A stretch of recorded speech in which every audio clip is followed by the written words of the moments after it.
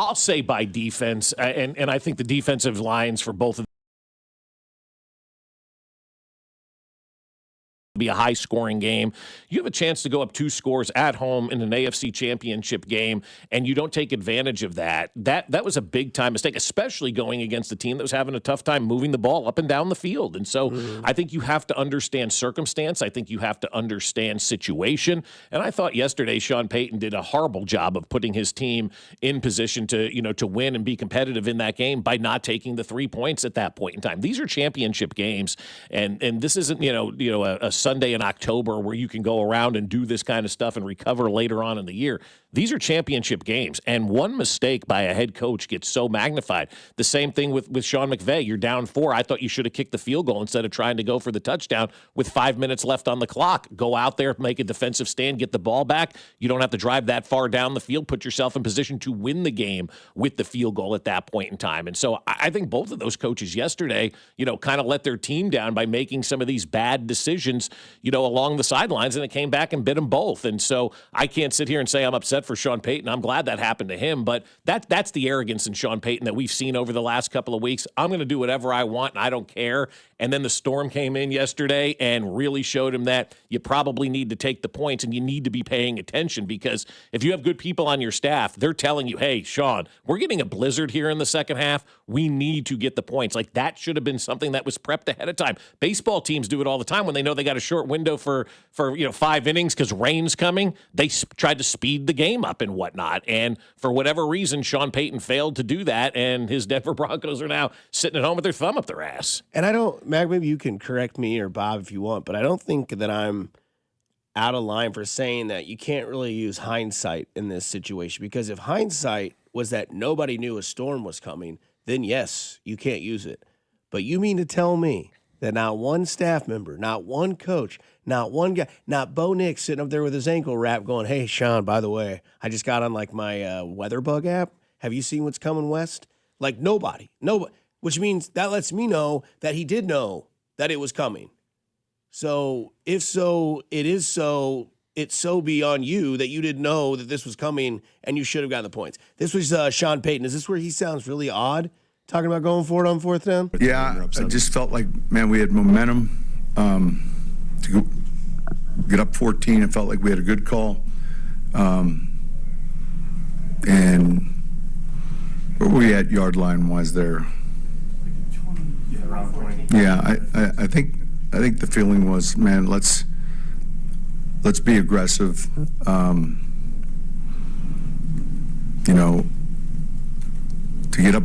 To get up 14, I was just watching the way our defense was playing, and the turnover on our end resulting in a touchdown, and outside of that, man, I thought we did a good job in containing them.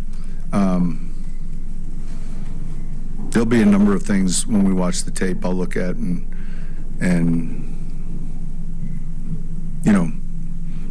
critique and pay close attention to, but it was a hard-fought game, and we didn't do enough to win it. I hate when coaches, cost their team an opportunity to win, and that's exactly what happened. I mean, like, I'm listening to that, and the highlights are on right now on ESPN, and I'm looking at all that. I'm just thinking in my mind that the number one job of a coach is to put your team in position to win. It's hard to win an NFL game. It's even harder when your team has to overcome a bad coaching decision like that, and that's what Denver had to do. They had to overcome a bad coaching decision, and yeah, your defense may have been playing great, right? And they were, and so was New England's for that point in time.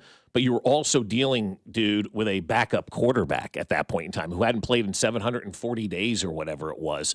And you're asking a backup quarterback who has not been put in any sort of situation in over 2 years to go out there and make a play like that on 4th down. Man, that's just a bad way to view it. It's a bad way to look at things. And I think Sean Payton, ultimately, when it comes down to it, his team didn't lose that game yesterday. He lost that game for his team yesterday. And maybe we're seeing why he only had 1 Super Bowl with Drew Brees. I didn't know much about Sean Payton until he got to Denver. Was he a douchebag in New Orleans too? Like paid players. Besides to hurt people. that, but was he I'm gonna say yes. I'm gonna say arrogant? If that happened, then encompassing all around a-hole douchebag. That guy sucks. I don't remember this guy being a total chode.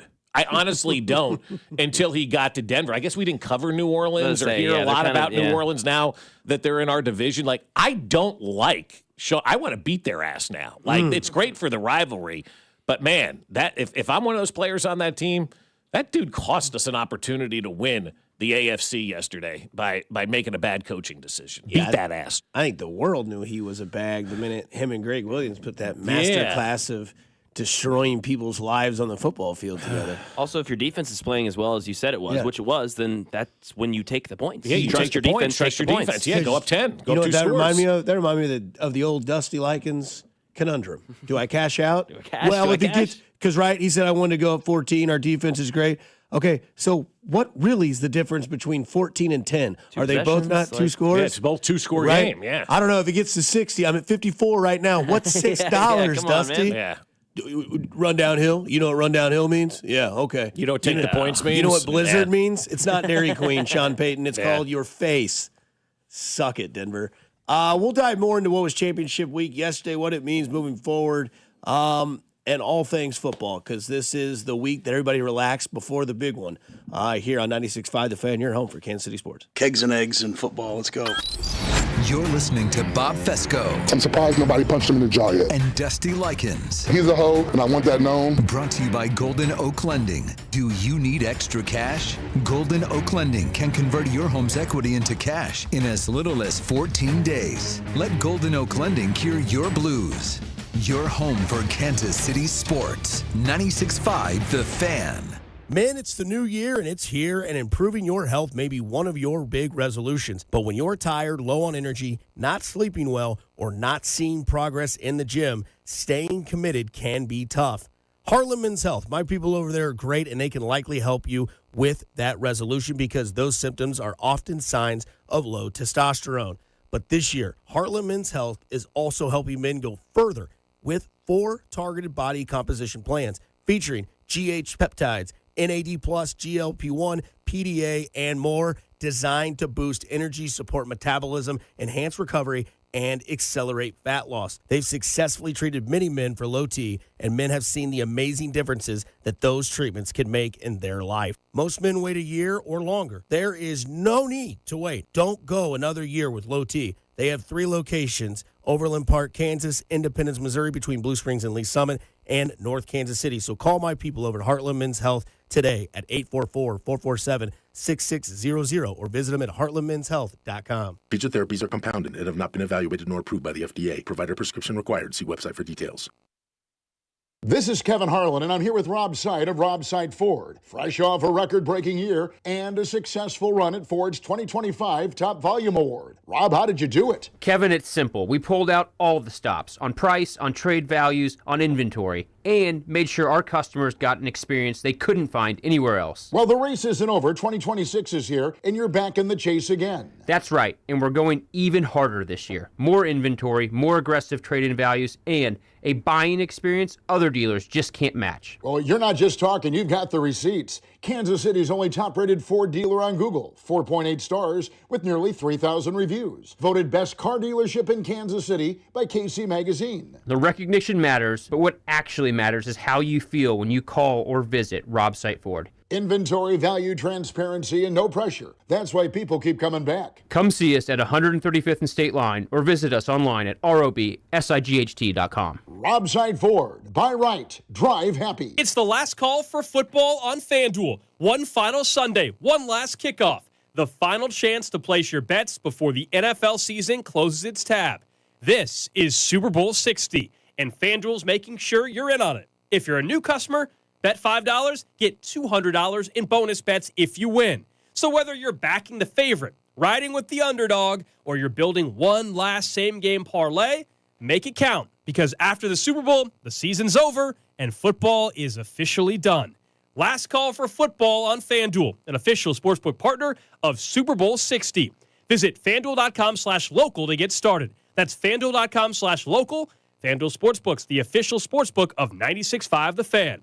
21 and present in Missouri. Gambling problem? Call 1-800-GAMBLER. First online real money wager only. $5 first deposit required. Bonus issued as non-withdrawable bonus bets that expire 7 days after receipt. Restrictions apply. See terms at sportsbook.fanduel.com. Happy New Year, Susan. I really appreciate you picking up the bill for lunch. I'm happy to. One of my New Year's resolutions is being better with money. So I've started using Upside, the free app that pays you cash back for buying gas. Wait a minute. Are you saying you actually get paid cash when you buy gas with the Upside app? Yes, I earn cash back just for buying the gas I was already buying. Does that actually add up to anything? I'll make $200 to $300 this year. Wow, that's serious extra cash. I'm downloading the Upside app now. Download the free Upside app now in the App Store or Google Play and start earning cash back on everyday gas purchases. Use promo code EVENT for a 25 cents per gallon bonus on your first tank. That's up to 50 cents per gallon on your next fill up. You can cash out anytime, right to your bank account or a gift card for Amazon and other brands. Just download the free Upside app and use promo code EVENT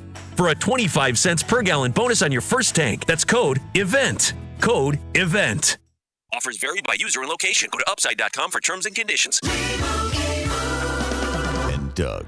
There's nowhere I wouldn't go to help someone customize and save on car insurance with Liberty Mutual, even if it means playing in a football game. Boom! 42! You're going down, Doug! Oh yeah? Your price on car insurance when you customize and save is going down. Hey! Limu? What are you doing on their team? Only pay for what you need at libertymutual.com. Liberty, liberty, liberty, liberty. I'm worth more. I'm worth a little more. I'm worth a lot more. You are worth more, and your car is worth more at GiveMeTheVin.com. Sell us your car. GiveMeTheVin.com. So easy you can do it in your underwear. Chiefs coverage sponsored by Renner Garage Door. RENNER forward and back. Hey, it's almost Andy Reid. Who knew a Halloween costume would change my life and lead me to Renner Garage Door? Renner's KC's go-to team for service, repair, and replacement. RENNER. RENNER. You're listening to 96.5 The Fan from the DM Injury Law Studios. Mike's got this. Car, truck, or motorcycle wreck? Remember, Mike's got this. 816-888-7500. Mike's got this. Here's your traffic report on 96.5 The Fan. Most area freeways moving pretty well, though elevated roadways and transition ramps are slow. Kansas side checking out 70 eastbound at the split with 670. Things are a little sluggish there. And then 70 slowing again across the bridge and sluggish across the state line towards downtown. Alan Carr, 96.5 The Fan traffic.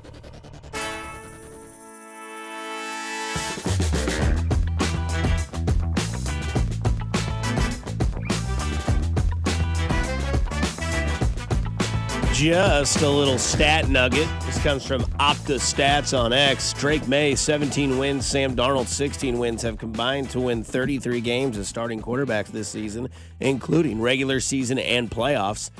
That is now the most combined wins by two starting quarterbacks entering the Super Bowl in NFL history. That's crazy. It's so high. Yeah. Wow. Interesting. You know, nobody gave any of those teams an opportunity. It's amazing what happens when you get the right coach and quarterback combination going in there, and you're able to flip the script very, very fast. I saw a stat on Mike Vrabel, and maybe, Mac, you can correct me on this one. Mike Vrabel has won more games with the Patriots since December 16th than the Titans have won since they fired Mike Vrabel. I mean, I believe it's December 21st. I believe it's even later. It's even later, and that number is correct, right? Like, so, yes. they've won more money since more games since Christmas in New England than they have since Mike Vrabel's been gone from Tennessee in 2 years down there. My God, down bad. What was the reason they gave for getting rid of Mike Vrabel in Tennessee? I was going to say I wanted to play moronic Monday because I don't know / remember like it was 1-2 poor years. Well, they've got really bad ownership in Nashville, from what I've been told. Like Amy Adams Strunk stinks as an owner. She's rough, and I've heard that over the last couple of weeks. Like she's terrible. She's rough, and like you go to that situation, like Salah's probably already asking out. He's like, type of what did I thing. do? Yeah. Get into a bad ownership Nagy's situation. Over there So.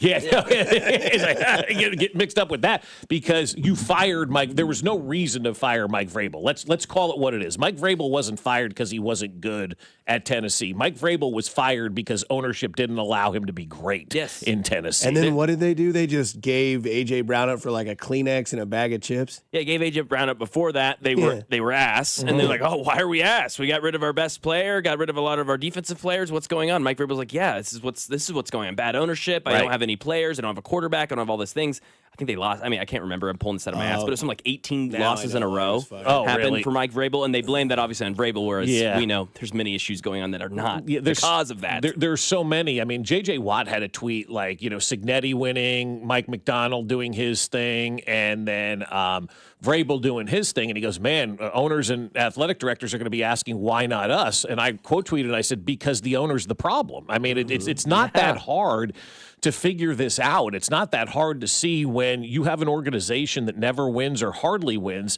It starts at the top, whether you're college or whether you're pro. You can't have a bad owner. You can't have a bad leader, athletic director, however you want to phrase it at the college level, because it all trickles down and everybody is a direct reflection of that ownership. And so you start to look at these teams now that are winning. Say what you want about New England. I mean, this guy's now led his team to 7 Super Bowls as an owner. I mean, they're doing something right in New England, obviously. Ownership is correct, in New England and whatnot. And it's not in Tennessee. And so when you look at a guy like Mike Vrabel dominating like that, people are like, well, why did they get rid of him in Tennessee? Because Tennessee's stupid. That's the only reason. Bad ownership, dumbasses in charge, and morons making decisions because they gave up on a great coach, and we know how hard it is to find a coach in the NFL, and Tennessee had that guy and told him to go find a different job. Whew. It's interesting to see the teams that don't succeed are the teams where their owners kind of like put their voice where it shouldn't be, right? Why was the Bills press conference the other day bad? The owner. You're starting to see why Buffalo never won in the playoffs? Can I interrupt? That's what he said. Okay. Well, that seems like this happens quite a bit. Right. Yeah, I love that. Can I interrupt? Like anyone's going to tell you no. Right. That would have been funny. So he was like, Yeah, exactly. Actually, I'm still going. Sip it. I got a bag of with your name on it. Exactly. But maybe if they told that guy to stifle a little bit, maybe things would be better up there. Like owners are supposed to be supporters of the people that they put in charge, right? You're not supposed to be somebody that's telling you what to do or trying to import your vision on this thing. You're a rich person. Go sit in the corner and let the people that are in charge be in charge and give them the resources and the support they need when they need it. Stop getting involved and stop meddling. And it's the same teams over and over. It's Arizona, it's Miami, it's Cleveland, it's Tennessee, it's Dallas. I mean, it's the same teams over and over again that can't get out of their own way. They hire Carolina? coaches. I didn't say Carolina, but they're probably on that Cincinnati. list. Cincinnati's definitely Bad on ownership. that list. Bad ownership there as well. And so you go through the list and you see the pattern. It's not the coaches. It's not the players. It's ownership. They suck. I mean, until you're going to own the team the right way and do what you need to do, like give credit to these folks out in Denver, this Penner Walton family. I know they got more money than God and whatnot, but they hired the right people. They let them do their jobs, and they're playing for a possible Super Bowl yesterday. So ownership matters, guys. It really does. Like, we blame coaches and we blame players 99% of the time. It starts in that owner's box. And if those people are incompetent dopes like they have in Tennessee, then this is what you get. I mean, and that's why your team stinks. It's not because you're not hiring the right coaches. You're terrible at your job. Yeah. Starts with the relationship of the ownership of the town that he is in. Then it goes to the coach that you want. We'll get into more coaches because Mike McCarthy is now the head coach of the Pittsburgh Steelers. I saw a tweet, and it made me almost literally piss myself in laughter because it said going from Mike Tomlin to Mike McCarthy is like crapping your pants and changing your shirt. Yeah, that one was making its way around yesterday. Did you think Pittsburgh was going to hire anybody else though? No, it's just. I mean, did you think Pittsburgh? That's what they do. They're happy winning games. Yeah. They're happy competing for the playoffs every year. Yeah. If they win some in the Super Bowl, if they win a playoff game, it's even better. But they are very happy being a winning organization every year. And that's what Mike McCarthy's going to do for you. He's not going to be flashy. You'll win your 11 or 12 games every year that you're in Pittsburgh, and you'll probably have the same type of playoff results that we saw under Mike Tomlin. but they still need a quarterback out there. Oh, yeah, Aaron's coming back. Oh, yeah. He ain't going Mike anywhere and now. Aaron, yeah, they love each other. Oh, that's in the past. People change. Yeah. Aaron Rodgers, we won't hear from him again. Yeah. People change. You mentioned Aaron Rodgers. Aaron Rodgers is not changing, no. It sounds like they didn't use Aaron's voice when it came to head coaching. Yeah, exactly. He was not in the interviews. Yeah. Can I have a say? No. We're going to hire Mike McCarthy. Can I interrupt? Actually, zip it. But is that not the perfect Steelers hire? Like, I don't think anybody was surprised by that. I mean, that's what they were going to do. They had a safe coach that wins games at every stop that he's been. That's what they were going to do. Over under 4.5 years. Oh, I'm going to say over, because unless he walks away and retires, he is elderly. But I mean, I'm going to say over because Pittsburgh doesn't get rid of their coaches. How old is he? 60. He's got to be early 60s. 60s. Yeah, Early 60s. Okay. You said elderly. I'm like thinking, wait, is he? Yeah, he's getting up He's there. a soft 61. Yeah, that makes sense. Yeah, I could put him there. Yeah. Under. I think this will be his worst stop. Oh, why? He doesn't have an owner that's going to get in the way. This roster sucks. Well, there is that, but that's on the GM, you know. No, but it's about it doesn't matter who he's on. You know, who they kept. He's got to find the players now in Pittsburgh because it's Tomlin. Well, Omar Khan's been there 100 years and has tried to replace Ben Roethlisberger and still hasn't been able to replace Ben Roethlisberger. Yeah. And we talked about it. He retired 5 years ago. We talked about that last week. When was the last time Ben Roethlisberger was good? 2016, 2017? It's been 10 years since they've had a real quarterback. But it's hard to find that guy, too. It is, but they are not putting themselves in the situation. No, they're not trying. Yeah. They took Kenny Pickett because they felt like, well, it would be Dan Marino 2.0 if we don't take him. And he was from Pittsburgh. Yeah, that's what I'm saying. Yeah. Dan Marino 2.0. Yes, You got to take the guy. Fine, we took him. He stinks. You move on. But that was the only time they've really tried to replace Ben Roethlisberger. And had he not been from Pittsburgh, they're not making that pick. So there's no way they've really tried to replace Ben Roethlisberger in the last 10 years. At least the Giants have tried to replace Eli Manning. They failed until now, but at least they've tried. They haven't even tried to replace Ben Roethlisberger. No, and the guys they could have had it's stupid. I mean, I know Tua doesn't really move the needle, but he could have been there. They could have had that. They could have had Burrow with a pick when they sent Fitzpatrick. When either they got Fitzpatrick or sent Fitzpatrick, I can't really remember, but I do know that he was available in that draft, and the Pittsburgh Steelers traded out of that pick to get Fitzpatrick. I think is what it was. So they could have had Burrow then. They didn't. When they traded with Miami, they could have gotten two of that as well. They just decided to go and just kind of hang around. I mean, that's just what they've done for a lot of their time in the NFL. Did you guys survive winter storm? Mm-hmm. Yeah, I made it out. Yeah. The east side tonight, the snow is piling up, and so is one resident's frustration. He says the blunt he was smoking dropped when a gust hit, and now it's somewhere under the strip. It's got to be right around here. I saw it fall, but the snow. Mm-hmm. Where was that? I don't know. What news station was that on? It was all on Twitter, so it was probably like a weird affiliate. Pretty good, but I'm running out of beer, which is a problem, and weed. But that's my own fault. I should have stocked up ahead of time. That's your problem, honestly. pal. and I will say this. It's like the guy wearing his mask at the grocery store on Friday complaining to the workers that there was nothing left on the shelves. You know what, pal? First of all, was it chin diaper or was it mask? No, it was a full mask. Oh, okay. He looked like a college professor, had a beard and a smoking jacket. You know, like he was involved in. He's the type of guy that goes Socrates Chipotle with the shirt that says "I know the Grox extra." Yeah. That type of guy. Yes, exactly. Cringe. You know, like the patches on his elbow. Probably smokes a pipe of tobacco. Smells great though. Smells great. Smells great. It really does. The tobacco pipe smell is a very nice smell. That's why you get the pass. But now you don't get the pass. Okay.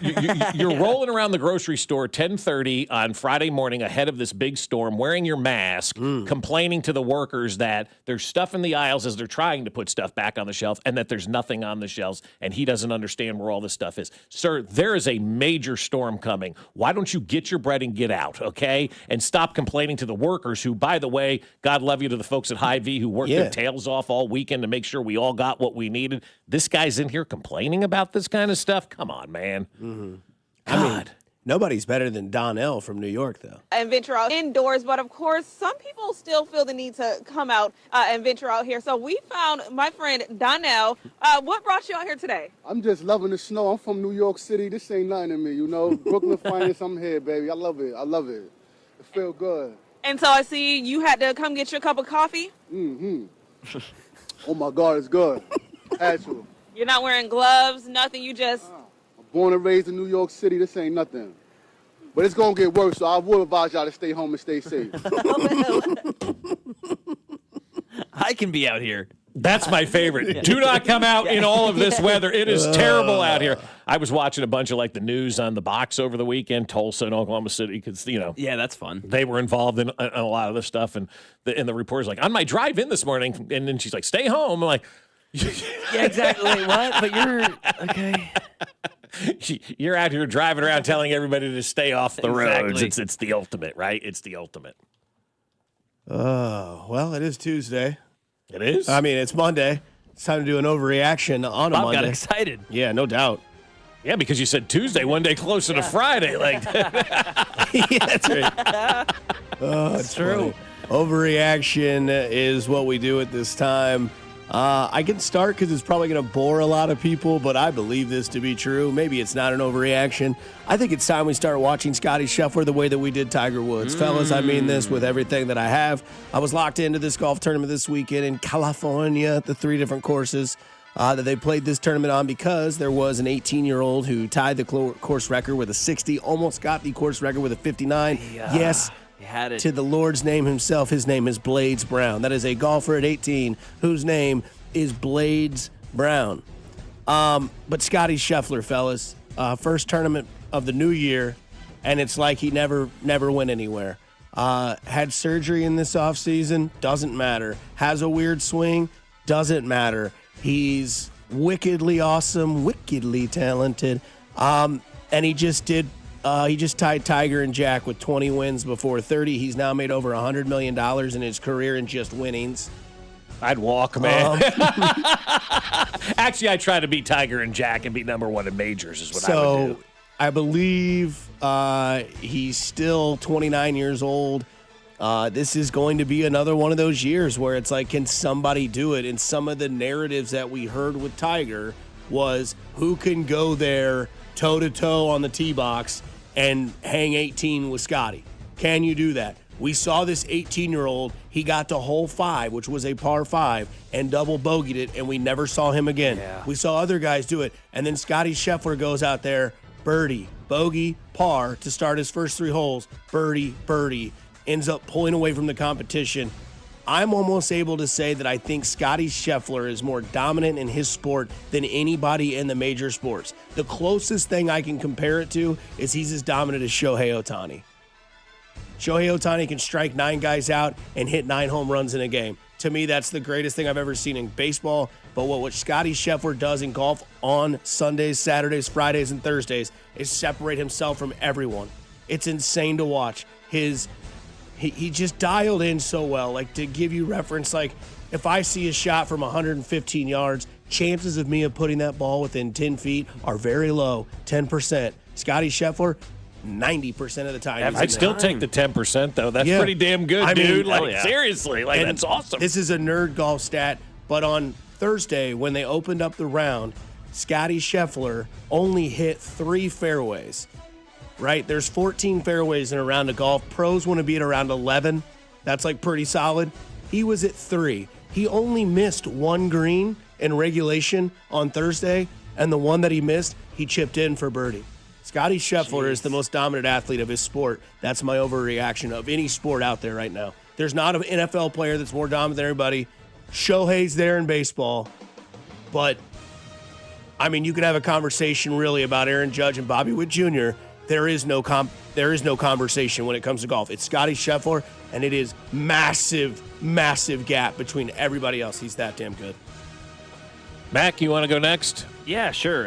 Scheffler had 1 birdie putt yesterday of over 10 feet. Every other birdie putt under 10 feet. Some of these inches just getting right there, not having to worry about putting. A little preview of Mac's Minute today. A video series will start today on the Fan 965, Monday, Wednesdays, and Fridays. And I'll explain the take more on that video. But Seahawks are a top 3 franchise in the NFL since 2000, and they are a very good possibility to be the next NFL's dynasty.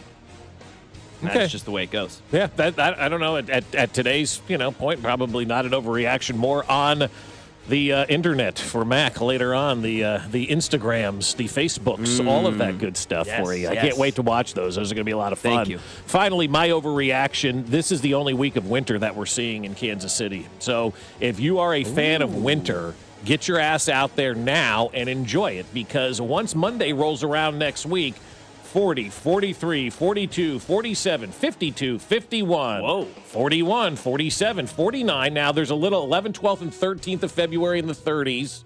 Then it's back up into the 50s the following week. The 16th through the 21st were highs in the mid-50s all week. And on the 24th of February, we're looking at a high of 56. So if you like winter, my overreaction is, this is it, folks, because February is going to be in the 40s and 50s every day. Praise be. Woo. Praise be if this Hell is yeah. it. I hate this type of weather. Like when you get up, like what's the temperature right now? Minus 75. -3. Feels like. -3 is the actual temperature. Yeah, my buddy texted us yesterday in our group text, goes, school already got canceled already. I was like, did you see what the high is for 7 a.m. tomorrow? Oh, it was going around yesterday. Shawnee Mission bagged first, and then everybody started to get everybody started to, Tommy's mom said school was canceled. Then Grayson's mom doubled down and said school was canceled. Both of those are in charge of the school, I'm told. So once Grayson's mom and Grayson, Tommy's mom. Oh, these are real kids. Yes. Oh. Once Grayson's mom and Tommy's mom said school was canceled, freaking celebration took place at the house. Yeah, Kids got in their cars and they went out driving. That's true. We're classic. We're staying at Carrie's house tonight, Yes. Dad. Yeah. It's the best. All That is right, the I'm best. going to tennis. My daughter drove more this weekend than I did, and so school's canceled, and everybody's very excited about that. My car hit the garage Friday at 11:15 and did not move until 4:35 this morning. 4:35 this morning. Yeah. See, we got home from dinner Friday night about 9, and I didn't leave until 4:30 this morning either. No need. It's great. Yeah. Mac, you want the toughest one's got to go? Yeah. JSN, Puka, Chase, Jefferson. Oh, man, that is tough. JSN. I mean, any answer would be that reaction, right? Yeah. Yeah. I would have said Puka.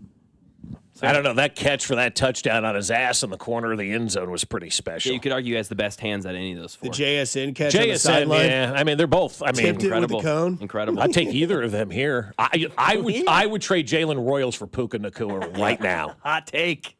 Put that out there on the internet. I would trade Jalen Royals for Puka Nacua straight up right now if I were the Chiefs. Would you trade Mahomes for all four of them? No. Boy. No. You'd have JSN, Puka Nacua, Jamar Chase, and Justin Jefferson, but you would not have Patrick Mahomes. Or anything else, because I'm paying $700 million to four players. Well, but you're no. thinking that he's just like hypothetically speaking. But I mean, still, yeah. Who am I throwing? Who's throwing the ball? does it matter? At that point, it really doesn't matter. Sam Darnold. Oh, yeah. geez. Well, geez. I mean, look at that. Who? Sam Darnold. 2 years ago. Jared Stidham. Yeah, Stidham. Stidham. Jared Stidham. Bo Nix. Who cares at that point in time? If you got those Nix four at wide 5. receivers, like, does it really matter who's throwing them the football? I don't know. Just one of those things. Bring this up. I have a question about Josh Allen and the Chiefs, because I am interested in this, because I'll explain why. Here on 96.5 The Fan, you're home for the Kansas City Chiefs. You're listening to Fescoe and Dusty, brought to you by Golden Oak Lending. Do you need extra cash? Golden Oak Lending can convert your home's equity into cash in as little as 14 days. Let Golden Oak Lending cure your blues. Your home for Kansas City sports. 96.5 The Fan. Hey, Jeff, looks like your business is really booming, even in a tough time for businesses like ours. Hey, Mike. Yeah, thanks to LendSeek, our business was able to take care of some outstanding bills and taxes and to purchase inventory and expand our product lines. Wow. You know, my business needs working capital, but only from a reputable company that I can trust and count on. How does LendSeek work? Fast and easy. Just apply at lendseek.com. Their AI lending platform gave my business access to over 100 funding programs with one simple application. And it costs nothing to apply. At lendseek.com, you can receive business funding with no collateral, no prepayment penalties, and no restrictions on how you use the funds. Whatever your funding needs are, seek no more. Our AI lending marketplace has you covered. If you've been in business at least 1 year with annual revenue of at least $250,000, you could get the funding your business needs in as little as 24 hours. There's no obligation, so apply today at lendseek.com. That's LENDSEEK.com. Hey, it's Gold, and just because the calendar turned over to 2026 doesn't mean Shawnee Mission Ford still isn't on a mission to do more. In fact, they're still offering the largest discounts, giving top trade allowances in Kansas City. I'm still enjoying driving the great Ford F-150. That 360 camera makes the parking so easy for me now. Also, the heated seats for most Star, it is a must in the wintertime. So if you're looking for a place to buy a vehicle, it is Shawnee Mission Ford. They're also going to be with you whenever you need the service done. Shawnee Mission Ford is on a mission to do more in 26. At Kansas City Proton Institute, we're delivering the future of cancer care with state-of-the-art proton therapy right here in KC. If you have breast, head and neck, or brain cancer, proton therapy may be a better treatment than conventional radiation. Don't wait. Get your second opinion at Kansas City Proton Institute. Come see Kansas City's largest, most experienced, and most advanced proton therapy team. Learn more at kcpi.com. Kansas City Proton Institute, where you see the best in KC. Never have I ever called my sister from the finish line of my first marathon. Hello? You won't believe where I am. Are you running? Mile 26. I'm gonna make it. Switch to T-Mobile's 55 Plus plan and get iPhone 16e with its advanced camera system on us. Plus 2 lines for just $30 a line. Guys, I can't believe it. I knew you could do it, babe. That was amazing. Mom, how do you feel? I feel great. I can't feel my feet. Let's take a picture, and then you may carry me to the car. Share every stride, every mile, every memory on America's best network. Switch to T-Mobile's 55 Plus plan and get iPhone 16e on us and 2 lines for just $30 a line. With 24 monthly bill credits and 2 eligible port-ins on Essentials 55 Plus for well-qualified customers with autopay plus taxes, fees, and $35 device connection charge. Credits end and balance due if you pay off early or cancel. Contact us. Finance agreement 128 gigabytes, $599.99 required. Best mobile network in the U.S. based on analysis by Ookla of Speed Test Intelligence data 1H 2025. Visit T-Mobile.com. Oh, hello. It's me, the calculator that lives inside of TaxSlayer. I love numbers. Like 100, as in 100%, as in TaxSlayer's 100% accuracy, guaranteed. And 0, as in $0, as in it costs $0 to file and get the refund you deserve with TaxSlayer Simply Free, if you qualify. Simply Free is available to a limited number of taxpayers with age, income, credit, and deduction restrictions. See TaxSlayer.com for eligibility requirements. TaxSlayer. File fearlessly. The new era of UFC on Paramount Plus continues with UFC 325 live from Australia. Catch featherweight champion Alexander Volkanovski in a rematch of his epic title fight against Diego Lopez, and the always dangerous Dan Hooker throws down with dynamic finisher Benoit Saint Denis in a high-action lightweight showdown. UFC fans, pay-per-view just got knocked out. Catch UFC 325 on Saturday, January 31st, only on Paramount Plus. Stream every fight live with one subscription. Visit ParamountPlus.com/UFC to get started. Call Hamilton today for our $79 mainline drain cleaning special. The pros at Hamilton will inspect your drains with video camera technology to pinpoint exactly what is needed to clear those clogs and help prevent expensive drain repairs. The expert technicians at Hamilton are ready 7 days a week to solve your problem the right way, the first time. Over 40 years experience and more than 8,000 5-star reviews are great reasons to trust Hamilton. Visit callhamilton.com/radio for details, terms, and conditions. License number 2025-11121. DQ presents the Spicy Menu. For a limited time, try the new Flamethrower Chicken Strip Basket for $6.99 with spicy bold strips that heat you up. Served with a side of famous DQ soft serve as a dip to cool you down. That's right, dip those spicy chicken strips right into soft serve, plus fries and toast, all for just $6.99. And add a new pineapple lemonade sparkler or cooler made with tahini. It's the limited time only Spicy Menu. Get it delivered in the DQ app. Happy tastes good. Participation may vary. Anthony Plumbing, Heating, Cooling, and Electric. Visit AnthonyPHC.com today. For 75 years, Kansas City families have trusted Anthony for comfort, safety, and dependable service. Thank you for trusting us with your house keys. Anthony, in your home for 75 years. Here's your traffic report on 96.5 The Fan. Kansas side 70 eastbound slows at 18th Street Expressway. Stays sluggish towards the split with 670. Both directions of 70 slowing between the state line and 670. Just some off again, on again, slow stuff in through there. Alan Carr, 96.5 The Fan. Traffic.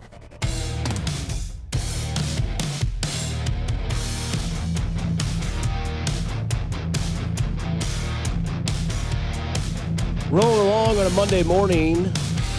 The big one is set. Seattle versus New England. Hello, America. Seattle will win by 10. Does this Super Bowl get you? Yeah, I want to see it. I mean, I'm just interested. There's a lot that can happen. There's a lot of futures that could happen, in my opinion. But just from a game standpoint, does this interest you? The two teams that are in the Super Bowl. From a gambling standpoint, it's going to be great, right? Obviously, there's so much you can do. But does this Super Bowl have cachet for the nationwide audience? Because I saw one of those maps this morning. It said what state's rooting for who, and it had like Washington was green, and then it had like the New England area was red. The rest of the country was gray. Said waiting for baseball. So I didn't know if that is the sentiment for a lot of people in this game, because it's not like the Seahawks. I know the Pope loves them because every time there's a new Pope, Seattle makes the Super Bowl in the 21st century. It's crazy. Every time there's a new Pope elected, Seattle makes the Super Bowl. It's really bizarre, right? And you should have known this because the NFL put their map out at the beginning of the year with the Seattle and New England right up there in front. I mean, I've been telling you about this script now for the better part of 15 years. It plays out every year, like they say. Start making your bets on the opening graphic that the NFL puts out every year, and you'll be fine. You'll cash in all that dough. But I just wonder, is this going to be, a ratings bonanza? I've seen already some stories about could this be a record-breaking Super Bowl and all of this kind of stuff. I think New England will draw the eyeballs, obviously, because it's the big area of the country. I don't know if Seattle brings in a lot of fans, and I would imagine New England fans are all over the country because that's what happens. And Seattle fans, kind of a new team, a new city, if you will, not as many diehards all over the country. So I think there will be a lot of people watching for New England, but I don't know if there's going to be a lot of people watching because of Seattle in this one. When did Seattle blow Denver out? Was it 14? Yeah, it was. I think that's the one we were at the Meadowlands, right, in New Jersey. I thought it was 2015, but it might be 2014. Didn't Peyton win it in 15? Yes. No, won in 15. So it was 2015 of January, but the 14 season. Yes, makes sense because the 2013 season. That's why it was so impressive. They demolished the best offense of all time. Oh, yeah. It was over. The game was over in the first snap. They snapped over Peyton's head. Yep. Seattle picked it up and then went and scored with Marshawn Lynch right away. The game was over. Yeah. I think the final score of the game was 43-6 or something like that. Yeah, so brutal bad. game. Terrible game. That's what I hope this isn't. Yeah, but there's a chance. Yeah, there's that totally that chance. I wouldn't be surprised. Because who's the best player on Seattle's defense? Man, you want to have that discussion? Just Yeah, it's not household, hard. not household names, right? That's the thing I was thinking. It's lacking star power. This Super It is. Bowl. It Very really much. is. And I That's love where that I'm if I'm getting, right? Seattle. Yeah. Like, there's not a superstar in this Super Bowl. Can't name their DN, can't name their linebacker. Now, I'm sure you all 22 nerds are sitting there going, Dusty, shut the F up. They have so, and so. Yeah. What was the guy's name that got the unsportsmanlike call penalty? Number Tariq 27. Woolen? Never heard of that guy Tariq before. Woolen, I yeah. mean, Yeah, it come was on. Woolen for sure. Imagine if they lost the game because the That next was play it huge, was a yeah. touchdown. I mean, Yeah. like, imagine if they lost that game. You're going back to that guy and you're cutting him right there. I mean, you're not allowing him to even go home. Neither quarterback put their team in harm's way. No. Both quarterbacks incredible. played great. Yep. The only two blunders, really, was the punt where the guy went down the ground and tried to catch it. Yeah, bad That move was tough. there, yeah. And then the unsportsmanlike conduct play on the sideline where it's like you had him stopped and then you ran your mouth in the wrong spot. And I'm thinking, okay, Yeah. taking it out of I control. mean, and the refs coach. are like, enough. All right, fine. We're going to throw the penalty. Like, Right. we've given you many of opportunity to do this. But, if Los Angeles had made it into the Super Bowl, at least you had the star power of Matthew Stafford, right? And a great story, with Matthew Stafford. There's a great story with Sam Darnold. And obviously there's a great story, with New England. But is that enough to get the fans there? There's no Mahomes. There's no Burrow. You know how it is. There's no Josh Allen. Not that there ever would be a Josh Allen in the Super Bowl. That's laughable. I'm sorry, Bob. Making jokes on a Monday morning. But it's not your household names, and I think people will hate watch New England, obviously, and they will love watch New England. I think Seattle is one of those teams, like Seahawk fans will be into it, but they don't give you anything to hate. There's not that other side for the people who are like, I'm going to root against the Seattle Seahawks in this one. There's nothing like that stands out. Well, if there's one thing that we know, rich people can spoil fun. And I think that's why people will root for Seattle, because I don't really want to see Bob Kraft in his Letterman's jacket win another title. Yeah. Like, I'm already sick to my stomach, Jerry, about how New England's how they're the standard of franchise. What they have 6 titles, 6, yeah, 7th now Super Bowls with Bob Kraft there. Yeah, yeah. So this will be their 7th if they win. Yeah, it's crazy. Is that the most? What's the most? Well, I think they're tied, right? I think they are tied at 6. Pittsburgh yeah. has 6. I think Dallas has, but like Pittsburgh's and Dallas all came before we were breathing for the most part. Well, Pittsburgh's have. Oakland 4 has 4. legit. Yeah, yeah. So I think it is. I think it's Pittsburgh and Dallas are the 2 that are ahead. Bobby Kraft or tied with the New England Patriots. My God. Yeah. I mean, you have to look at Bob Kraft and go, he's the best owner in NFL history, though. I mean, it's hard. It's hard to argue that one right now because he's done it with 2 different coaches. He's done it in 2 different eras. They had a bad 2 seasons. They flipped that thing right away. And when he's he bought winning the team, again. too. And that's exactly right. When he bought the team, the New England Patriots, people don't understand that are younger, is that was when I was a child, the New England Patriots were the laughingstock organization in the NFL. Like, that was the team you made fun of all the time. That's why it was funny when Brady would wear those throwbacks and they were badass. Right, and you're like, that didn't match back in the day. And then they had the one year where they made the Super Bowl, right? That was cool. They made this, but they got slaughtered by the Bears in that Super Bowl. And so when I was growing up, like, the New England Patriots, man, that was your Cleveland Browns for the most part. That was your New York Jets. They were a terrible, terrible team. And so what had happened is they sold the team to somebody in the Bush family, the Budweiser Bush family, right? And they were going to move the Patriots to St. Louis at the end of like the 93 or 94 season. And so that was the impetus to buy the team, was to move it to St. Louis. They owned the team for a year, and the guy who had like the lease on the stadium would not let the New England Patriots out of the lease. And so they said, the hell with this. We don't want to be here in New England anymore. We're just going to sell the team. The man who had the lease on the stadium was Bob Kraft. And so he basically got the team because he wouldn't let them out of their lease to move to St. Louis. And they said, F this, we're out. And they sold the team to him. And he ended up getting the team, building the new stadium, 7 Super Bowls late. No, I mean, it'll be the 7th if they win. They've lost. This is like his 10th Super Bowl now as the owner of this thing. Yeah, they lost 3, right? Yeah, they've lost 3. So this is their 11th appearance, 12th appearance? So they've won 6. They've lost 3. This is their 10th appearance. This will be number 10 for them. Well, I guess what? He lost with Parcells. That's right. He was the owner back then. So Parcells lost to Green Bay. So this is his 11th. That's right. I forgot about that. Yeah. Whew. I mean, that's insane, guys. Bob Kraft may end up going down as the greatest owner in American professional sports history. I mean, he's got more success than George Steinbrenner. Yeah, Kroenke's going after that. Kroenke is chasing that. That's fair. He's doing it in multiple sports. Kroenke's got like 4 different legendary teams. He's got the Avalanche, the Nuggets, the Rams. Yeah, that's fair. He got all the land. Whatever. Yeah, Liverpool. Yeah. Not Liverpool, but Arsenal. The Gunners. That's what it was, yes. It's crazy. Yeah. I asked you guys this last night. Who had the worst bad year to have a bad year, the Chiefs or Josh Allen? I think it's Josh Allen.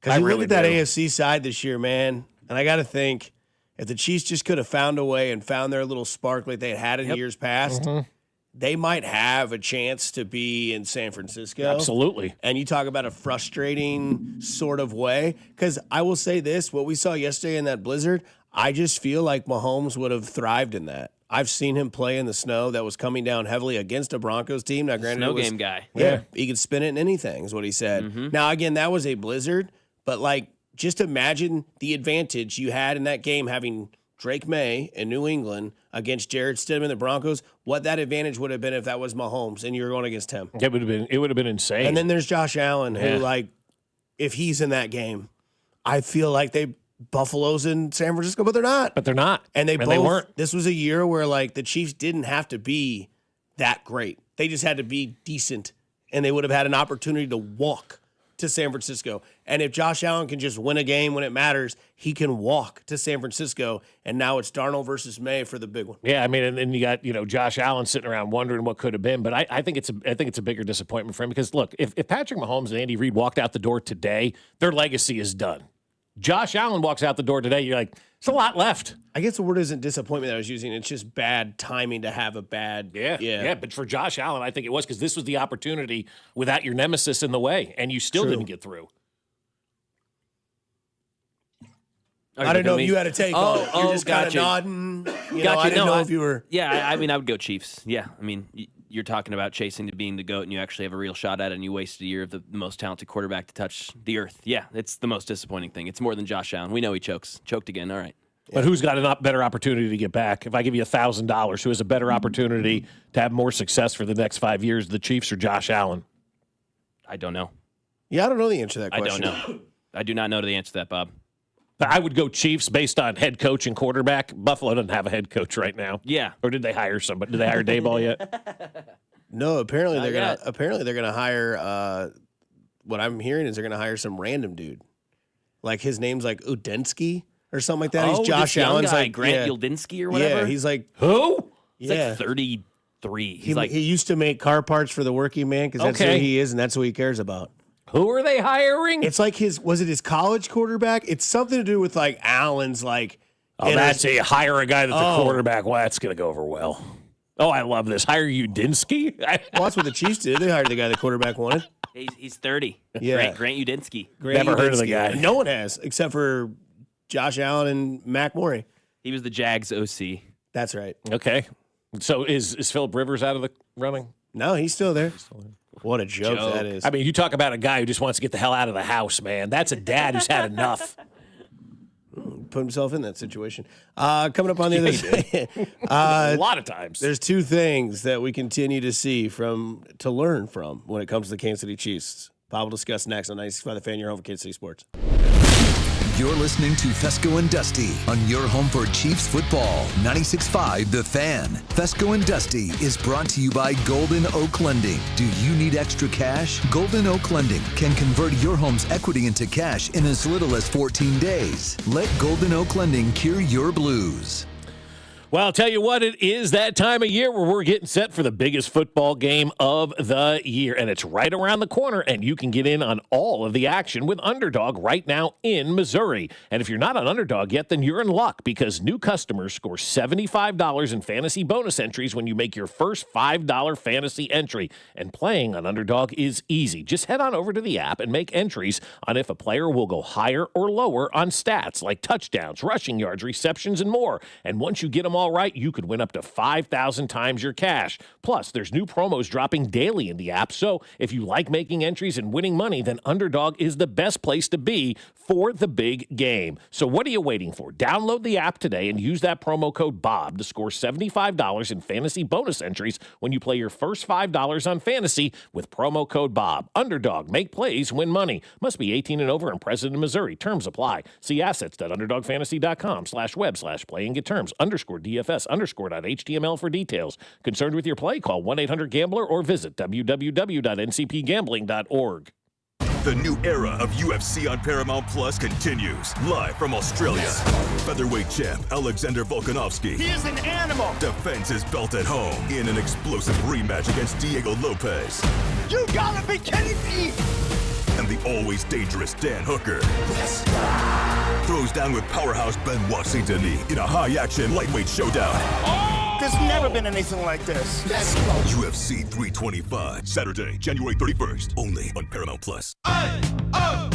Let's go. You're still grooving, still connecting, still loving, still turning up, still thriving. You still got it, but your immune system, it weakens as you age. That's where vaccines come in. They help train and strengthen your immune response to fight off respiratory illnesses like flu, pneumococcal pneumonia, RSV, or COVID-19. Ask your doctor or pharmacist which vaccines you need. Book in minutes at vaxassist.com. Sponsored by Pfizer. Save more on the brands pros trust at Lowe's. Right now, get up to 35% off select major appliances and choose from our wide lineup of top brands. Plus, save $100 on a Little Giant 22-foot multi-position ladder. Now just $189. Built for strength, flexibility, and job site versatility. Pros, these savings will only be here for a limited time. Lowe's, we help, you save. Valid through 1/30 while supplies last. Selection varies by location. See Lowe's.com for more details. Welcome back to Winter Hack Radio, the place for clever hacks to survive the season. Icy driveway? Well, try spreading sand or birdseed to help with traction. Snowy puppy paws? Well, grab a whisk, brush it off, done. Catch COVID-19? Well, just get Actually, there's no hack for COVID-19. But if you test positive, prescription medications for COVID exist. Ask your doctor if they're right for you. Visit PfizerForAll.com to learn more. Sponsored by Pfizer. Here's your traffic report on 96.5 The Fan.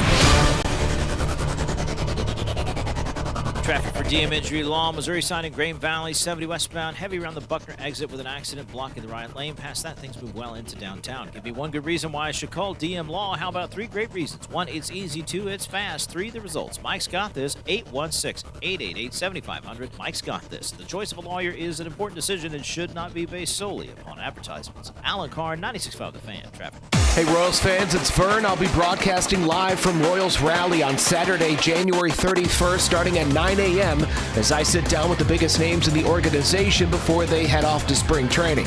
This is your home for Royals baseball. 96.5 The Fan. 96.5 The Fan. KFNC FM and AM. HD1 and HD2 Kansas City. An Odyssey Sports Station. Monday.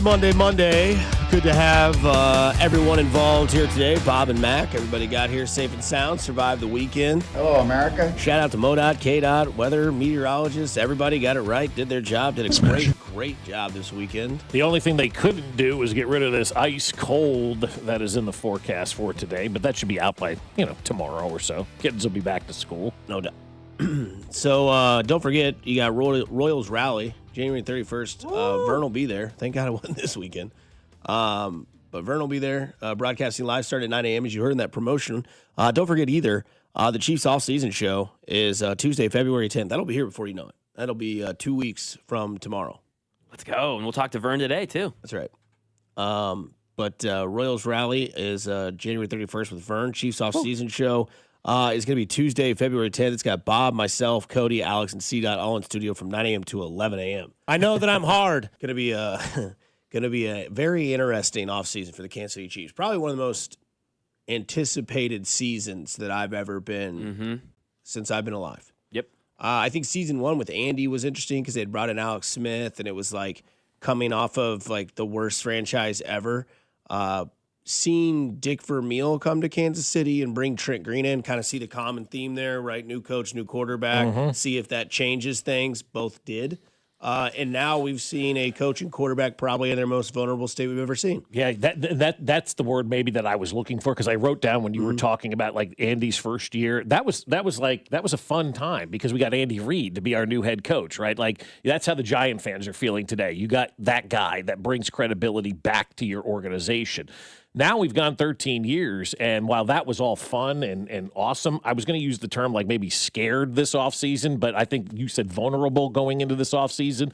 I think this is an offseason where Chiefs fans don't really know what to expect, right? I think they're looking around going, tell us something. Tell us what we need to know. Where are we going with this organization right now? Because, yeah, they got Eric Bieniemy back, but that doesn't do anything, in my opinion, to make the offense better. You still have to go out and get those players. And so I think by the time St. Patrick's Day rolls around, we'll have a really good idea where this organization is going. And then we can say whether or not we feel good or bad, because free agency will be over by then. All the coaches will be hired. Phase 1 of the OTA crap will start going on and all that kind of stuff. And that will lead us, right into the draft, which is 87 days away from today. And so, we've got a little bit to go before we can start making this. But I think as we head into the offseason right now, it's like when you're a kid and you're dipping your toe into the water, trying to figure out if it's cold, if it's warm, you jump in. I think there's a little trepidation with Chiefs fans right now, not knowing exactly what this offseason is going to hold.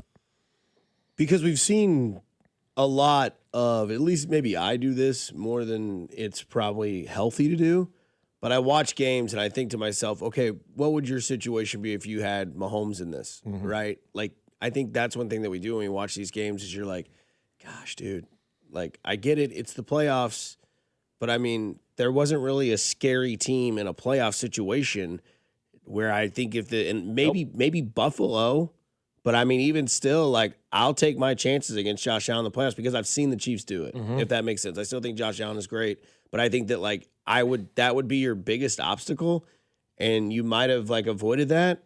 Like, if you would have seen Buffalo falter to the New England Patriots like they did, or not New England, but, who they lost to Denver. And then they lose to Denver like that. You're like, okay, now we have a shot, because you could even take like the live action, right? Bo Nix gets hurt, you got to go to Mile High because you lost the AFC. You can't get the 1 seed. But in a year where you snuck in, their starting quarterback breaks their ankle. And you get to go play Jarrett Stidham. Like, you're just walking to you're buying your flight if you're Cody and Gold to San Francisco to go cover the Super Bowl this year. Like, you're going. Yeah. Like, it's just like, we can be there Monday morning. We'll be there.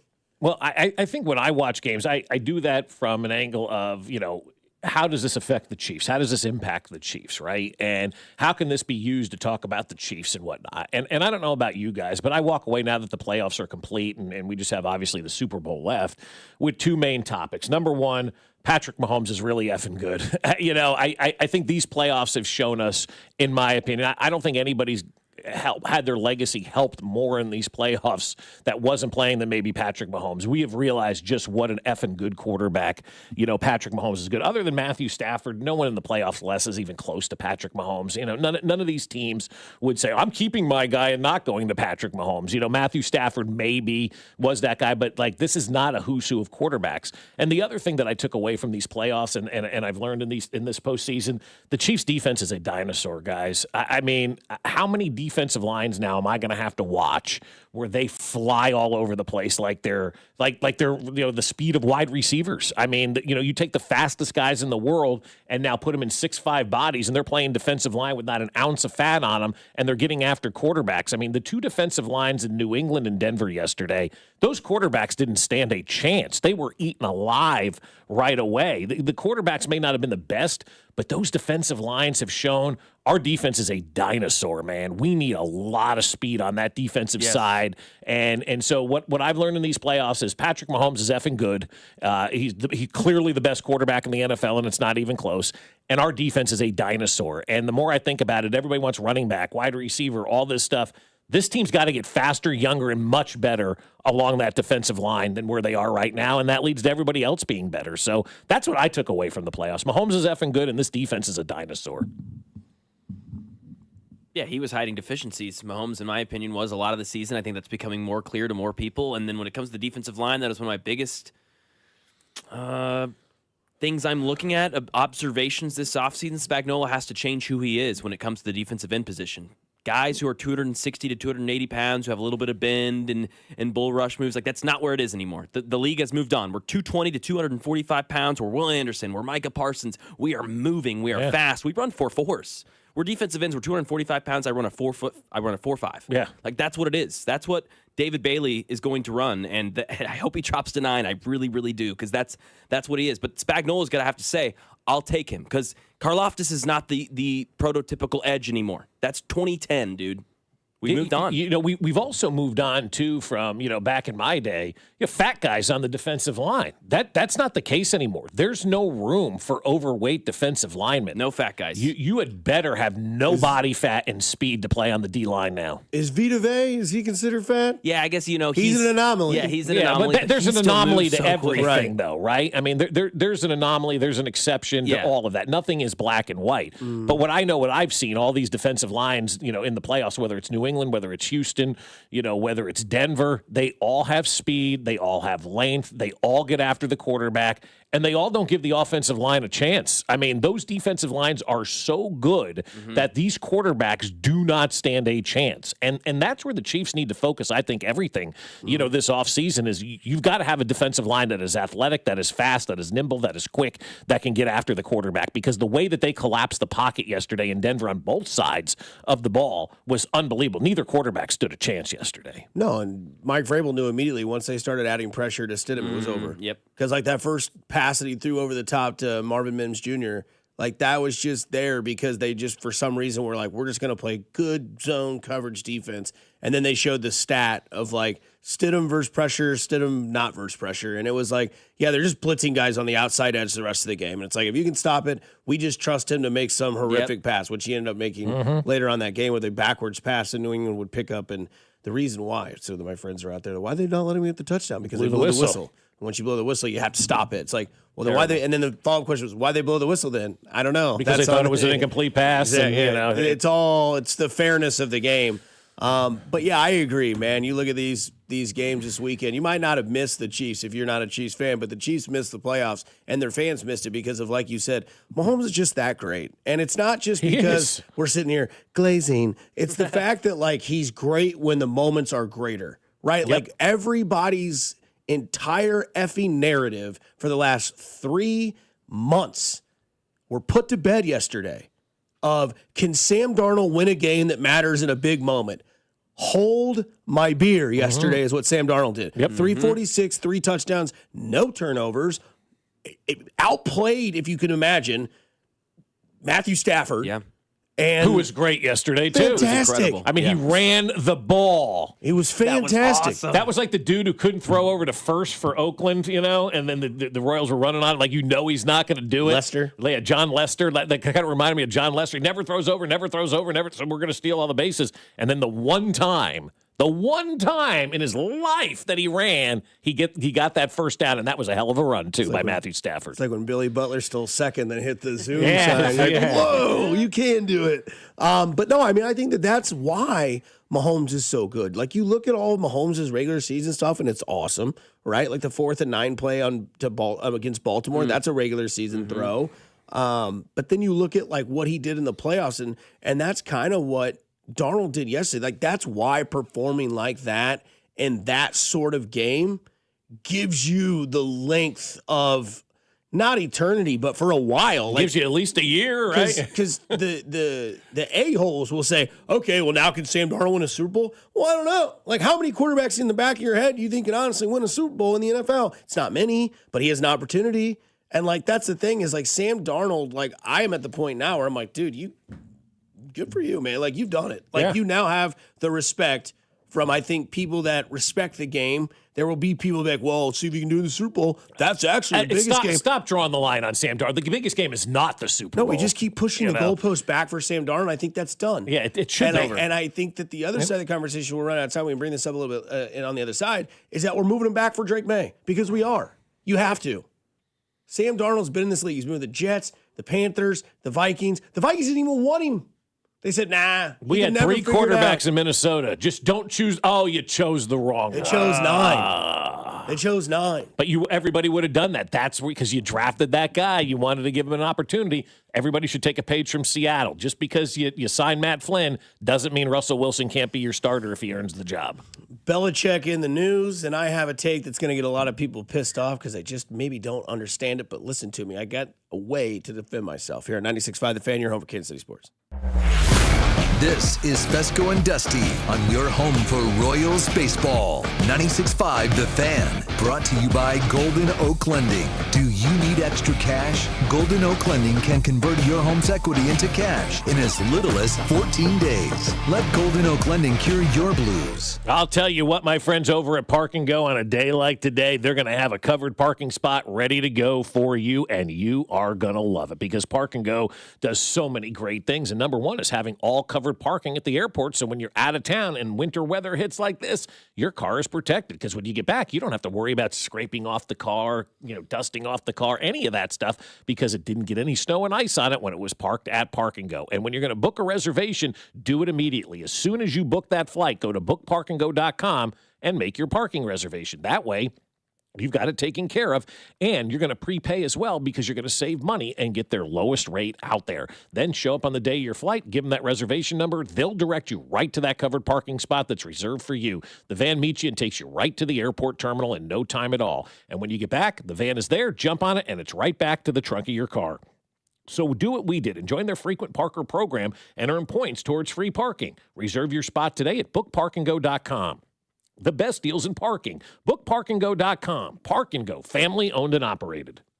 Men, it's the new year, and for many of us, it's a time of deciding to make positive changes in our lives. This is Jeff for Heartland Men's Health, and if you're suffering with erectile dysfunction and are tired of the frustration and embarrassment ED causes, you should call Heartland Men's Health today, because there probably isn't a better resolution you can make than to be done with ED. You see, ED doesn't just affect you, it can also affect your partner, even if they don't talk about it. But here's some great news. If you're like most guys, the treatments at Heartland Men's Health will give you back your sex life, because our protocols have success rates that work in well over 90% of cases. Seriously, you might even find you're performing like you haven't in years. So, make an appointment and get ED out of your life. Your initial visit is only $99 and includes blood work, a medical consult, and if medically advised, a test dose. And if that test dose doesn't work in the office, your visit is free. Call 844-447-6600 or go to heartlandmenshealth.com. That's heartlandmenshealth.com. We have 3 offices: Overland Park, Independence, and North Kansas City. Hi, I'm Tom Shane. Since 1929, Shane Company has helped millions of customers find their dream engagement ring. I still hand-select every ruby and sapphire center stone, choosing each one for its unique color and life. We're proud to offer the widest selection of beautiful colored gemstones for your engagement ring and fine jewelry, because a friend wants you to have nothing but the best. Shane Company, your friend and jeweler. It's impossible to have a bad day when you start it with Chick-fil-A. Hi, I'm Miles. And this is Grant. And the little thing we love about the Chick-fil-A chicken biscuit is how the fluffy, crispy goodness wakes us up in the morning. The chicken is crispy, the biscuit is soft, it's iconic. Throw some jelly on it, you can throw some honey on it. It helps me kick off the day. The hash browns are great. And I really like the shape of them too. Little circles of crispy goodness. Yeah, those early morning chicken biscuits are just great, man. Mornings are a little bit brighter with the Chick-fil-A Chicken Biscuit and Simply Orange Juice. Available on the Chick-fil-A app. Real guests paid for their testimonials. I'm Bob Burke, founder and chairman of Burke America Parts Group, a family of brands that includes RepairClinic.com, an appliance and HVAC parts solution company that's grown into an international brand. Before AmericanEagle.com, we partially launched a new technology platform developed by another firm. American Eagle helped take our technology to a whole new level with digital marketing, software development, and business insights into our key markets, appliances, HVAC, and outdoor power equipment, and did so both on time and on budget. AmericanEagle.com has the resources, experience, and talent needed to produce solutions. Our new technology platform, developed by AmericanEagle.com, has produced tremendous results with higher traffic, conversion, engagement, and online revenue. If you have any home repairs Welcome back to Fescoe and Dusty check us out at on repairclinic.com.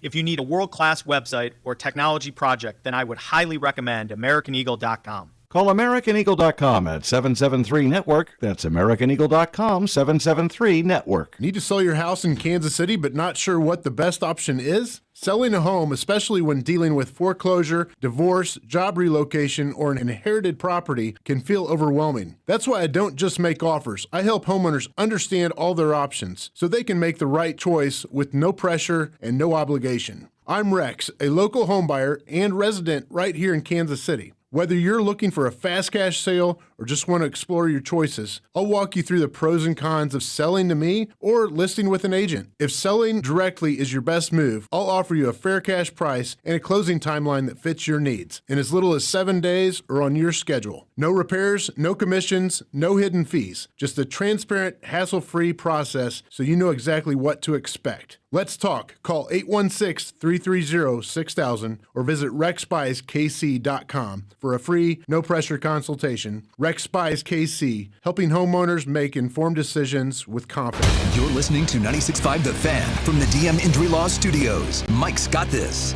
Car, truck, or motorcycle wreck? Remember, Mike's got this. 816-888-7500. Mike's got this. Here's your traffic report on 96.5 The Fan. Traffic for DM Injury Law, Missouri side in Green Valley, 70 westbound, heavy around the Buckner exit with an accident blocking the right lane. Past that, things move well into downtown. Give me one good reason why I should call DM Law. How about 3 great reasons? 1, it's easy. 2, it's fast. 3, the results. Mike's got this. 816-888-7500. Mike's got this. The choice of a lawyer is an important decision and should not be based solely upon advertisements. Alan Carr, 96.5 The Fan. Traffic.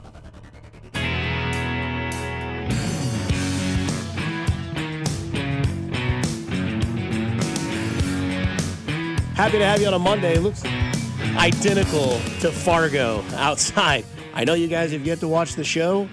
No, it looks like Fargo, snow and cold. Yeah, I get you. It's like an Arctic sunrise Hey, I've peeking been over to the Fargo. horizon. Really? Yeah, this past summer. Drove through it? Stopped for the night. Spent 2 nights in Fargo, North Dakota. I'd recommend it for everybody. Cool little town. Watch out for the wood chippers. Sioux Falls, South Dakota is a great little weekend getaway if anybody's looking for something fun to do. A couple hours up north, go up to Sioux Falls, South Dakota, and you'll enjoy the hell out of that place. I promise you that. She's always slipping up there. Sioux Falls all the time in South Dakota. I know, it's tough, man. Yeah, that didn't even deserve it. Sorry, no rim shot for that.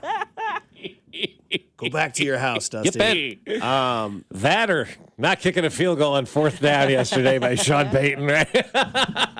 Snow's going to hold off for at least another hour. We'll be fine.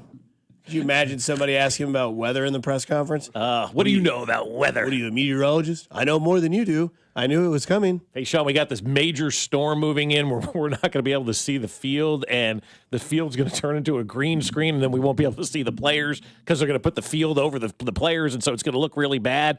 There's nothing going on right now. Take these 3 points. We'll be good. Okay. When's the last time you've seen weather really just take over? Because that reminded me of the Tuck game with Tom Brady and the Raiders. That was going the whole time, though, where a game changed like that. I don't it was know. Like on a dime, awesome. dude. Like watching the highlights this morning, I'm like, oh, the field was. Look at it right now. This is early. This is the 4th down play that was almost intercepted with a backup quarterback playing his first game in 740 days. Yeah, let's go for it. I just really wanted to get the points. We were rolling. Yeah, you're right. So take the points at that point in time, right? Like there's nothing going on right now. Perfect conditions, and you got a great kicker. As soon as that weather changed, that kicker couldn't kick anything through the uprights for Denver, right? Sam Lutz. Yeah, we're putting that guy in the Hall of Fame last week. Will Lutz, and he couldn't hit a kick, but nobody could have hit a kick in those conditions and whatnot. But Sean Payton, man, he screwed his team yesterday by doing it. I thought Sean McVay did as well. I would have kicked the field goal with 5 minutes to go and gotten out there and played defense and balls to the wall this thing, and let's go get Matthew Stafford the ball back, go 30 yards, kick a field goal, and win that thing. But that's how I am. I'm more conservative than everybody else. I saw somebody yesterday tweet out, I don't remember who it is, this going for it on 4th down is ruining the NFL.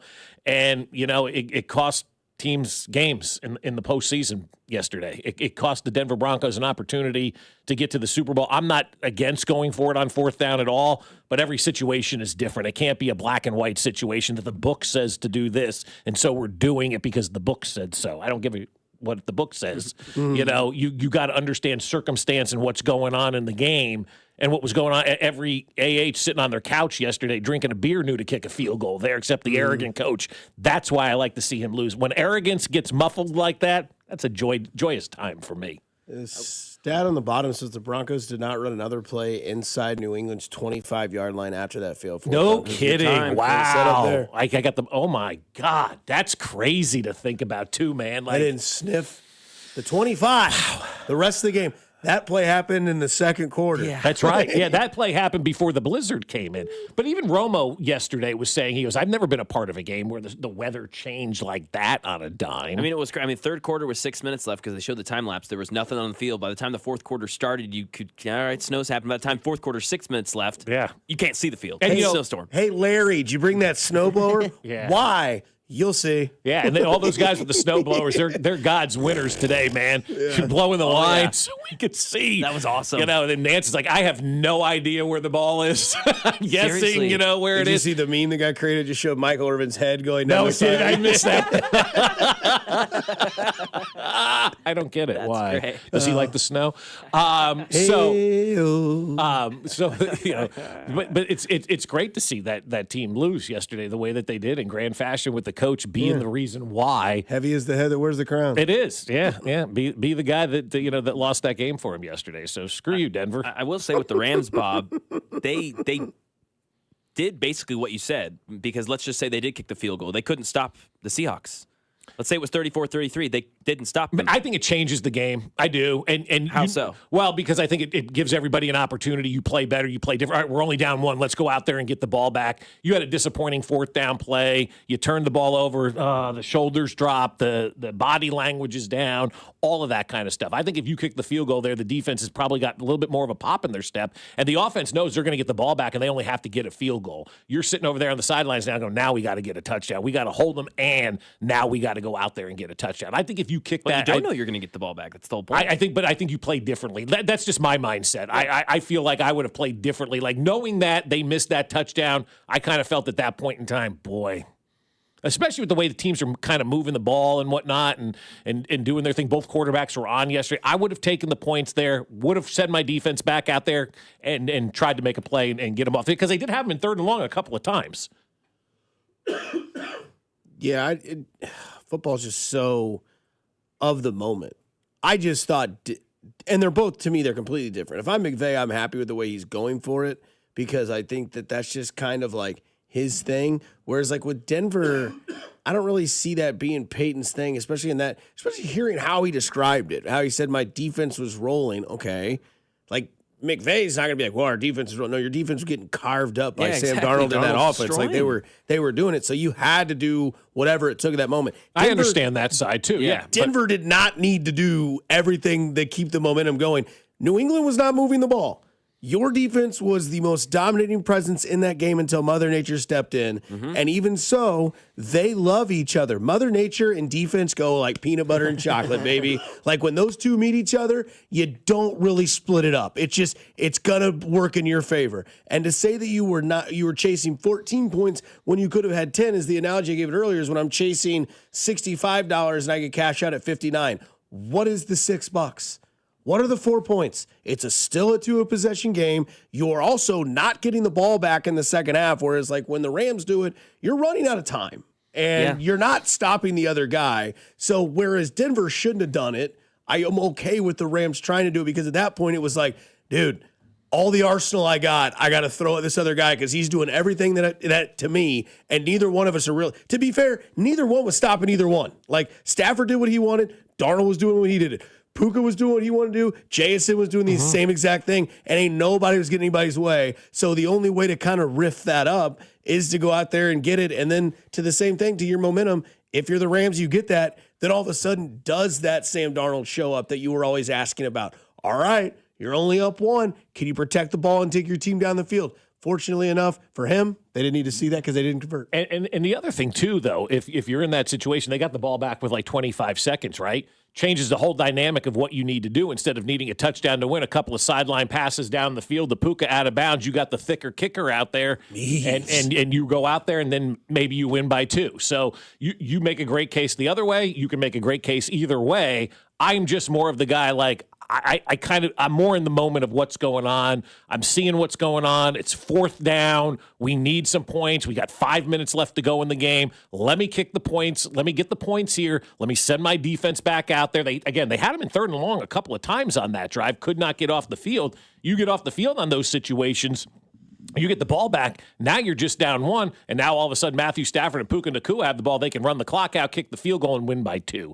That's how I would approach that thing. But, the Denver one as well, I mean, that was just dumb. It was just bad. I mean, you're saying your defense is playing good. You're a quarter and a half into the game. Nothing's really been established at that point in time.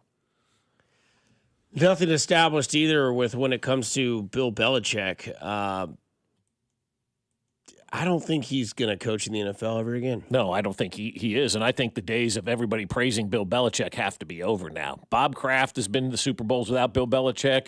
Tom Brady's been to Super Bowls without Bill Belichick. Kraft was in Super Bowls, as we talked about earlier, before Bill Belichick even came into the fray, there in New England. And so every time something good happens to either like a Tom Brady or Robert Kraft or the New England Patriots, and this thing keeps going on the way that it is in North Carolina, and we saw what Bill Belichick was like before he had Tom Brady, we're starting to really, really see that maybe Bill Belichick was a true beneficiary of Tom Brady and of Robert Kraft and having good, ownership and a great quarterback in New England for all those years. Because since he's been away from Tom Brady, he has not been the head coach that he was with Tom Brady.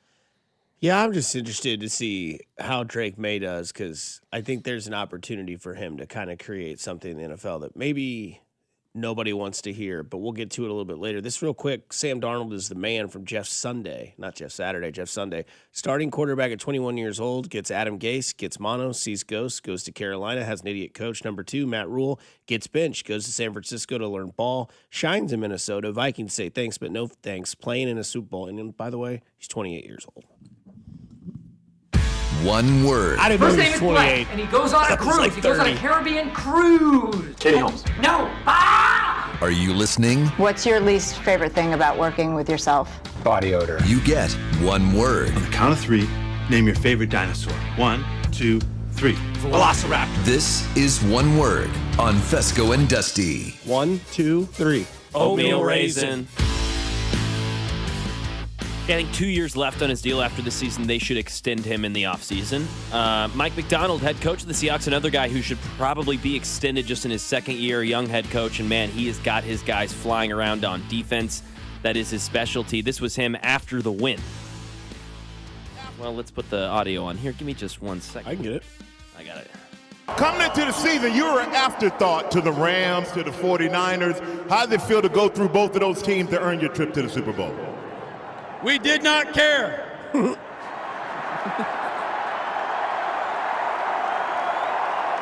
It's about us. It's always been about us and what we do. And now we're going to the Super Bowl.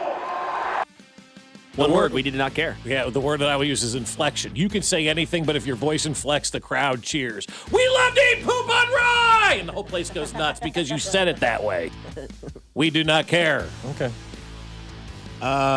Yeah, I mean, that's perfect. That is Seattle. Disrespected by a bunch of people this year. Didn't really believe in the team. People that said give Sam Darnold a chance also said, well, I don't know about Seattle. Might have a top 2 wide receiver in football. I wouldn't be mad if you took JSN over Justin Jefferson. It's a great conversation to have. I wouldn't be mad about it. I think they both are great. I think they're 1A, 1B. But I think that's great. No one gave Mike Macdonald a chance. He's not going to win Coach of the Year. Sam Darnold's not going to win any awards. JSN's not going to win MVP because it has to go to a quarterback, or it should go to Christian McCaffrey, in my opinion. Might win Offensive Player of the Year. 100% he should. But I could also see McCaffrey getting that because they'll feel bad he doesn't get the MVP because they get the MVP to Drake May or Stafford. But no, I think that's perfect. Play hidden. Play disguised. Because everybody knows the New England story. Nobody knows the Seattle story. But you know the story that they tell at the end of the year? Who wins the big one? Love it. I'm just thinking about JSN over Jefferson. That is going to be a fun offseason I said discussion. you could have the argument. Don't say that I said that I'd take him over Jefferson. I said, okay, all right. Mike Donald on a work-life balance went viral over the week. I actually think I'm here less, which is, I wish some of our coaches took that as well, but on Thursdays, I don't get to see Jack throughout the week as much, so Thursdays I try to get, which is today, I try to get home pretty quick to be with him for maybe a half hour before he goes to bed. And then I got a setup at my house where I can go, and then I work on the game plan. But it's able to spend some more time at home and be with Jack, and also it kind of lets you kind of get away from everything and kind of see things from a different perspective, and it keeps you fresh. 30 minutes with Jack, one word. Sad. Really very sad. I know I'm not the person I am today if I didn't have the parents that I had who poured everything into me when I was growing up, and I do that to my children now. They got an event, I'm there. I don't care what it is. I'll be honest with you. I don't work as diligently as I probably did because I have my kids now, and they're more important to me than anything else. I hate when parents do stuff like that, and they sound like they're bragging about that because they spend 30 minutes to an hour with their son each week. You got to pour into your kids. If you're going to be a parent, pour into your kids and be there every step of the way for them. That's not cool.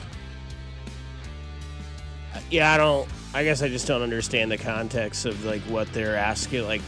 He's a coach in the NFL, and this is during the season. Is this every day? Is this I don't know. I mean, I'm confused, I guess is my one word. I don't know. Jack's his son spends 30 minutes a day with him. 30 minutes a week. A week? Yep. What it sounded like anyways. It's not my life. I have no opinion on that. All righty. High school basketball over, I believe this, where was it in Tennessee? I can't remember now. Damn it. This is good audio. High school basketball. James, go get Justin. Big fight on the court. Big fight. And here we go. Let's get out of here. Let's get the ball game. Hey. Look here. This ball game's got to get over. And they just tased dry. This ball game is over. They just tased Ryan.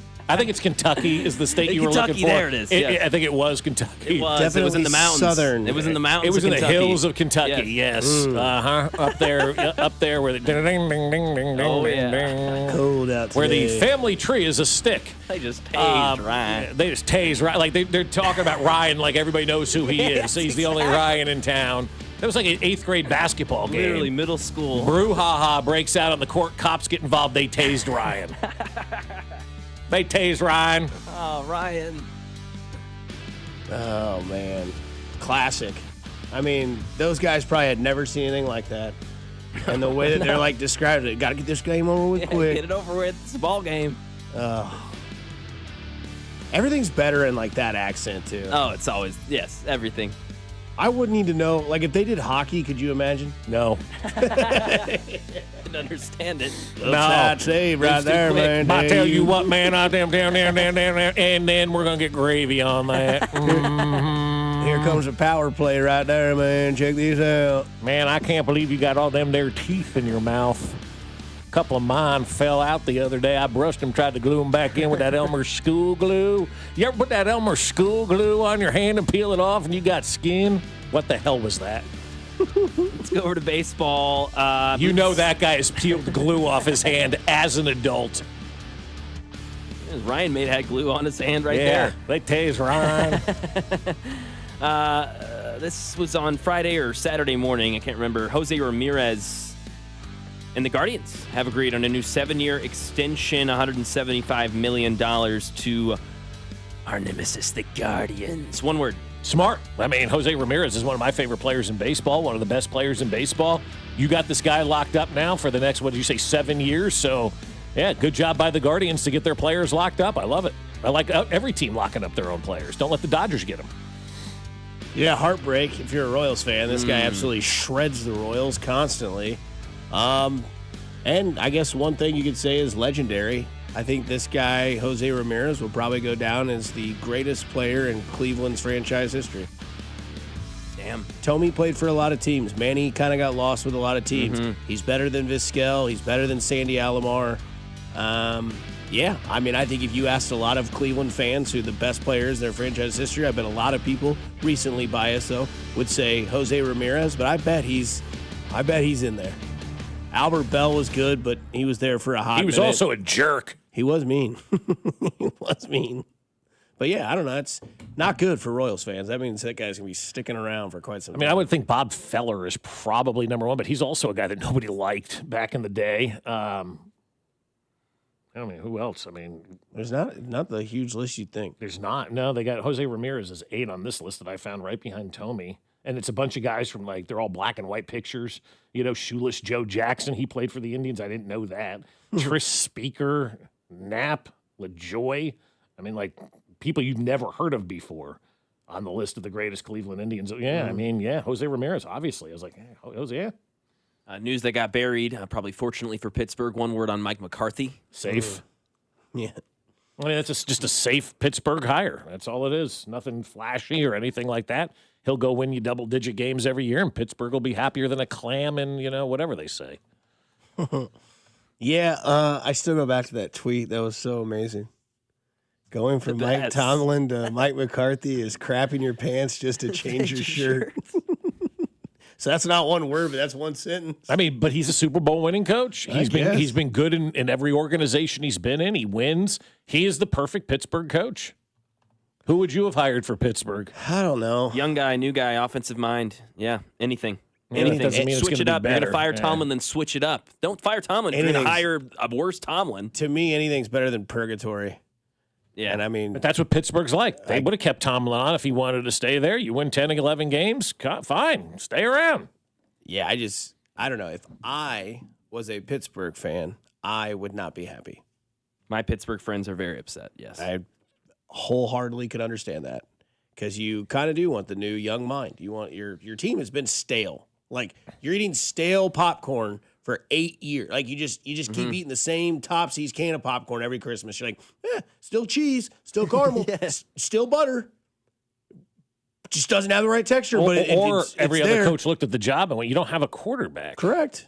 I'm not taking that job. McCarthy's like, I'll take the job. I have no problem with that. We'll find a guy. Or maybe their ownership's a little overrated. Yeah, they're loyal, but they win. I mean, what's the goal for? I mean, what is their goal? I don't know what their goal is. If their goal is to put a winning product on the field every year, then they're achieving it. Yeah, I mean, New England, they won with one guy. They went through a little bit, and they went in again. I don't know. I just think that it's tough because it makes sense for Pittsburgh to hire him, but it also infuriates me that they're just doing the same thing. But you know what you're getting with him. There's not a yeah, but there's not a what if. There's not an oh my God, is he going to do it? He knows how to be a head coach. I think Pittsburgh doesn't want to deal with the new guy of learning how to be a head coach and all of that kind of stuff. I mean, they're coming off 2-3 straight coaches that have been there for 20+ years apiece. This is a very safe, easy, nice hire for the Pittsburgh Steelers. I want to know if you guys learned anything new with another snowstorm that came through. Is there something that you picked up? 913-586-7965. Plus, college basketball is dynamite tonight. You got a big one later this week with the same local team here on 96.5 The Fan, your home for Kansas City sports. This is Fescoe and Dusty, brought to you by Golden Oak Lending. Do you need extra cash? Golden Oak Lending can convert your home's equity into cash in as little as 14 days. Let Golden Oak Lending cure your blues. Your home for K-State athletics. 96.5 The Fan. And Doug. There's nowhere I wouldn't go to help someone customize and save on car insurance with Liberty Mutual, even if it means playing in a football game. Boom! 42! You're going down, Doug! Oh, yeah? Your price on car insurance when you customize and save is going down. Hey! Limu? What are you doing on their team? Only pay for what you need at libertymutual.com. Liberty, liberty, liberty, liberty. This Wednesday, January 28th, our friends at Centric are hosting a KC Tech Career Summit at Centric. It's open networking with KC area tech professionals, facility tours, breakout conversations with instructors, career services, and a live panel featuring former Centric students and local employers, plus a Q&A. Whether you're just starting out, considering a career change, or simply interested in what the tech field offers, this summit offers you a gateway to that. Please RSVP in advance by going to Centric.com and clicking the KC Tech Summit at the top of the page. I love spending time outside at our house, but I noticed some paint was starting to peel. So I called CertaPro Painters to give us a fresh touch-up. We use CertaPro Painters inside and out at our place, and you should do the same. Each CertaPro Painters business is independently owned and operated right here in Kansas City. So schedule your free estimate online at CertaPro.com. That's Certa with a C, CertaPro.com. When choosing a painting professional, the choice is simple. Choose happy. Choose CertaPro Painters. At Kansas City Proton Institute, we're delivering the future of cancer care with state-of-the-art proton therapy right here in KC. If you have breast, head and neck, or brain cancer, proton therapy may be a better treatment than conventional radiation. Don't wait. Get your second opinion at Kansas City Proton Institute. Come see Kansas City's largest, most experienced, and most advanced proton therapy team. Learn more at kcpi.com.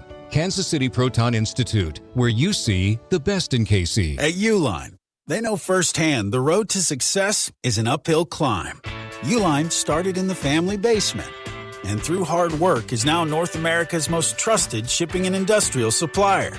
They get what it means to have the support of reliable, hard-working partners. So they keep 41,000 items ready to ship. Whether your company is still in a basement office or expanding cross-country, Uline will be there on your road to success. Visit uline.com. Honey, that flu keeping you up? Did you take NyQuil Intense Flu? Nah, I got this. Okay, I don't got this.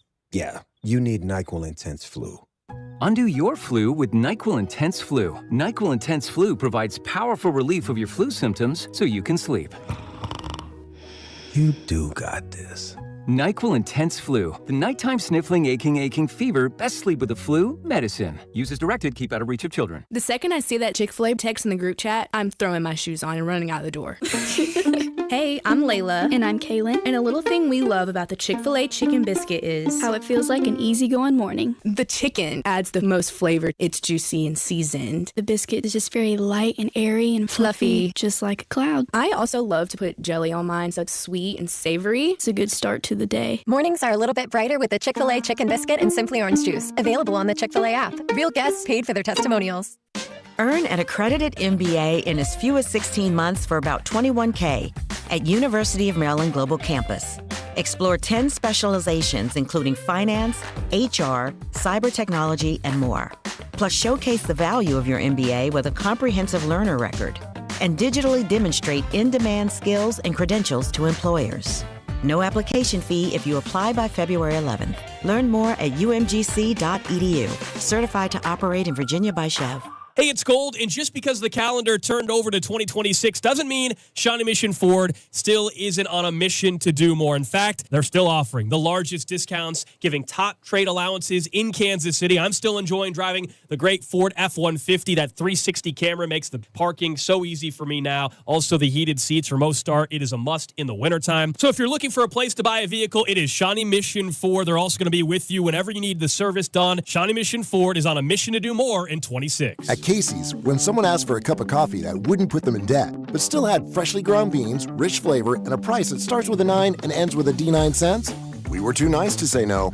Now get a small coffee, just 99 cents. Limited time only. See store for details. Here's your traffic report on 96.5 The Fan. Downtown, 670 westbound ramp to 35 northbound is heavy. It looks like 35 northbound ramp to 12th Street is backing up onto the freeway. Kansas side, 70 eastbound slows at 18th Street Expressway stays sluggish over past the split with 670. Alan Carr, 96.5 The Fan, traffic.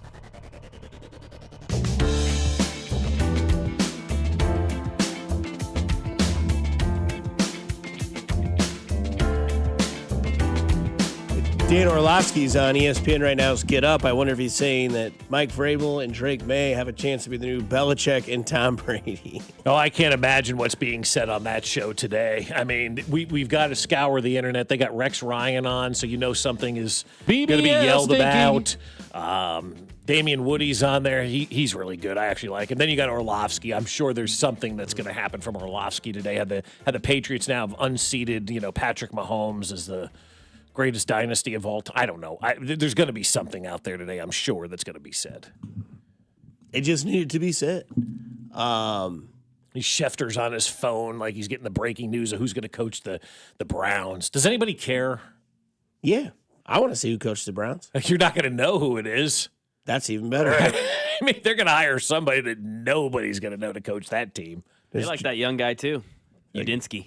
Oh, yeah. I don't know if that's how you Phillip say his Rivers has taken himself out of the running for the Bills job. So they told him he wasn't going to get it, so he took himself out of the running. That's the first time Phillip Rivers ever pulled out. Yeah. Hey.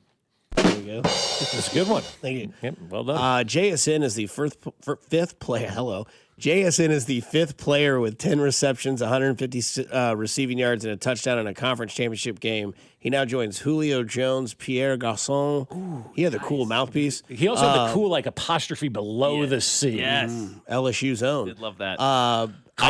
Ike Hilliard, random. And then Michael Irvin. Not a bad list. Yeah. Yeah. So that's awesome. We'll see where that career continues. What was it, 10 and 150 and a touchdown. That's a hell of a day. Sick, yeah. I'm trying to think the Ike Hilliard game that he had. That must have been against the Minnesota Vikings where the Giants went like 41-0. Yeah, so that was that year. Mm-hmm. They beat the Vikings 41-0 in a playoff game, and then they beat the Eagles the following week by a pretty big number. And then so it had been one of those games. And then they broke up Culpepper and Moss. And Moss would go to the Raiders. And then figure out that Tom Brady needed a weapon would be nice. And then they went on their run there. Well, because Chet O'Shea helped Randy Moss elevate. Developed Randy Moss.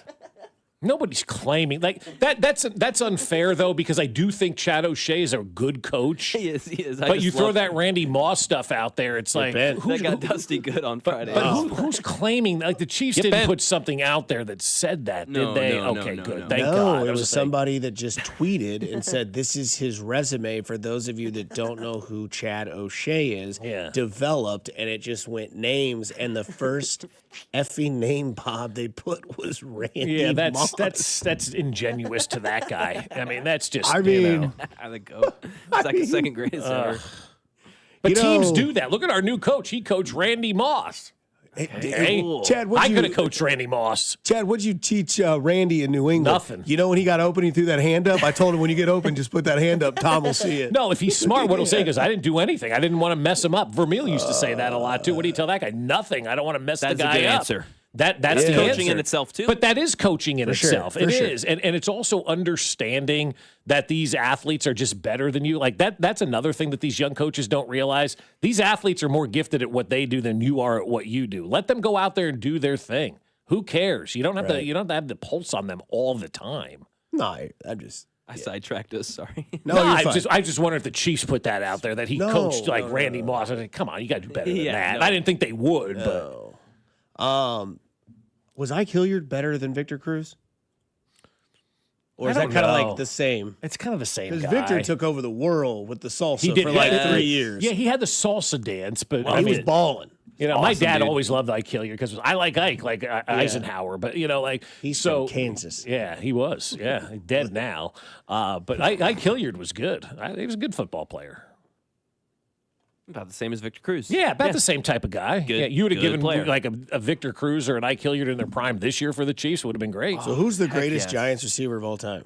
Because I feel like they all are the same. Ike Hilliard, Amani Toomer. The Giants, they've never been Victor really. Cruz. Is it Odell Beckham? He had like 3 years. Yeah. Like, that's Like what the best he 3 has, years ever. He has a great Could catch. be Malik Neighbors. I mean, it could will. be. Yes, Could be. hopefully. I Kind of said like it in this season. It could be. But the Giants, it's like the Royals trying to find an outfielder. Can't Right. do it, right? No matter how hard they try, they can't do it. The Giants have never been, a wide receiver type of team. I mean, Yeah, just like they always have the same type. Ike Hilliard, Victor Cruz, Yeah. Amani Toomer, Plaxico Burress. Yeah. But Burris was only there a hot minute. He was really good when he was there. Then he shot himself. In the leg. In a club. What did I just read that Plaxico Burris' wife is like a huge doctor trying to discover a cure, like something like, just like, I'm like, wow. Did he end up marrying the girl that he tried to give cash to hide under the table that lost her practice and now they're married? I don't know. One thing we did see cool this weekend was that you were snowed in. What'd you learn? Did you do something different? Somebody says they learned how to rewire a furnace. It's always something new. Yeah. I mean, drastic measures have drastic situations. I mean, did you guys watch KU State? We did. Okay. We watched KU. Fun game. Saturday night, I liked it. 7 p.m. Yeah, the rivalry was back a little bit. I like Bill Self's comments afterwards. He goes, these guys are here for 1 year. They don't care. I got to live here all the time. So, and that's the way the college sports is right now because I think people still want to see that rivalry and kids get kind of in love with that rivalry. We saw a little bit of it at the end when Melvin Council Jr. was doing the Jerome Tang dance. I mean, that Jerome Tang dance has taken off. Everybody at K-State does the Tang now. Alex calls it humping the air. Oh, is that what it is? Humping the air? I think it's just like a shuffle type dance. He goes, it looks like the way that like you've been there at John Knox Village when Anselmo leads the Friday afternoon dance off, right? That's like Anselmo leading the other senior citizens at dancing, that Jerome Tang dance. And so Hello, America. When KU dunked it at the end and Bill was pissed off, I'm sure he was.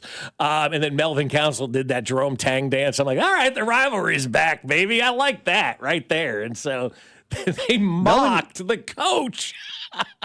Melvin Council's a dog, dude. Like that guy's good. Like he lives in the shadow of Darren Peterson, but when there's no Darren Peterson on the course, obviously he's not playing that game. That team shines, and I think KU has one of those problems where it's like they're blinded by superstardom. Happens a lot where they wait for somebody to take over and then nobody takes over and they're all standing around there. I thought you were going to do it today. Right, yeah, and it's like the Jalen Brunson effect that we were talking about last year when the Knicks would play. Like, are the Knicks better when Brunson's not on the court? And you're like, well, yes and no. Like, it causes guys to kind of really play to their full ability to where, like, if Darren Peterson's on the court, Melvin Council, like, you immediately know you're like, I'm player 2 in this situation. But when Peterson's not on the court and everybody looks at somebody else to kind of lead and they do it, I mean, Council had that team, man. They were playing. And then that Mizzou game, are you kidding me? Did you watch that game at all? No. Okay, so Mizzou into the half or into the regulation, right? Dude pops up a shot, drills it to go to overtime. How did overtime end? Dude hits a shot at the buzzer. Mizzou wins on back-to-back buzzer beaters to win That's the game. cool.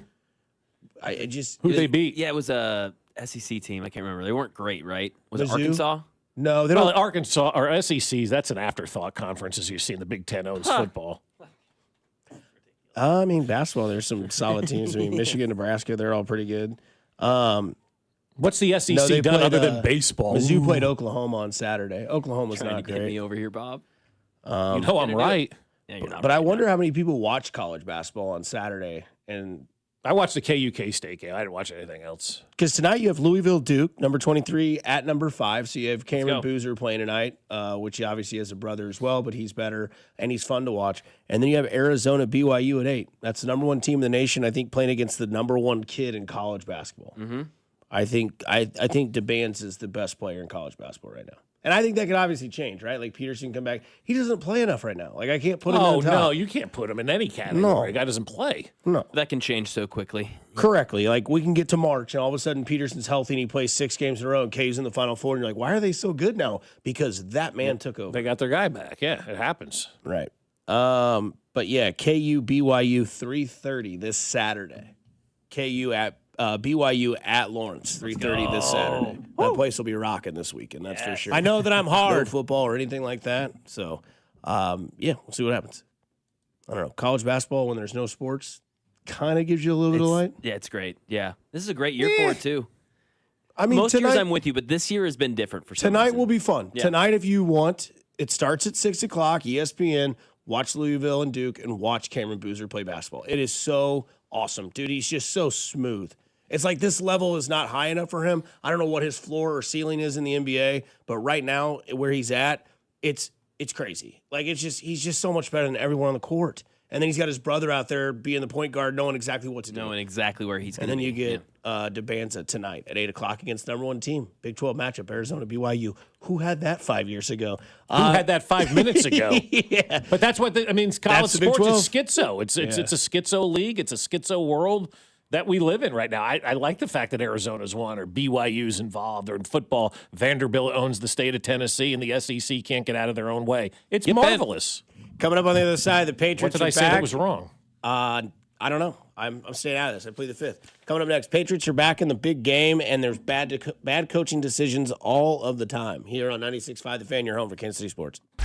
Fescoe and Dusty. Every Hardee's is closed. Well, that sucks. Brought to you by Golden Oak Lending. Do you need extra cash? Golden Oak Lending can convert your home's equity into cash in as little as 14 days. Let Golden Oak Lending cure your blues. 96.5 The Fan. Well, I'll tell you what, football's biggest game is coming up, guys. We're less than 2 weeks away, and right now it's around the corner, and that means you can get in on all of the action with Underdog in Missouri. And if you're not on Underdog yet, then you're in luck because new customers will score $75 in fantasy bonus entries when you make your first $5 fantasy entry. And playing on Underdog is so simple and fun. Just head to the app, make the plays, entries on a player will go higher or lower on stats like touchdowns and rushing yards, receptions, and more. And if you get them right, you could win up to 5,000 times your cash. Plus, right now, there are new promos dropping in the app. So if you're making entries and winning money, then Underdog is the best place to be for the big game. What are you waiting for? Download that app today and use promo code BOB to score $75 in fantasy bonus entries when you play your first $5 on fantasy with promo code BOB. Underdog. Make plays, win money. Must be 18 and over. Present in Missouri. Terms apply. See assets.underdogfantasy.com/web/playing get terms _DFS_.html for details. Concerned with your play? Call 1-800-GAMBLER or visit www.ncpgambling.org. Hey, Mom. It's me. Oh, my gosh. You'll never believe what I just opened for Valentine's Day. A sapphire ring from Hellsberg. Just like the one I lost years ago. Remember how excited I was when you gave it to me? I cannot believe you remembered that story. I guess you were right. I really found the one. This Valentine's Day, create a moment that means something with up to 40% off gifts at Hellsberg. Shop in store or at hellsberg.com. The new era of UFC on Paramount Plus continues. Live from Australia. Featherweight champ Alexander Volkanovski. He is an animal. Defends his belt at home in an explosive rematch against Diego Lopez. You gotta be kidding me. And the always dangerous Dan Hooker. Yes. Throws down with powerhouse Benoit Saint-Denis in a high-action lightweight showdown. There's never been anything like this. Let's go. UFC 325, Saturday, January 31st, only on Paramount Plus. Let's go. You're still grooving, still connecting, still loving, still turning up, still thriving. You still got it, but your immune system, it weakens as you age. That's where vaccines come in. They help train and strengthen your immune response to fight off respiratory illnesses like flu, pneumococcal pneumonia, RSV, or COVID-19. Ask your doctor or pharmacist which vaccines you need. Book in minutes at vaxassist.com. Sponsored by Pfizer. DQ presents The Spicy Menu. For a limited time, try the new Flamethrower Chicken Strip Basket for $6.99 with spicy, bold strips that heat you up. Served with a side of famous DQ soft serve as a dip to cool you down. That's right, dip those spicy chicken strips right into soft serve, plus fries and toast, all for just $6.99. And add a new pineapple lemonade sparkler or cooler made with tahini. It's the limited time only Spicy Menu. Get it delivered in the DQ app. Happy, tastes good. Participation may vary. Rob Sight Ford, KC's Ford volume leader and top rated on Google. 135th and State Line. Rob Sight Ford, your 2025 Ford volume leader. Top rated on Google with 4.8 stars and 3,000 plus reviews. The best selection, best prices, and Kansas City's best customer service. Visit Rob Sight Ford at 135th and State Line. Buy right, save big, and drive home a winner. Only at Rob Sight Ford. Here's your traffic report on 96.5 The Fan. Traffic for DM Injury Law. Kansas side, 70 eastbound gets heavy at 18th Street. Expressway stays slow to the split with 670. Ramp coming off northbound 18th Street, also quite heavy. Give me one good reason why I should call DM Law. How about three great reasons? One, it's easy. Two, it's fast. Three, the results. Mike's got this. 816-888-7500. Mike's got this. The choice of lawyer is an important decision. It should not be based solely upon advertisements. Alan Carr, 96.5 The Fan. Traffic. The Chiefs offseason show with Bob, Dusty, Cody, Alex, and CDOT is Tuesday, February 10th, starting at 9 a.m. right here on your home for Chiefs football. 96.5 The Fan, KFNC, FM and AM, HD1 and HD2 Kansas City in Odyssey Sports Station.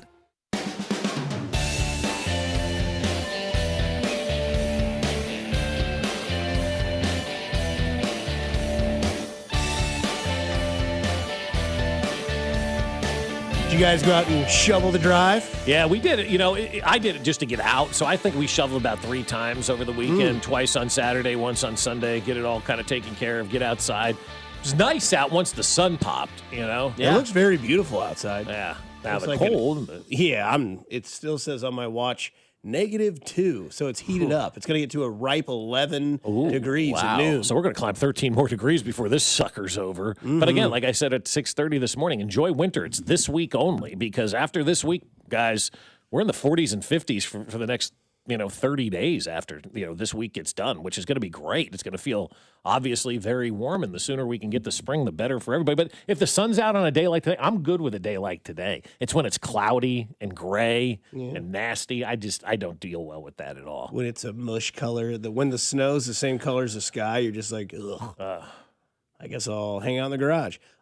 Patriots are back in the championship game. How are we referring to these guys? Is this a dynasty continued? Is this start of a new dynasty? Is this is it just like we can't just hand out dynasties? I know, but Gary Myers won't. We know that. Yeah, this isn't like Oprah in the 90s where you can be like, you get a dynasty, and you get a dynasty, and you get a dynasty.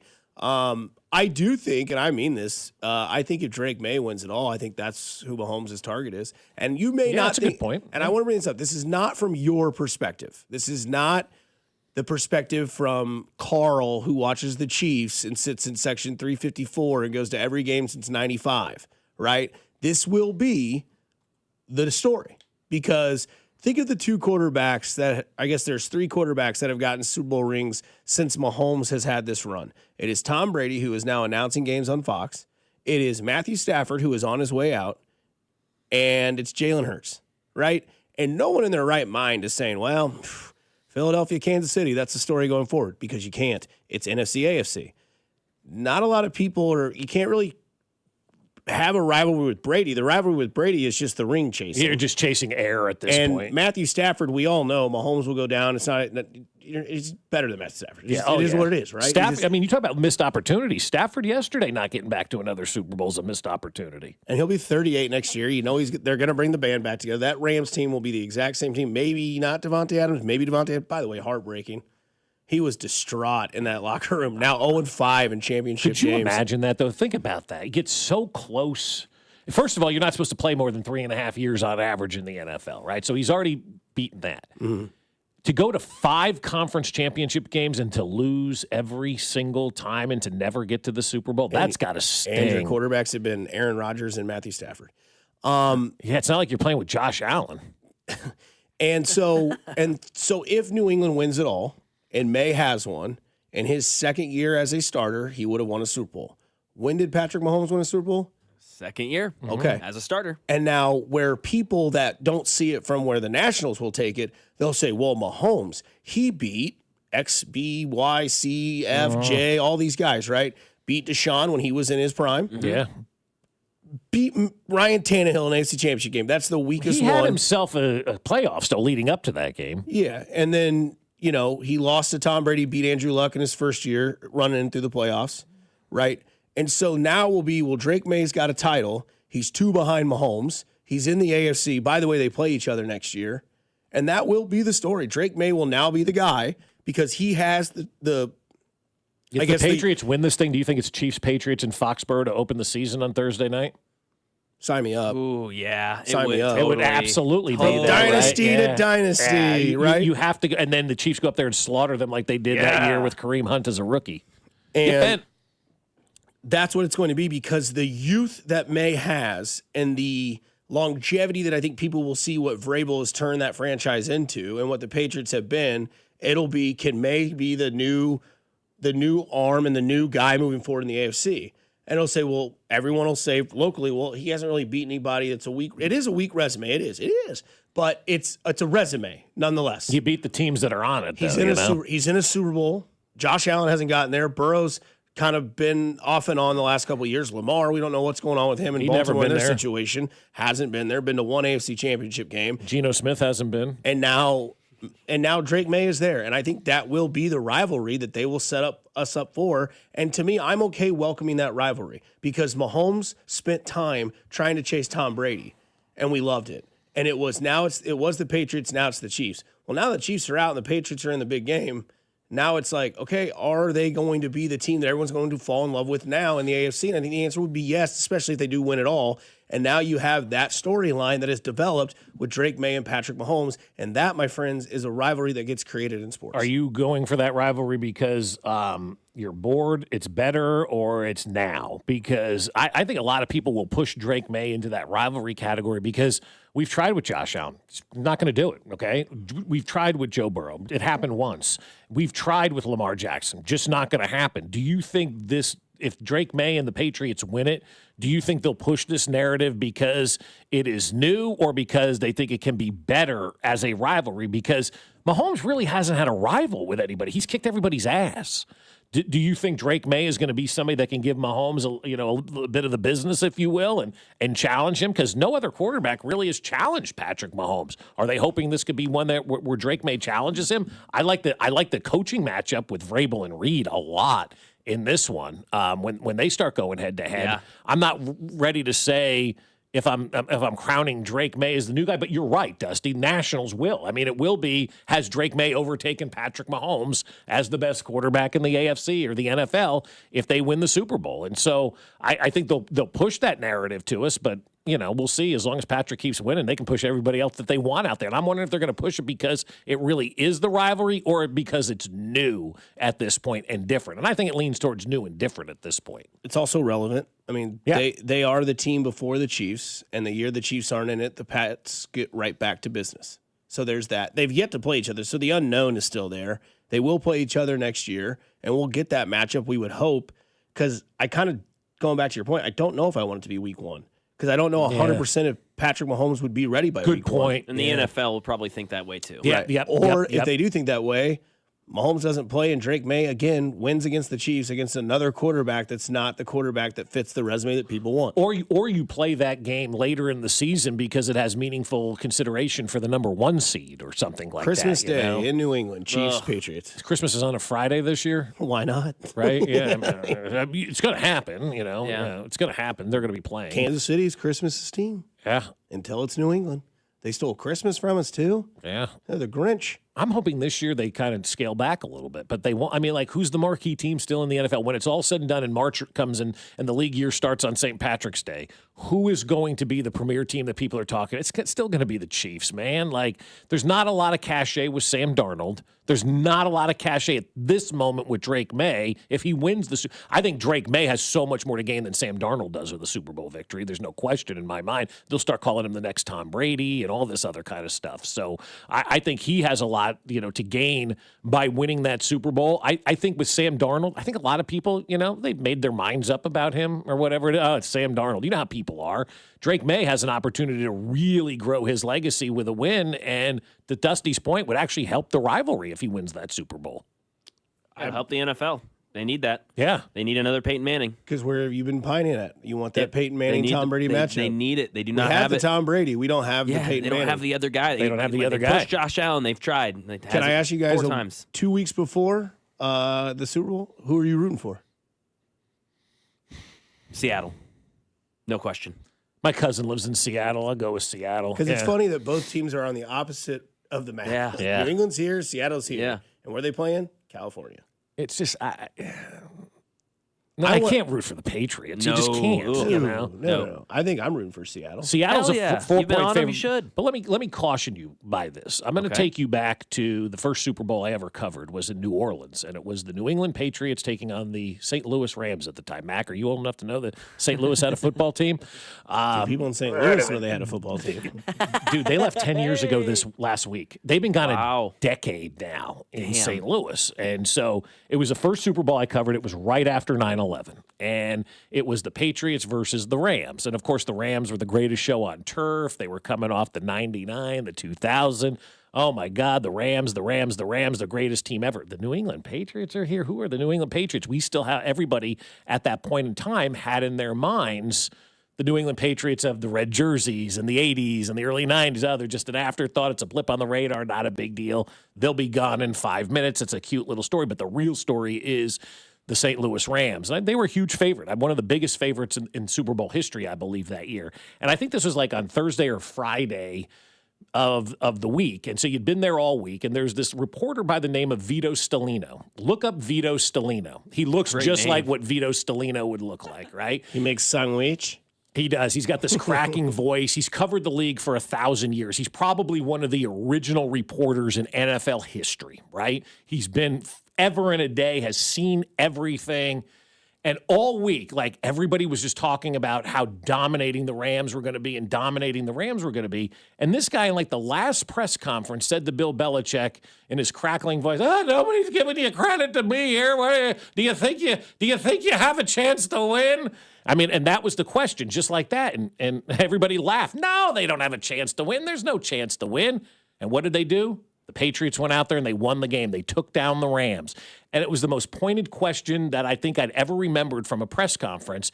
And now I'm getting those vibes again because I feel like the next 2 weeks, everybody is going to be on the Seattle Seahawks, right? They're a 4-point favorite already going into this game. I think, they played great yesterday. Everybody saw that performance.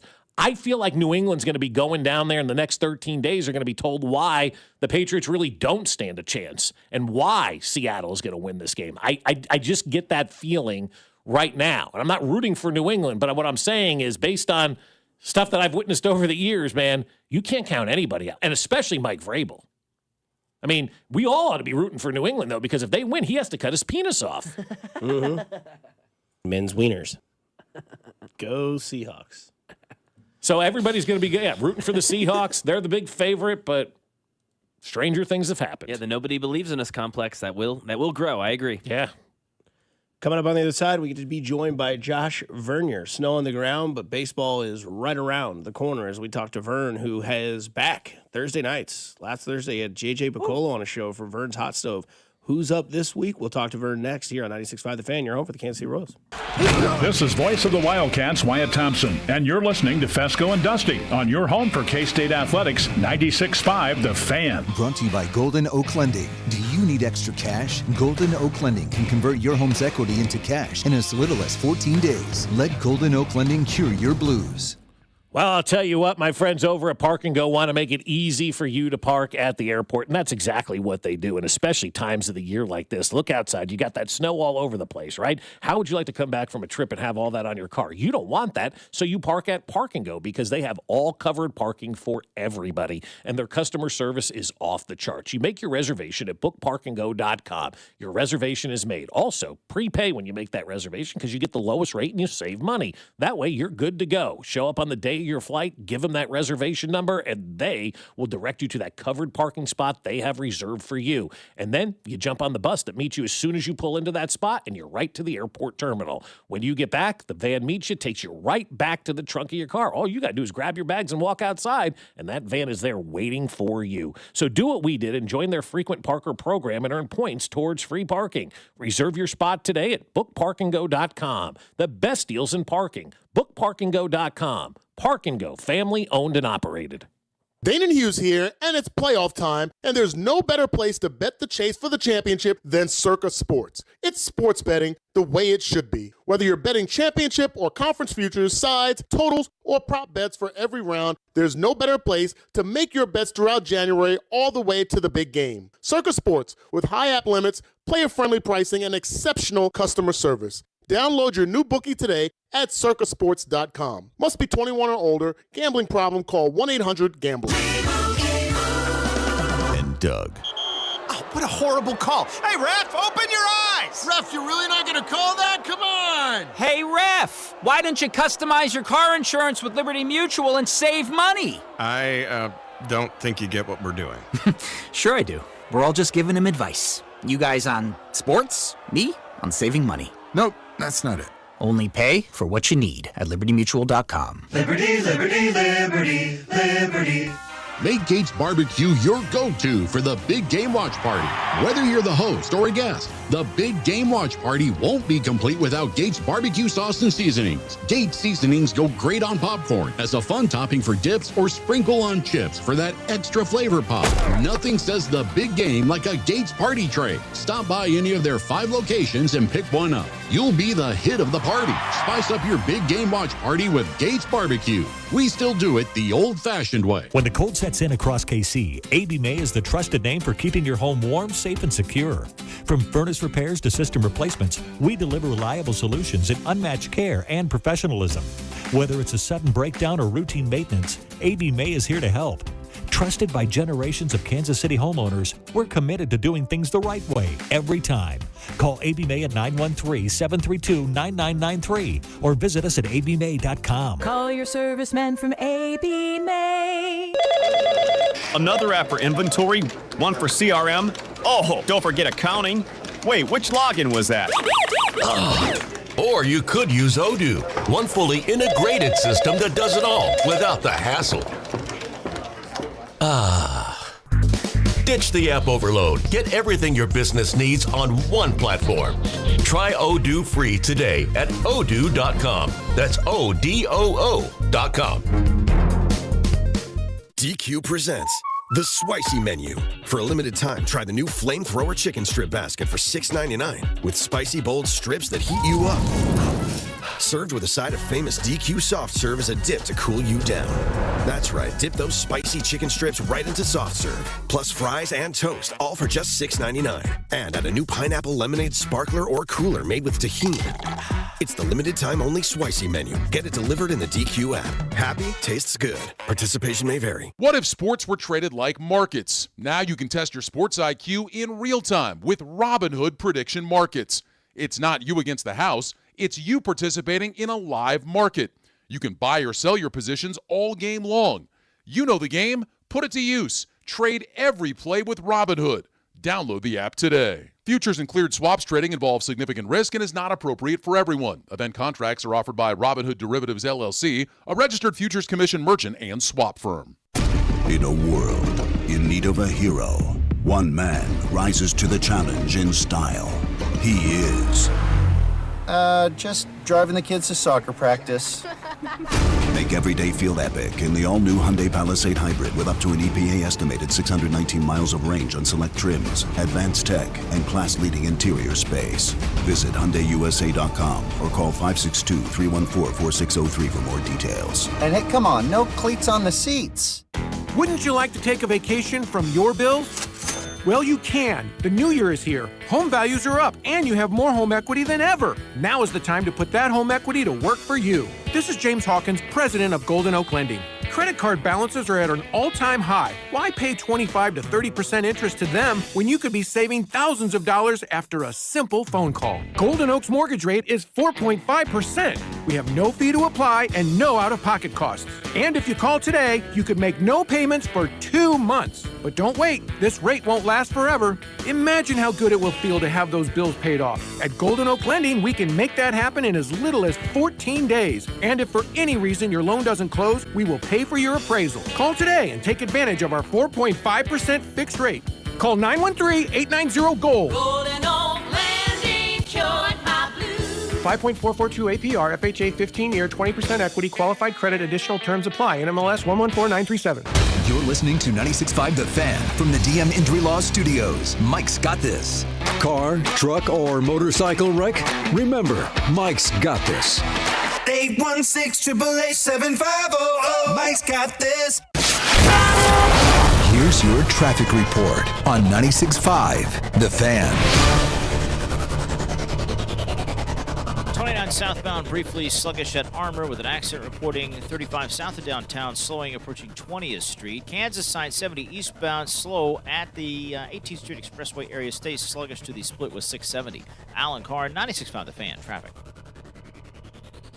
Welcome back to Fescoe and Dusty on your home for Royals baseball.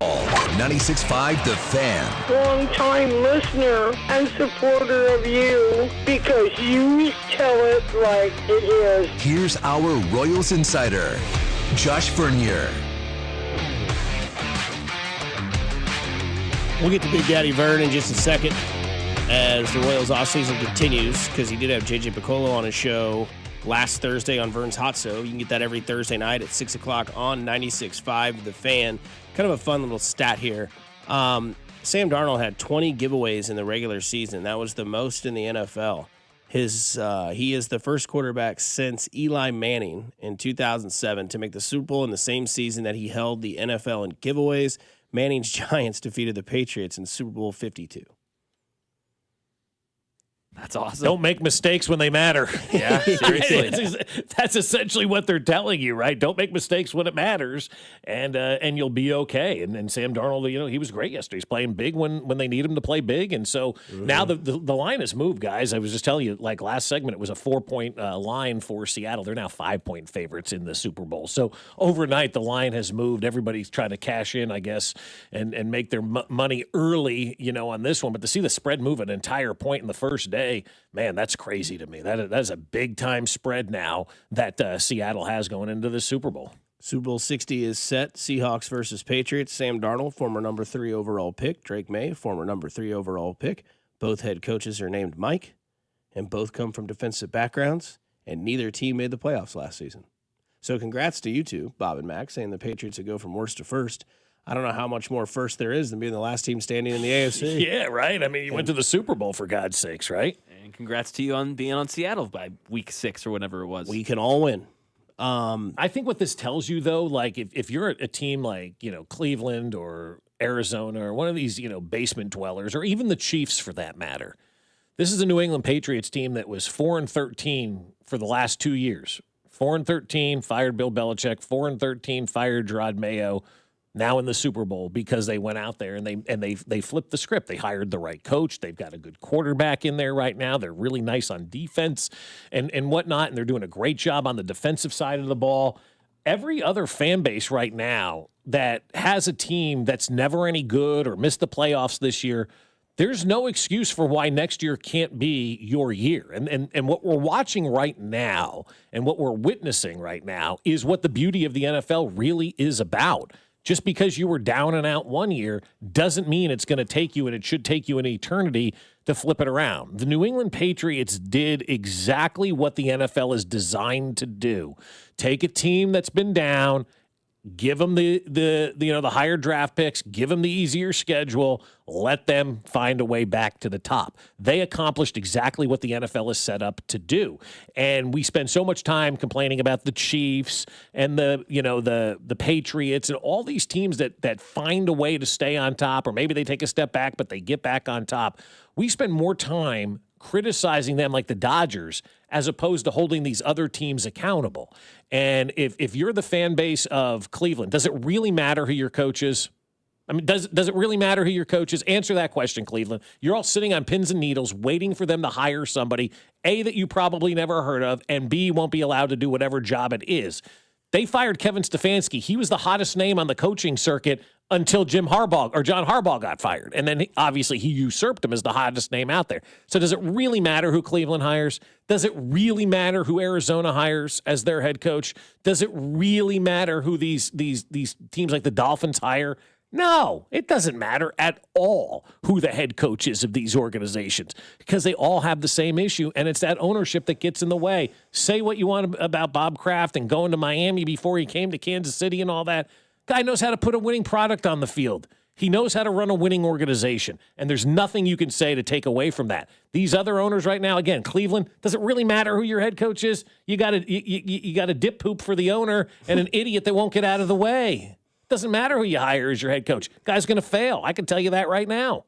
I want to ask you guys this question because we talked about it last week, or I did, that I think coaches need at least 4 years. Did Mike Vrabel and Mike McDonald kind of hurt that theory? Because in 2 years, they revamped their entire franchises. No, it's going to be much more difficult for a guy like Mike McDonald. And I don't think Vrabel, but I think McDonald, because I don't know about him. How do you stay on top now? Right. Which is a good question to ask Vern, because 2 years ago, the Royals were in the ALDS. Then they were out of the playoffs. And now this year, they build that team up. And Vern, after listening to your wonderful interview with JJ Picollo last Thursday on the hot stove, as we now are joined by Josh Vernier, seems like he has a lot of trust in Carter and Cags. Yeah, or he's at worst, he's putting up a front to present it as if he believes in these two. Obviously, they have the talent, but if we're being honest, it's more about faith than anything else. Yeah, Carter had a nice September. Cags had some nice moments, but I mean, we've seen MJ Melendez have some nice moments. We saw Hunter Dozier and Adalberto Mondesi have a nice September. That's all well and cute on the way up while you're building, but we're, I think, done with building. It's year in and year out. It's about getting to the postseason. It's about getting a World Series championship while Bobby Witt Jr.'s in a Royals uniform. So the way that I look at Carter and Cags, and like you mentioned, JJ acknowledged that, my question was, it's hard to imagine this team winning in 2026 without them both being good or one being great. That to me is my mindset. He didn't run from it. He acknowledged that, yeah, our offensive prowess this season is likely to be, of course, Bobby, Mike, Cal, Vinny. But if they're going to be middle of the road or top half of Major League Baseball, it comes down to two guys that have a combined less than 300 plate appearances in the big leagues. It's never a good place to be. You'd like for these guys to be hitting 6th, 7th, and try to climb their way to the top of the lineup, but you're begging them to climb to the top of the lineup and hoping that they do it pretty soon in the season. Yeah, how long do you wait before you know if it's going in the right direction? And I know May 1st is always the date that Denny talks about, but this just seems like a house of cards to me if you're relying on two guys that haven't done it before to be the catalyst to move you forward. Yeah, and in the order of reliance, I still think it's Bobby, Mike, Helen, and Vinny need to be elite offensively. Also in that conversation with J.J. Picollo, he acknowledged that our pitching needs to not just be good, we need to be one of the 10 best pitching staffs in all of Major League Baseball. So this season, at least as of right now, is shaping up a lot like 2024, 2025, where there isn't much room for error outside of you have a little bit more pitching depth than you've had in the past 2 seasons. So when and if that injury pops up in your rotation, you should be able to piecemeal things together a little bit more. But offensively, with Carter, with Cags, with 220-somethings at the center of it, a 36-year-old catcher also at the center of it, the depth, the ability to recover from injury that we see on this pitching staff. I don't know if the offense has ever had that type of depth in Kansas City, and it certainly doesn't look like they're going to this year. Yeah, you talk about the offensive depth. Is it more of a year for Sal to be kind of that assistant coach to Carter Jensen this year and really kind of prep him up to be maybe the next guy that is the battery mate to these pitchers in this staff? Or is it more important for Sal to kind of not dissipate when it comes to having that stick somewhere in the middle of your lineup, hitting around between 5th and the 7th spot? Yeah, that dude needs to hit. As of right now, and look, there's plenty of reason to have excitement. Jack Caglione, Carter Jensen, the hope is that both of them become better hitters, more productive hitters, I think would be a better way to say it, a more productive hitter than Salvador Perez in 2026. It's certainly possible, but until, like Bob mentioned, until we get to May 1st, until we get near the All-Star break and we can check that box on Cags and Carter that they're not overwhelmed, that they're not pressing, that they're not trying to carry the team, until we see that for a solid 3-month stretch, no, I'm looking at Salvador Perez, and I need you to perform like a Hall of Famer. It's not about chasing down George Brett. It's not about 300 home runs. It's not about the Hall of Fame. And this is the expectation that Salvi set.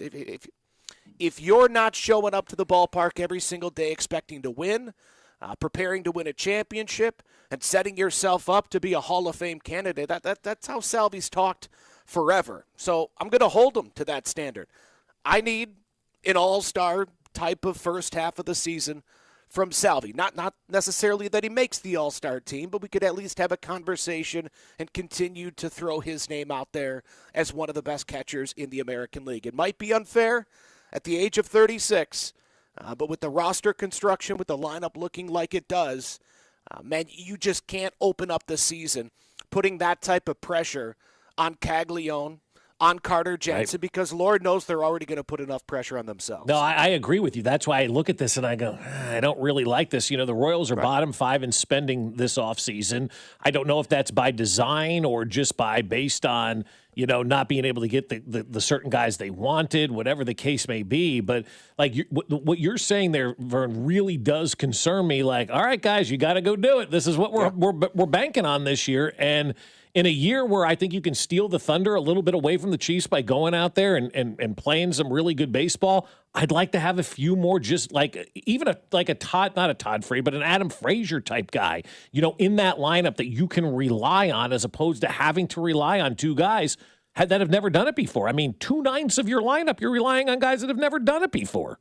Yeah, Frazier, a Luke Maile type, guys that can help in the dugout, in the clubhouse, even more so than on the field. And Frazier's still out there. I wouldn't be surprised to see him, get a 1-year deal to come back to Kansas City, show up to spring training, and hopefully, because you go back to last year, this offense was brutal until Yastrzemski and Adam Frazier showed up. No, when you're putting this team together, there's plenty to like, and there should be, right? We're back-to-back winning seasons. We now view the Royals as a team that should contend on a pretty consistent basis.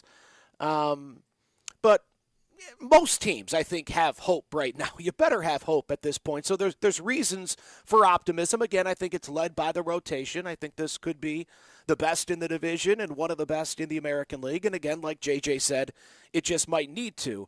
But like I said a lot last year, if you were going to tell me, hey, what spot on this team do you want to feel the most secure about? It's always going to be the rotation. And I think that's what you feel best about this team. Bullpen ain't too shabby either, with Estevez, Urseg, Matt Strom, and others at the back end. So the pitching looks strong. And it's not very often in the history of the Kansas City Royals, especially since the strike, Not very often you go into a season saying, man, I feel really good about everything. That doesn't happen often in many small markets in Major League Baseball currently. So as we prepare for Royals Rally coming up this Saturday, to me, to feel as comfortable as you do with the pitching staff, I'll take that. Yes, there's going to be concerns about this offense all the way up until the trade deadline. But so long as that pitching can stay healthy, you're just going to have to grin and bear it with this offense and grind through it. Yeah, there's a lot of pressure on Cags and Carter that we hear from, I think, the local fan base. How much pressure is there on Cole Reagans this year? Financially, not much. He's under contract another 2 seasons after this. He will be arbitration eligible that 3rd season. So I guess he's still a ways away from, pitching for money in 2028.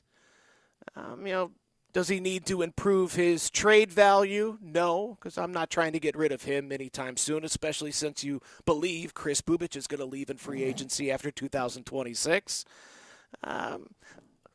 Internally, sure, he wants to be the ace for his pitching staff, but shoot, man, when you got Lugo and Waka and Bubic and Cameron and some depth down in the minor leagues, no, I mean, outside of being a professional, outside of being an all-star, no, I don't think there's any added pressure on Cole Reagans. Certainly nothing compared to the top 6 hitters in the lineup, and throw Jonathan India in there, throw Michael Massey in there.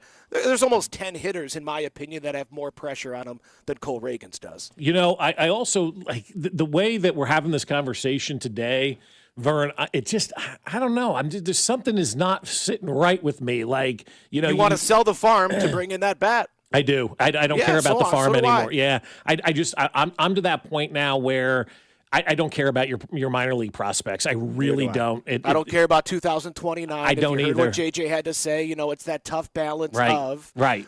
We want to be good now, but we want to set ourselves up. No, I'm with you. I believe in this front office to replenish that minor league talent. So go make that move. But JJ mentioned on Thursday the 2 big names out there on the trade market, which you can read between the lines: St. Louis second baseman Brendan Donovan, and Boston outfielder Jarren Duran.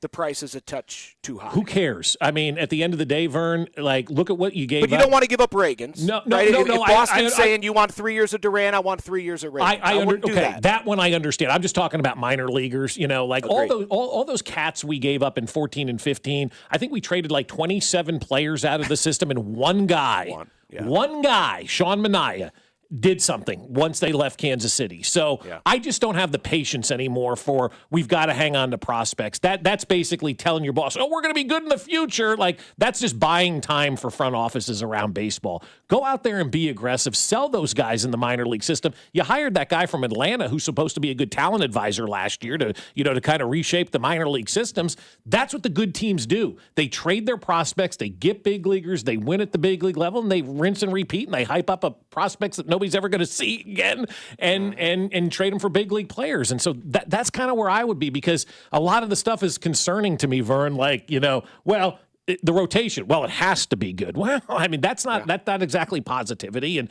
relying on Cags and Jensen to come in and be guys that have never done it before. Like, I'm to the point now where it's like, you got an opportunity, if you're the Royals, to win some good faith back and go out there and make your club better by dealing away minor leaguers. Go do it.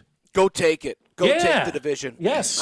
I'm with you. Now, again, as far as Boston is concerned, I understand, especially when you look around Major League Baseball and the lack of available big-time bats right now, at least affordable big-time bats in free agency. It has to come via trade. And if I'm Boston, if I have Jarren Duran, I understand. I call the shots right now. So, okay, I don't want to give up Cole Reagans. I really don't want to give up a starting pitcher. Fine. But I would just be surprised if St. Louis isn't willing to take prospects. St. Louis isn't winning anything this year. At least it doesn't appear to me that they're on the field or in life. So why not? Look, when you look at the Royals minor league system, yes, a terrific catcher in Blake Mitchell, and then a lot of young pitchers. Even if you have to bushel up 3 or 4 of your top 30 prospects to bring in a bat that could help alleviate the pressure that's on the rotation to be elite, the pressure that's on those rookies to be bona fide big league average hitters, which is a big ask in year one, and to take some of the pressure off of the 36-year-old catcher that you have out there. The only way to do those three things, to alleviate that pressure, is to make this big-time move. But the question is, when you hold the cards like St. Louis, like Boston do with those two trade chips, how long do you carry this? Do we really want to accept prospects from Kansas City where we could drag this thing out to all the way until the trade deadline and maybe get someone that could benefit us in 2027, 28? So, I do think there is a willingness from the Royals. I know there's a willingness from the Royals to part with those prospects. JJ's admitted in the past, those minor leaguers are there to help us at the big league level, whether it's with their play or via trade. So I do believe the want is there, but there's that push and pull of we plan on being good every single season until Bobby Witt Jr. waves goodbye. So my guess right now is the availability and the price. There's a lack of bats, and the price is too high, as I just mentioned, for the two that are apparently out there. Vern, Thursday night, Hot Stove episode number 3. Anything exciting that we can get ready for that show?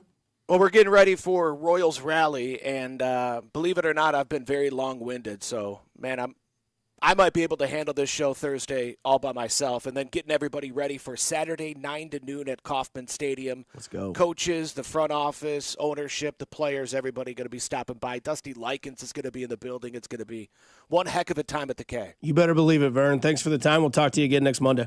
All right, guys. Thanks, Vern. That's our guy, Josh Vernier, our Royals insider here at 96.5 The Fan. You heard it. Saturday, Royals Rally, baby, with that voice. I don't know how you can't be ready for baseball. Let that snow melt and let the bats start cracking. Coming up on the other side, anywhere but here. Oh, my God.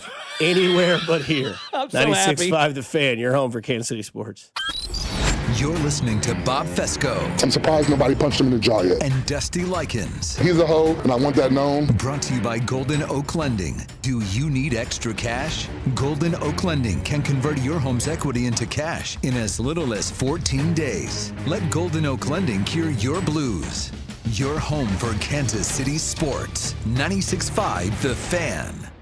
Hey guys, it's Dusty Likens. Let me tell you about my friends over at GiveMeTheVin.com, because I'm sure you've got a car that you're trying to get rid of. Well, I can tell you how to do it easily with GiveMeTheVin.com, because they want to buy your car, whether it is your daily driver pickup truck, SUV, minivan, supercar, or exotic. So say goodbye to dealing with all those dealerships and private sale tire kickers and get a true buy offer for your car. GiveMeTheVin.com puts your car right on the money, providing you with a hassle-free online option to sell your car for more. It's as simple as going to GiveMeTheVin.com and entering your car's VIN number or license plate number. You'll get an offer on your car in minutes. That is way above any dealer quote. You can go to one of their pickup locations, or they'll even come to you. It's as easy and it's fast. GiveMeTheVin.com is America's best car buyer. Hit it, boys. Sell us your car.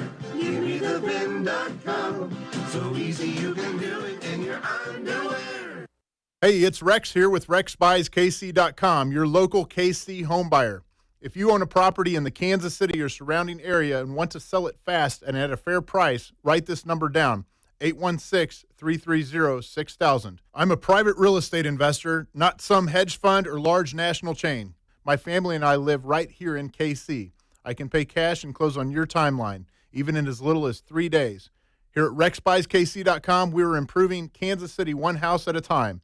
I buy inherited houses, vacant houses, foreclosure houses, behind in payment houses, my tenant won't pay the rent houses, and properties that need complete rehabs. Do you own a house that's trashed and needs thousands of dollars in repairs? Great. If you own a house and want to sell it fast, call me at this number, 816-330-6000. That's 816-330-6000, or go to RexBuysKC.com. That's RexBuysKC.com, and I look forward to working with you. This Wednesday, January 28th, our friends at Centric are hosting a KC Tech Career Summit at Centric. It's open networking with KC area tech professionals, facility tours, breakout conversations with instructors, career services, and a live panel featuring former Centric students and local employers, plus a Q&A. Whether you're just starting out, considering a career change, or simply interested And what the tech field offers, this summit offers you a gateway to that. Please RSVP in advance by going to Centric.com and clicking the KC Tech Summit at the top of the page. DQ presents the Spicy Menu. For a limited time, try the new Flamethrower Chicken Strip Basket for $6.99 with spicy, bold strips that heat you up. Served with a side of famous DQ soft serve as a dip to cool you down. That's right, dip those spicy chicken strips right into soft serve, plus fries and toast, all for just $6.99. And add a new pineapple lemonade sparkler or cooler made with tahini.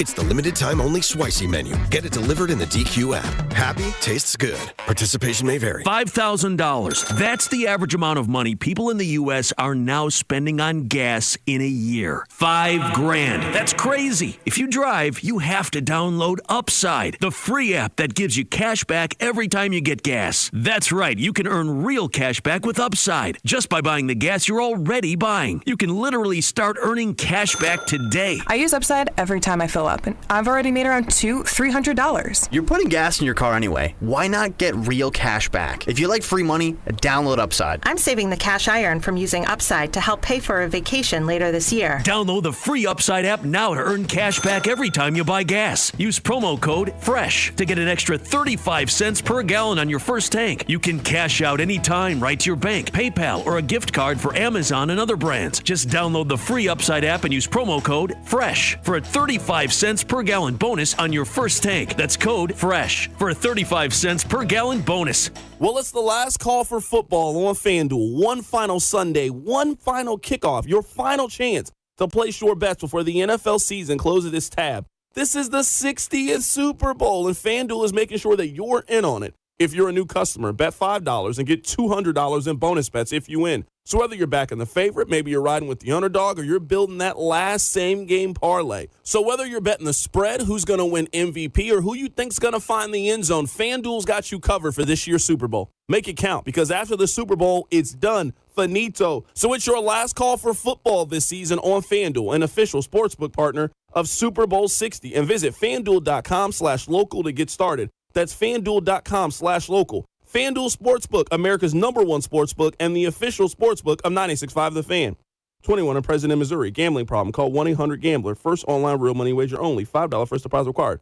Bonus issued, non-withdrawal bonus. But 7th Street. Restrictions apply. See terms at sportsbook.fanduel.com. Anthony Plumbing, Heating, Cooling, and Electric. Visit AnthonyPHC.com today. Plumbing problem? Anthony makes repairs simple and stress-free. Right now, save $75 on any plumbing repair. Schedule today at AnthonyPHCE.com. Here's your traffic report on 96.5 The Fan.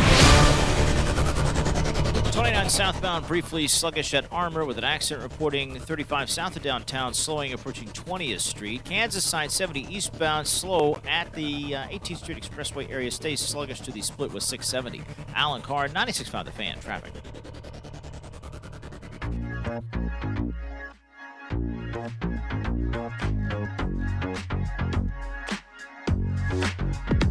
Mac, you like producer for the show? What if I told you you had a better job opportunity out there? All you have to do is say yes. Never heard of him. Talk to you later. Okay. Cleveland Browns. Nobody wants that job. It's unbelievable. No, it's not unbelievable. It's not because of what ownership is. I said 2 segments ago, nobody wants the Browns job, and it doesn't matter who takes the Browns job. Does it? Does it really matter who the Cleveland Browns hire as their coach? They're getting rejected. That would be like Livy Dunn coming up to me and say, Bob, I want to date you. And I go, nah, I'm not that interested. This is an NFL team we're talking about. Yeah, but you're the Browns.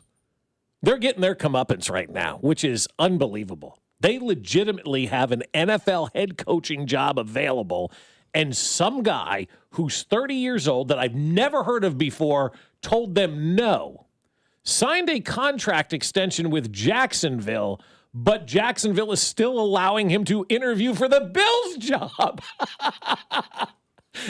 That's how bad Cleveland is. Yeah, I don't want your job. I'll go interview for the Bills job. Yeah, you go interview for the Bills job. We're going to give you an extension here as the offensive coordinator, but you can still go interview for the Bills job. Yeah, I'm out on this Cleveland thing. Yeah, Cleveland. I would love to talk to these coaches when they come out of that meeting with the Cleveland Browns and go, what did you just go through? Because remember when Sam Darnold saw ghosts, with the Jets? Mm-hmm. You got to think that these coaches go into this meeting with Browns ownership. They come out and go, I don't know what that guy's looking at, man. There must be ghosts in there or something. I mean, to have everybody back out of this job is crazy. Apparently, they're extremely analytical in their interviews. They're looking for a guy who's all numbers, all this stuff, all that's going to go well. All stats, all Talking analytics. about Cleveland? Yes. And they also are doing personality tests. Yeah. Wait. Big personality tests. You can't. It's the same franchise that paid Deshaun Watson. So you want an analytical guy, but then you're going to give a personality test as well. Right. That's 6 of one and half a dozen. That's opposite ends of the spectrum here on this one. Not 6 of one, half a dozen of another. That's the same. That's opposite ends of the spectrum. Well, they want to see if he's a cool nerd. Well, they're trying to find Kyle Shanahan, Sean McVay, Ben Johnson. It is hard to find the nerd who's also the hoorah personality guy. Can get the combination, the Sean McVay, the Kyle those guys are hard. I bet they are. But I mean. Men's wieners. You're going out there, though, and you're trying to find an albatross, man. Yes. You're going out there and you're trying to, and you're Cleveland. And that's the other thing. That's the other thing. You're a 0. You're not even a 1. On a scale of 1 to 10, the Browns are -17, okay? They really are. And I don't care if people in Cleveland hear this. You need to understand, your organization in that town, that is a disgraceful pit of humanity, the Cleveland Browns. They are a gross operation. And the fact that people are saying to you after they interview that they're not interested in your job should tell you because it's not people just go, Cleveland Browns, I'm not applying for that job. These folks are going in for interviews and are talking to the owner and to the general manager, and they're leaving, they're going, I'm out on this one. Multiple times this has happened. So you can't sit there and say, oh, it's a job in the NFL, it's a good job. People are being picky now. They're watching what Ben Johnson did, right? For the last couple of years, be picky and find the right situation. I want to be an NFL head coach. I ain't going to effing Cleveland. I would rather coach on the surface of the sun than go coach the Cleveland Browns. Is there a worse franchise in American sports right now? Pittsburgh Pirates? Pirates are up there. A's? And we saw how emotional that dude was when they had their last game at the Coliseum or whatever, and then it was like, I thought the fans didn't want him. No, that's what ownership told you. That's what ownership told you. No, it's never the fans. Miami Marlins. Okay, yeah. I don't know. There's their NBA Hornets, team. Wizards. Like the Pelicans maybe. Yeah. Or, I mean, Cleveland's just unanimously known as a laughing stock. You're the NFL, though. I mean, you can turn this thing around in 2 seconds. Ask New England. Yeah. The reason Cleveland doesn't win is because of their owner. He's a douche. Like, people have worked their whole lives to get jobs in the NFL. They go and interview with Cleveland. They're like, I'd rather coach in the UFL. Give me a job in the XFL. Is the World League still around? Anywhere but Cleveland. Flag football, please, something. I'll go to Division II. I'll go coach at JUCO in Butler, Kansas. Like what are we doing here? That's where the league now needs to get involved. They need to, just like they did with Dan Snyder in Washington, they need to do the same in Cleveland. Yeah. They need to remove that owner. He's a bad seed, and he's ruined that franchise. He brought in, Jimmy Haslam, brought in Deshaun Watson, crushed that fan base, did the whole thing. Like, that is an unacceptable mess that's going on in Cleveland. Somebody says Pirates and A's are just cheap, not poorly run necessarily. Okay, well, they're going to let a generational pitcher leave their franchise. They let Garrett Cole do that. They're going to let Paul Skeens walk, or they're going to trade Paul Skeens. Is there something to be said that at least they have talent scouts? At least they're bringing these guys in. The Browns can't even draft someone who's good who's going to leave. Yeah, the Browns go get Part Kevin of that's football Costner too, though, right? You know, yeah, it's a unique situation. The third coach now that has said I'm out. The third coach now that has said I'm not taking this job. 30 years old. Somebody says the Browns are searching for coaches that match them, then do surveys and write an essay and go home and do homework for their second interview. Sounds like a perfect place for Todd Haley. Even Todd Haley says no to that. Like if you're Matt Nagy and that's the only head coaching job you get, you say no. Yeah, you do. Yeah, you take a year off. You take a year off. I'm out. I'm not interested in that. Yeah, Vrabel took a year off. McCarthy took 5 years off, or he's been out he's been off a year. I think it was just a year off. Back to Dallas. Yeah, it's gonna happen again. I imagine that is what Nagy does, right? Yeah, just take a year off. You don't get the job. 6.5 over under on coaching vacancies next year. Over. I'll take the under. Because there were 10 new hires this year. Well, there will be 10 new hires. That doesn't mean all those guys are keeping their job, though. Cleveland will have a new coach vacancy next year. Cleveland may not have it. They may have to name an interim coach. Like Jim Schwartz may end up getting the job. They should just let Myles Garrett be the coach. Seriously, Jim Schwartz? Yeah, that'd be sick. Jim Schwartz may end up getting the job because nobody else By would take default? it. Yes. Yeah. So bad. I mean, why do you think Romeo Crennel got the job here? Nobody else wanted that thing. It's embarrassing. He got the job when they beat Green Bay. It was over from that point. Like you saw win. the way the team reacted, beat the undefeated Packers. They're like, let's interview. Man, we're not interested. Nobody wants to come here. All right, Romeo, you got the job. Congratulations. Yay. There's a guy that I don't want to see come here, but that is connected to the Chiefs, whether you like it or not. Bleacher Report's Christopher Knox has taken a look at the best and worst landing spots for quarterbacks who could change teams this offseason when it came to the New York Giants and pending free agent signal caller, Russell Wilson. He named Kansas City as the best possible destination. For Russell, maybe, not for us. Wilson is unlikely to find a true starting opportunity this offseason, but he could make sense as a bridge option for the Kansas City Chiefs. Patrick Mahomes is recovering from a torn ACL. I'll tell you what, you want to give Mahomes some motivation to be ready by week 1? Hey, dude, if you're not ready by week 1, we're bringing in Russell Wilson. I think I'm good to go. I think I'll go out there with one leg, dude. We've already seen Mahomes better than half the league on one ankle. No. They brought Russell Wilson in for a stopgap to New York, and how did those first 3 weeks go before they're like, all right, we're done here? Let Nagy play quarterback the first 2 weeks before Russell Wilson. Yeah. Russell Wilson, here's an idea. Great idea for you. Nobody wants you, and nobody wants the Browns job. Retire and become their head coach. That's right. Russell Wilson should take the job of the Browns head coach. Yep. I love it. Let's Brown. Browns country. Browns country. Let's bark. Browns country. Flush it. If it's brown, flush it down. Yeah, that's what everybody's doing to your job, Cleveland. Like, I can't imagine sports talk radio today in Cleveland. I mean, they got to be going off the rails unless they've got ball washers out there going, no, this is the right decision. We got to find the right guy. I'm trying to find 3 We hours. got to find the right guy. I'm finding 4 hours of Jose Ramirez content. That's you what know, I'm doing today. Because they're screaming in Cleveland. Yeah, They feel like screamers up there, right? Mm-hmm. They're screaming. 100%. Yadinsky didn't take the job. Can you believe this? Somewhere, Stephen A. Smith says he's the suitable candidate for the Cleveland Browns job. I'd rather have Stephen A. Smith at this point. Yeah, like what famous actor do you think would be a good coach for the Cleveland Browns? Like, I feel like you got to get like McConaughey. Oh, that'd be awesome. All right. Yeah, because his new commercial with, what is it, Bradley, what's his name? Cooper? Bradley Cooper. Annoying. I'm trying to remember it now. Bradley's jogging and McConaughey's like, whip. Oh, whip. yeah. I was it like, is, all right, yeah, I only enough. need to see this once. Yeah. We're done. What about every commercial was a teaser for the Super Bowl? Every single one. Is anybody excited to, watch those? Clint Eastwood could be a coach for the Browns. There we go. Yeah, because right now they're just coaching with an empty chair. Clint Eastwood said that. I don't know. Coming up on the other side, yesterday was the day to shine for two former quarterbacks. Did they or did they not? As we continue to move forward through this sort of, announcer battle that we have in the NFL here on 96.5 The Fan, your home for Kansas City Sports. You're listening to Fescoe and Dusty, brought to you by Golden Oak Lending. Do you need extra cash? Golden Oak Lending can convert your home's equity into cash in as little as 14 days. Let Golden Oak Lending cure your blues. Your home for Kansas City sports. 96.5 The Fan.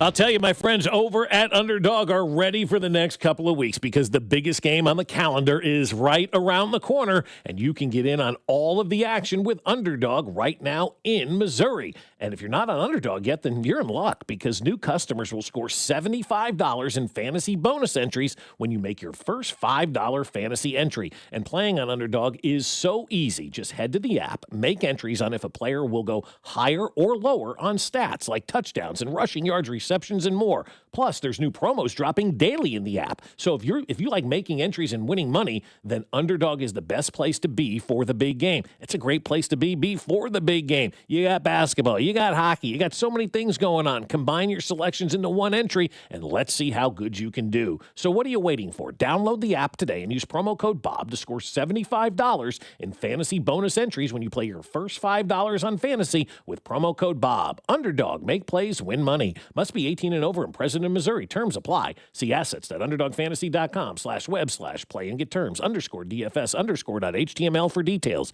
Concerned with your play? Call 1-800-GAMBLER or visit www.ncpgambling.org. I wish I'd gotten treated for my erectile dysfunction sooner. Men, I hear this all the time from our patients. This is Jeff for Heartland Men's Health, and if ED is a problem in your life, resolve to get it treated today and stop having it affect you and the one you love. ED is simply a medical condition, and it's fully treatable. And at Heartland Men's Health, we have treatments that are effective in well over 90% of cases. Which means if you're like most guys, your ED will be a thing of the past. In fact, you could be having great sex within a day or two of your first appointment, and you'll likely find you're performing like you haven't in a long time. It's the new year. Resolve to get your ED treated and change your life. Call us at Heartland Men's Health. Your initial visit is only $99. It includes blood work, a medical consult, and if medically advised, a test dose. And if that test dose doesn't work in the office, your visit is free. Call 844-447-6600. That's 844-447-6600 or go to heartlandmenshealth.com. We have 3 offices: Overland Park, Independence, and North Kansas City. So, you're ready to propose, huh? Yeah, man. She's definitely the one. What are we thinking about the ring? I got my wife's at Hellsberg. I couldn't recommend a better jeweler. I could use some help with that. Man, go to Hellsberg. I had no idea how many details you need to consider. Did you know you can get a natural or lab-grown diamond? I didn't. Figure out what she wants. Trust me, they'll make it happen. Start your story with Hellsberg. Shop in store or at hellsberg.com. It all comes down to this, folks. Yep, the entire season is on the line. But my throat has officially thrown in the towel. Sounds like you need Vicks VapoCool drops. They're max strength and vaporize sore throat pain. Whoa! These VapoCool drops hit fast. Speaking of fast, did you just see that play? Yeah, he vaporized that ball. That pun should have come with a penalty. Vaporize sore throat pain with Vicks VapoCool drops. Use as directed. The new era of UFC on Paramount Plus continues. Live from Australia. Featherweight champ Alexander Volkanovski. He is an animal. Defends his belt at home in an explosive rematch against Diego Lopez. You gotta be kidding me! And the always dangerous Dan Hooker. Yes. Throws down with powerhouse Benoit Saint Denis in a high-action lightweight showdown. Oh! There's never been anything like this. Let's go. UFC 325, Saturday, January 31st, only on Paramount Plus. Chiefs coverage sponsored by Renner Garage Door, RENNER, forward and back. Hey, it's almost Andy Reid. Who knew a Halloween costume would change my life and lead me to Renner Garage Door? Renner's KC's go-to team for service, repair, and replacement. RENNER, RENNER. Here's your traffic report on 96.5 The Fan. Missouri side 70 westbound in Blue Springs with an accident before Woods Chapel, keeping things heavy, not quite back to 7 Highway, but delays building with the right lane blocked. Heading out of downtown 29 northbound, slow around Front Street with an accident. Alan Carr, 96.5 The Fan, traffic. Make sure to subscribe to our YouTube channel to watch all your favorite shows, shorts, and clips. This is your home for Kansas City sports. 96.5 The Fan, KFNC FM and AM, HD1 and HD2 Kansas City, an Odyssey sports station.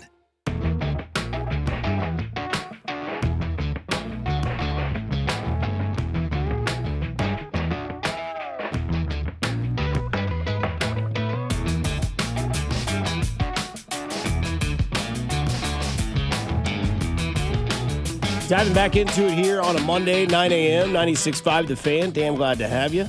Somebody says Sam Elliott to the Browns. That's a good one, too. Beef, it's what's for dinner. How about Nicolas Cage since he's playing John Madden? Okay, you can do crap. It's what's for football. That's your Cleveland guy right there. New Browns head coach Snoop Dogg. Matt Damon, Billy Bob Thornton, Denzel. Costner spent time with the Browns. Yeah, anybody, but nobody wants that job. So, yeah, I don't know who's going to be that. Somebody says for punishment they should send Brandon Bean to Cleveland and be the head coach. He'd be an upgrade. Yeah, I would do it. Oh, you'd take it? Oh, in a heartbeat. In an absolute heartbeat. Why not? Be a great money. Yeah, that's the why you do take it. Like, the problem is these guys care about their careers. Think about the big picture in life, right? Take the Browns job. You're probably going to get a 4-year contract. You may be lucky and get fired after the first year, and then have 3 years of getting paid for doing nothing. And then you can hang out with your family and do your thing and live a nice, relaxing life and stop worrying about where your next offensive coordinator job is going to come from. Take the effing job, get fired, and cash a check. Or if you do good and you win, then, you do your thing. But these guys aren't taking the job because they know it's going to crush them, in the future of getting jobs and whatnot. And so they're probably not believing in themselves as much as they would like to, knowing that they have to overcome the Cleveland Browns owner. So they're not going to take it because they're looking at in 5 years, what's that going to mean? In 5 years, what's that going to mean? You're going to have a nice, big, fat bank account. And you may not have to be doing anything.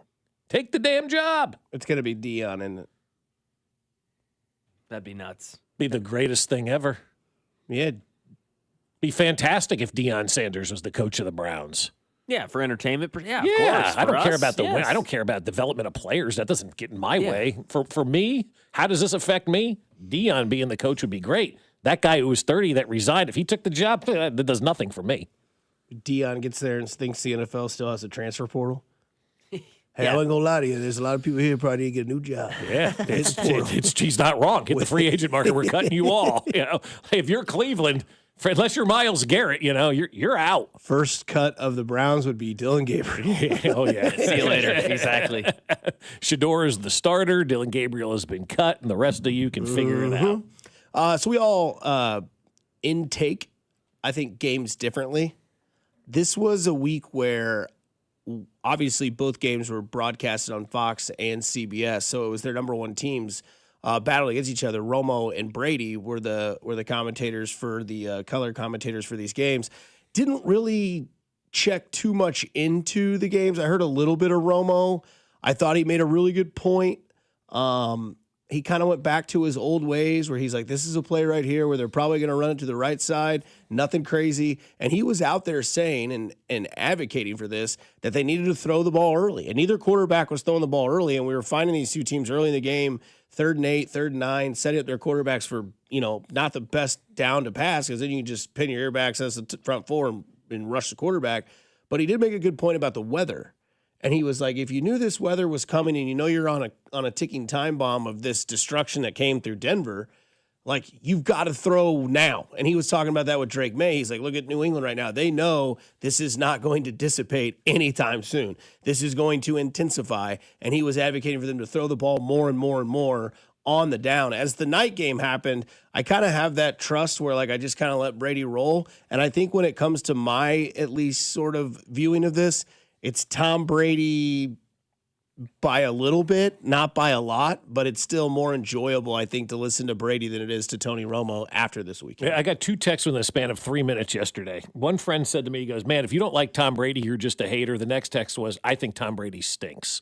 And so, yeah, it was really bizarre to me how opposite ends of the spectrum they were. Not in the same text thread, just 2 completely, different friends that don't even know each other that, were sharing their thoughts on that with me. And so I was like, do people like, because I think Tom Brady has gotten very good at what he's doing in the booth. He has really taken that next step forward, while I think for a lot of people, Tony Romo has been dissipating. I think Tony Romo's now to that spot. He's never going to be able to recover for a lot of people. Like, no matter what he does, people are still going to think he's no good. And I think Tom Brady is getting more and more people to kind of come along on side and go, man, you got a lot better from year 1 to year 2. It's amazing. Guys actually get better. We give them an opportunity to improve. We don't get rid of them after the first year. And I think Tom Brady has really, really dug himself into a nice niche now. And I think he does a great job on these broadcasts. And I've become a big fan of Tom Brady. I didn't know what to expect. I was kind of more trepidation going, now he's just getting the job because he's Tom Brady. But just like everything in life where Tom Brady has been, he works his ass off at it, and you can tell. And I think Tom Brady has gotten so much better from where he was. And as he's getting better, I think, Romo is kind of taking a step backwards a little bit. I thought he was fine yesterday. Nothing, too bad, nothing too great. I thought he was just fine yesterday.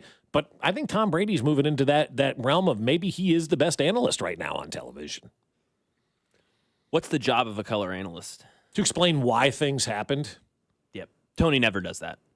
Never. Tony says what's going to happen, and if he's wrong, he's wrong. If he's right, he's right. He never says why what happened, ever. That is all Tom Brady does. He is the expert of explaining why, how, when, where, what. I saw a tweet yesterday. CBS broadcasts football like it's golf. Fox broadcasts football like it's NASCAR. I'm excited when Fox broadcast is on. I'm pumped. I'm ready. They feel the vibe of the game. That's how they started in '94. When they came out of the gate and took over the NFL from CBS, it was a different world of watching football. They're fast. They're there. Tony Romo, he should be on First Take. Tony Romo is not in the job that he wants. He wants to have takes. He wants to have opinions. That's not where he needs to be then. Get out of that job. Go and get a radio show. Go do something. I wanted to be a play-by-play announcer my whole life until I was like 18 or 19 because I was like, ugh, I've got too many opinions. I've got too much I want to share. I've got too many takes. I want to scream. I want to get mad. Tony Romo wants to do that. He's not in the right job. How do you know that? Why do you get that? Because he has takes every day. Every game he has takes. Drake May is the best quarterback at running up the middle. He's better than Josh Allen. He's better than Lamar Jackson. He's better than Patrick Mahomes. What a color analyst would do would say, Drake May's had 28 attempts through the middle this year. That's more than anyone else in the league. He averages 5.7 yards in a carry when he scrambles up the middle. He's the best this season at rushing up the middle. Better than Josh. That's what it would be. Tony Romo doesn't do that. He says he's the best. And then doesn't give you the evidence as to why. You're looking for more of the why. The why. He's got the hot take, but then you got to back up that hot take. And I hate that term, hot take, too. Yeah. But if you tell me he's the best at running up the middle, you got to tell me why. Exactly. In that yes, situation. That's your job.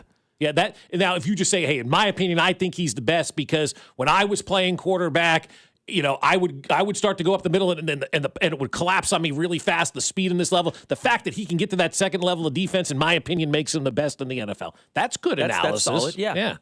I also think Romo's gotten lazy. Mm-hmm. I think with the arrival that he had, where it was like he can't do any wrong, and then you start to kind of go back. It's kind of like the Chiefs. Like it didn't matter who the wide receiver coach was, who the running back coach was. They were just winning. And now there's competition, right? And Brady, when he first came in there, was like, well, my competition sucks. Everybody says that. And now Brady's gotten better. And now it's like, all right, Tony, like we're losing to Fox. And if we're losing, now we have to nitpick everything that we never really thought we had to. Like it's cool that you could say he's going to run to the right. Well, yeah, they're in the I formation. The quarterback's under center. He's going one way or the other. Now it doesn't have as much clout to it as it once did. And I think that's also the same for Tony. And that's not just coming from me. That was last year's reports, is that CBS was upset with him because they thought that he wasn't preparing for the games the way that he normally did or would. And now he's just kind of like, hey, Amir, what's up?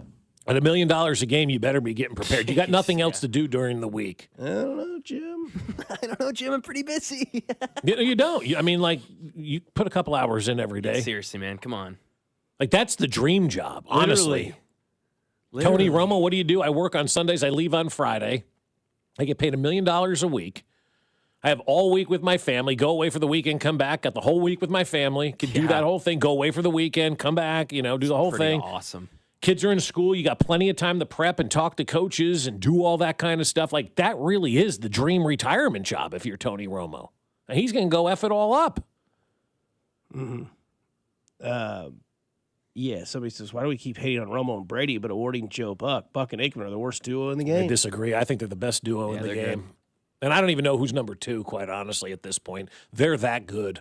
Some people would say Tirico and Collinsworth. I'm not a huge fan of them, but I like their relationship, if that makes sense. Yeah, sure, yeah. Like the way they can set each other up without knowing that they're doing that, and then it flows. Like, obviously, Collinsworth, stop it. Yeah. We hear all that all the time. But I think that it starts with the chemistry, and then it goes to the, realization of what you're watching. Like, Brady, their chemistry is great. because that guy's like, oh my gosh, this is Tom Brady. I should just let him go for the next. And then Brady's like, this guy's been doing it longer than I have. Let him talk. And then when you give me that look, it's like, okay, so here's what I've noticed that they're doing. And I really, it works. It works because Tom Brady respects Kevin Burkhardt too, and looks at Kevin and goes, yeah, you may not have been a name, and 10 years ago you were literally applying to sell used cars. Love that story. And now you're here doing this, but you've been doing it a lot longer than I am. Yeah, I'm going to look to you. I'm going to listen to everything that you have to say. And he said that's a big reason why his job and he became better, because he listened to Kevin Burkhardt and took him in the right direction. Said, this is what you got to do.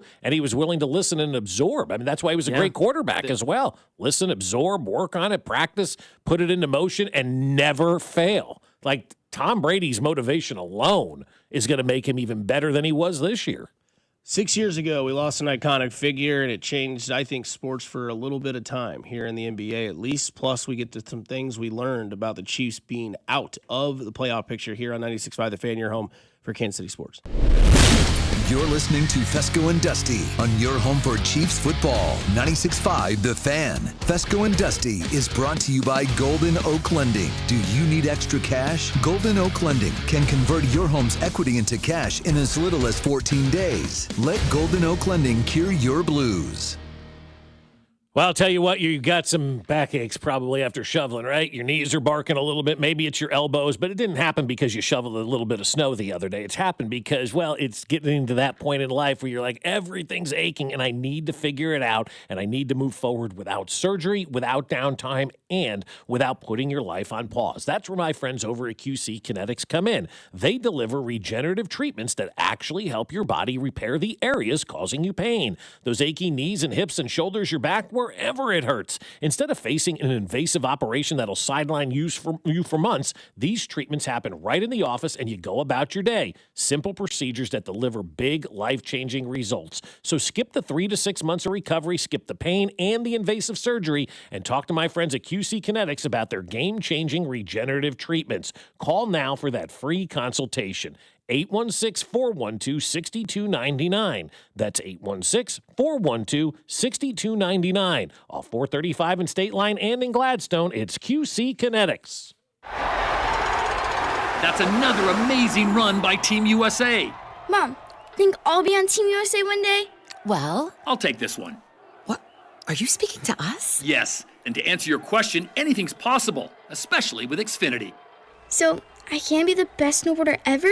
Well, I can't guarantee that, but Xfinity can guarantee that your internet price won't change for 5 years. Okay. What if I practice every day? Then maybe you'll be snowboarding for Team USA at the next Olympic Winter Games. And Mom, you'll still be paying the same price for Wi-Fi. Ooh, really stuck the landing there. It's the Xfinity Gold Medal Celebration. Now through February 22nd, get our best price on gig Wi-Fi for 5 years guaranteed, just $50 a month. Plus, get Peacock Premium included for 2 years. That's a $10.99 value per month. Xfinity. Imagine that. Proud partner of Team USA. Restrictions apply. Requires paperless billing and auto pay with stored bank account. Taxes and fees extra. Actual speeds vary. At Casey's, when someone asked for a cup of coffee that wouldn't put them in debt, but still had freshly ground beans, rich flavor, and a price that starts with a 9 and ends with a D9 cents, we were too nice to say no.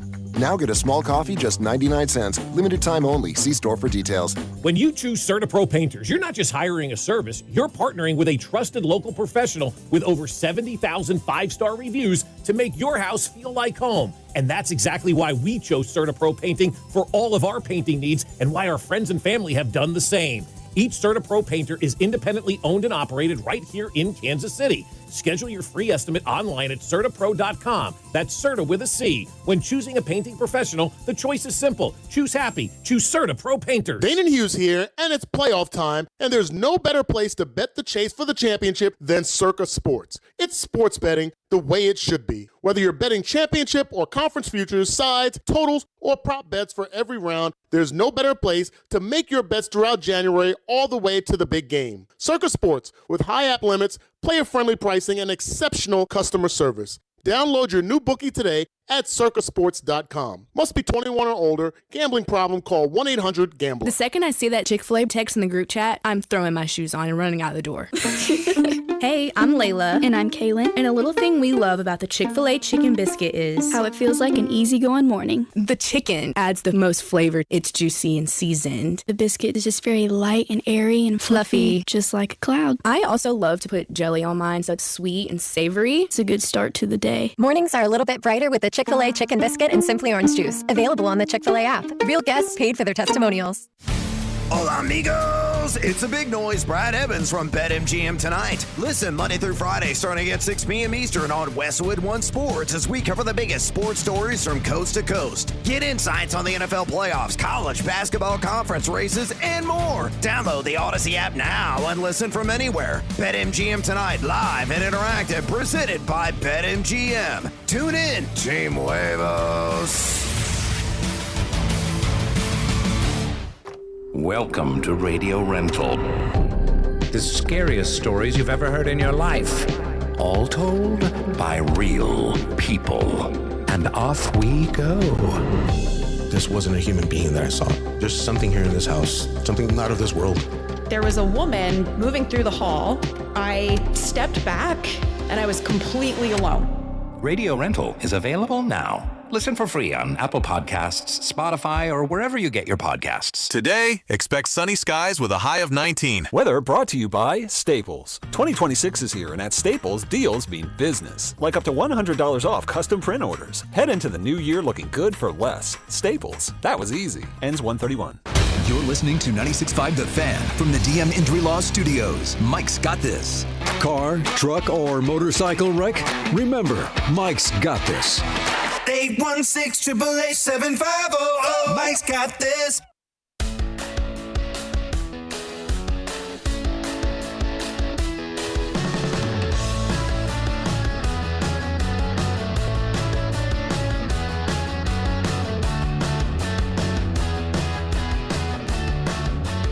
Coming up in about 25 minutes, we'll get to our brioche of the weekend. I doubt it was shoveling.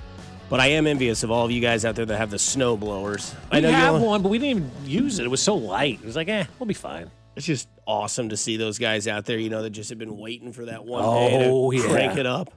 Right? I mean, Dean across the street was out there yesterday. He was ready to go. Dude, if I had a snowblower, I'd be offering people across the street, hey, you want your shot? No. Yeah, that's you do this thing. every year. You don't have to pay me. I just want to do it. Yeah, a lot of times people just go right down the sidewalk. And we did it yesterday with the shovels. Like, it was so light, you didn't even need to really worry Very about light, it. So it was easy. And then once you shoveled it, the sun was out all day, so it just started melting off your driveway. Yeah.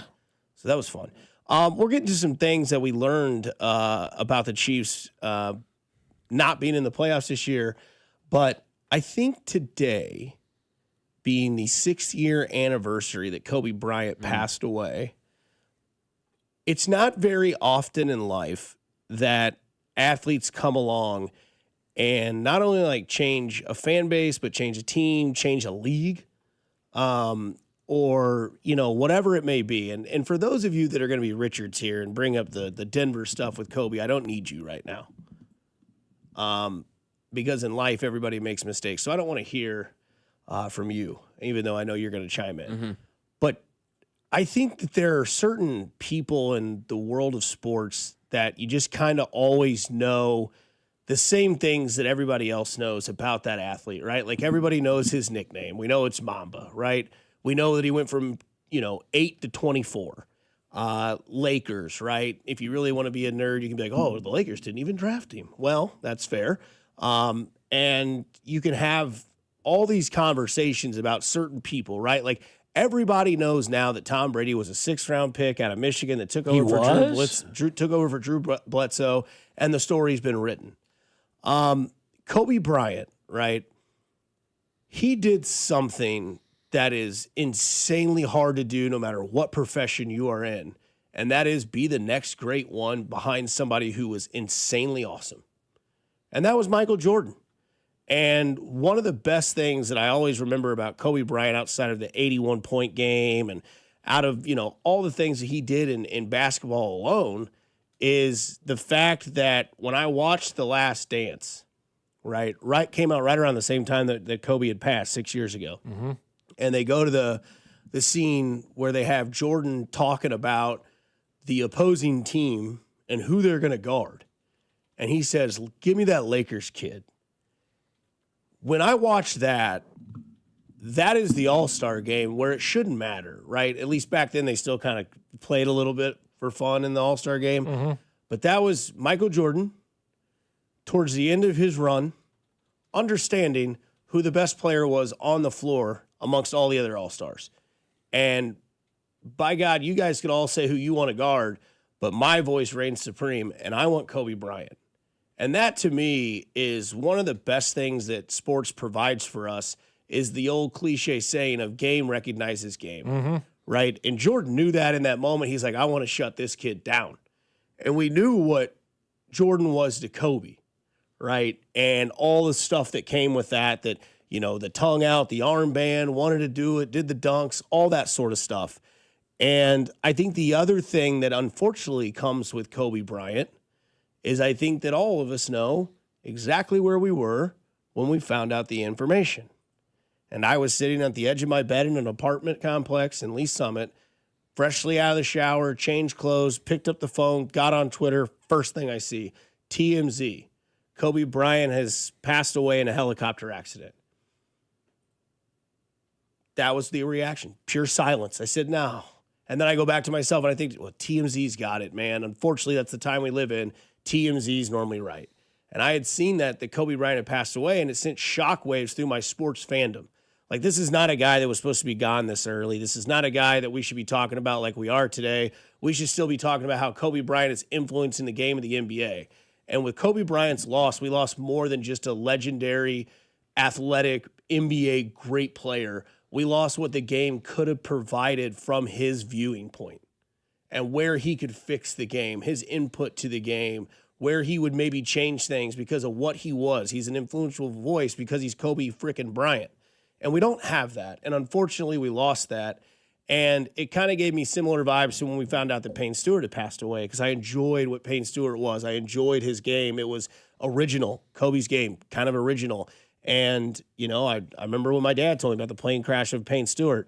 And I remember finding out as my own self as a young adult growing up in this world that you just can't take people or things for granted, because one day they're here and the next day they're gone. Yeah, they are. And I mean, it goes back to even Thurman Munson going up in the plane and crashing in the 70s and the Yankees losing their captain. I mean, we've seen, the Marshall football team, the Wichita State football team, the Oklahoma State basketball team. We have seen a lot of these plane crashes happen where we lose people in the sports world. But none of them had the impact that Kobe Bryant had, because Kobe Bryant, he crossed generations. He crossed social, mores and everything like that. Like, everybody loved Kobe Bryant. It didn't matter if you grew up in LA or if you grew up in Mission Hills or if you grew up in, New Jersey or you grew up in Texas or if you grew up in Washington State or if you grew up in Tennessee. You were a fan of Kobe Bryant, and everybody loved what he could do. I wonder if LeBron would have ever gone to the Lakers if Kobe was still playing. Probably not. Probably not wanted to share the spotlight, with Kobe out there in L.A. I wonder how much, where LeBron would have ended up and how the course of the NBA probably would have changed. But it's a big deal because, we landed at the Super Bowl in Miami that day, and I got a call. It was Marlins man calling me, and I just thought he was like hooking us up to meet up later because we were all going to the track to meet him and watch the horses that day. And he goes, yeah, Kobe's dead. I'm like, what? No, that can't be the case. Like, everybody was like, stunned. Didn't believe it. That didn't happen. That didn't happen. That didn't happen. That didn't happen. And then we turn on the radio because, 7 years ago, or 6 years ago, you're driving around Miami, so you try to find a sports talk, and nobody's reporting really anything. They said there's rumors out there. And then TMZ finally came along and reported. That's when everybody, kind of went with it. But that next day was Super Bowl Monday. It was the first time in 50 years the Chiefs had been to that dang Super Bowl. And we got to talk about Kobe Bryant passing away. It did. It overtook, some of obviously Super Bowl week for us, Nothing like what we saw last year, though, when the Luka trade happened, right? And everybody lost their minds. And for the entire week, Radio Row was talking about that NBA trade. That didn't really happen that I remember when Kobe died. Well, for us, it didn't. We talked about it a little bit. The Chiefs are in the Super Bowl. Yeah, it was just so. It's 50. The Chiefs hadn't been here in 50 years. Yeah. This is a Super Bowl, man. And so I don't know what anybody else did that week along Radio Row. I know, like, Josh and I hit it at the first thing Monday morning, and that was it. We had moved on and went on to the Super Bowl because it was the first time in 50 years that the Chiefs have been to the Super Bowl. So we were going to report on that. But I'm sure it dominated, and I'm sure it was bigger than the Super Bowl for at least the first 3, maybe even 4th day of that Super Bowl back in Miami. Yeah, and then obviously his daughter Gigi in the car. That makes me so upset. It's so tragic. Yeah. Who would have been one of the best young women's basketball players growing up. He just did so much for sports. He changed the way I watched sports after his death, really did, because I spent too much time, not actually hating, but sports hating him as a Celtics fan, and Kobe Bryant, Lakers, the championships, beat my team in the chip, all these things when I was a kid, and didn't spend enough time really appreciating. Because you were a kid. That's okay. Part of it. Yeah, of course. Okay. Make mistakes. Yeah. But no. You're not making mistakes. You're being a kid. Being a kid. Yeah, being a sports fan, young sports fan, right? And it changed the way I was like, all right, LeBron James, I hate LeBron James. I'm going to appreciate this guy for the rest of the time that I can watch him. Tom Brady, I'm going to appreciate what I'm watching because it's historic, it's incredible, and take away your fandom, take away your passion, and just look at what you're marveling at. Like, look at that. Like, that's, and so that Kobe's death really made me look into perspective. Like, okay, I've got to not take these things for granted because, like you guys said, man, it just like that. It goes just like in the blink of an eye. I mean, it feels like just yesterday we were at that first Super Bowl. And it's one of the lessons I've always talked about learning from my dad watching the Giants in 1986. Don't take this for granted. It ain't going to happen every year. And so I've been on that kick for 30 years, 40 years or whatever it's been, and 40 now. And so I've always been able to kind of compartmentalize because I know how quickly it goes. I mean, just think of this Chiefs. They may never be back to a Super Bowl in our lifetimes. Did you appreciate all those moments? I guarantee you every single person out there would probably say, no, they were bitching about something that didn't matter. And then here we are right now. Ooh, Andy has a press conference at noon to introduce Eric Bieniemy. Woo. Seriously, think about it. That's how quick it happens. That's how quick it happens, guys.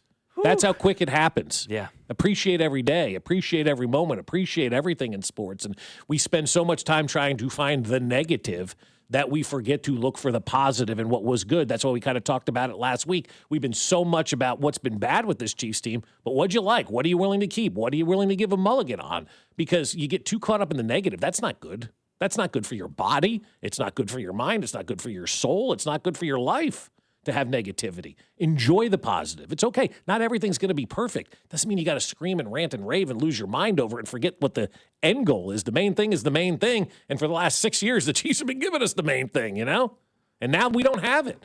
And it stinks. I was thinking today, I'm like, damn, if the Chiefs were in the Super Bowl, we'd have 2 more weeks. Then we'd have a parade week. And then it's President's Day. And then we get back from President's Day and it's the end of February. You don't have that this year. Nope. Yeah, because RIP to Kobe. But you watched the playoffs this year. And, I tossed the question out to Cody and Alex out there in the bullpen. And I was like, is it a worse year to have a bad year for the Chiefs or Buffalo? And Alex is like, well, they had 6 wins. So, we knew the season was over. I'm like, yeah, but if they would have limped in, right? Some of those games that we argued back and forth throughout the season, argued is a strong word, debated about throughout the season, like the Jacksonville game, the Philly game, the Houston game, right? Now you're looking at 9 wins. If you just snuck in, you looked at the field, but then you look at Buffalo, man, if like Brandon Cooks catches that ball, they're probably beating Denver in that game. 100%. And they're playing Seattle in the Super Bowl. And that would be a great game. It'd be awesome. It'd be such a good game. And I think the answer goes to Buffalo having the bad year at the worst time. Like, because that's why this matchup in this Super Bowl is exactly why earlier on in the playoff stretch when it was getting ready to start, all the pressure was on Josh Allen. Because it was like, hey, man, like, you can beat Bo Nix. You can beat Drake May. You've done it before. You came back from behind in New England and beat the Patriots. You can go on the road and beat Trevor Lawrence, which he did do. And then it's like, man, like you'd have your moment. Like you'd have Sam Darnold. And I'm not here to throw crap on Sam Darnold, but you do the eye test. Josh Allen, Sam Darnold, advantage. Yeah. Josh Allen. Now, the Chiefs missing out might be best that they did when it comes to a full realization of all what you really need to do. Maybe stop trying too hard to do things that you just don't need to do anymore because you're seeing that here you are. The most experienced team out of any in the playoffs, the most experienced quarterback, the best quarterback, maybe the best head coach in the game. I think you could have your debates on who you might think is better than Andy at this point, but the resume would speak for itself. And I think there's a couple of things that you notice. Like the quarterback play in the NFL is a crapshoot outside of the top 4. And Mahomes is the best one of those 4, I think, in the NFL. Like you're noticing that watching quarterback play in the playoffs. Like Mahomes would have chewed up and spit out Stidham and Sean Payton in that snow game. I just know that to be a fact. It would have been a clown show. And I think that you would have also just seen all these sort of things kind of develop. And, what if we would have gotten, let's say the Rams won. Let's say we would have gotten Stafford versus Mahomes. That Super Bowl is going to sell so much more than what we have now, which is Drake May, New England, and Seattle and Sam Darnold. Now, again, going to be a fun game no matter what because it's the Super Bowl, the theatrics all around it. But again, like you notice some things when your team isn't in there that's been in there the last 9 seasons.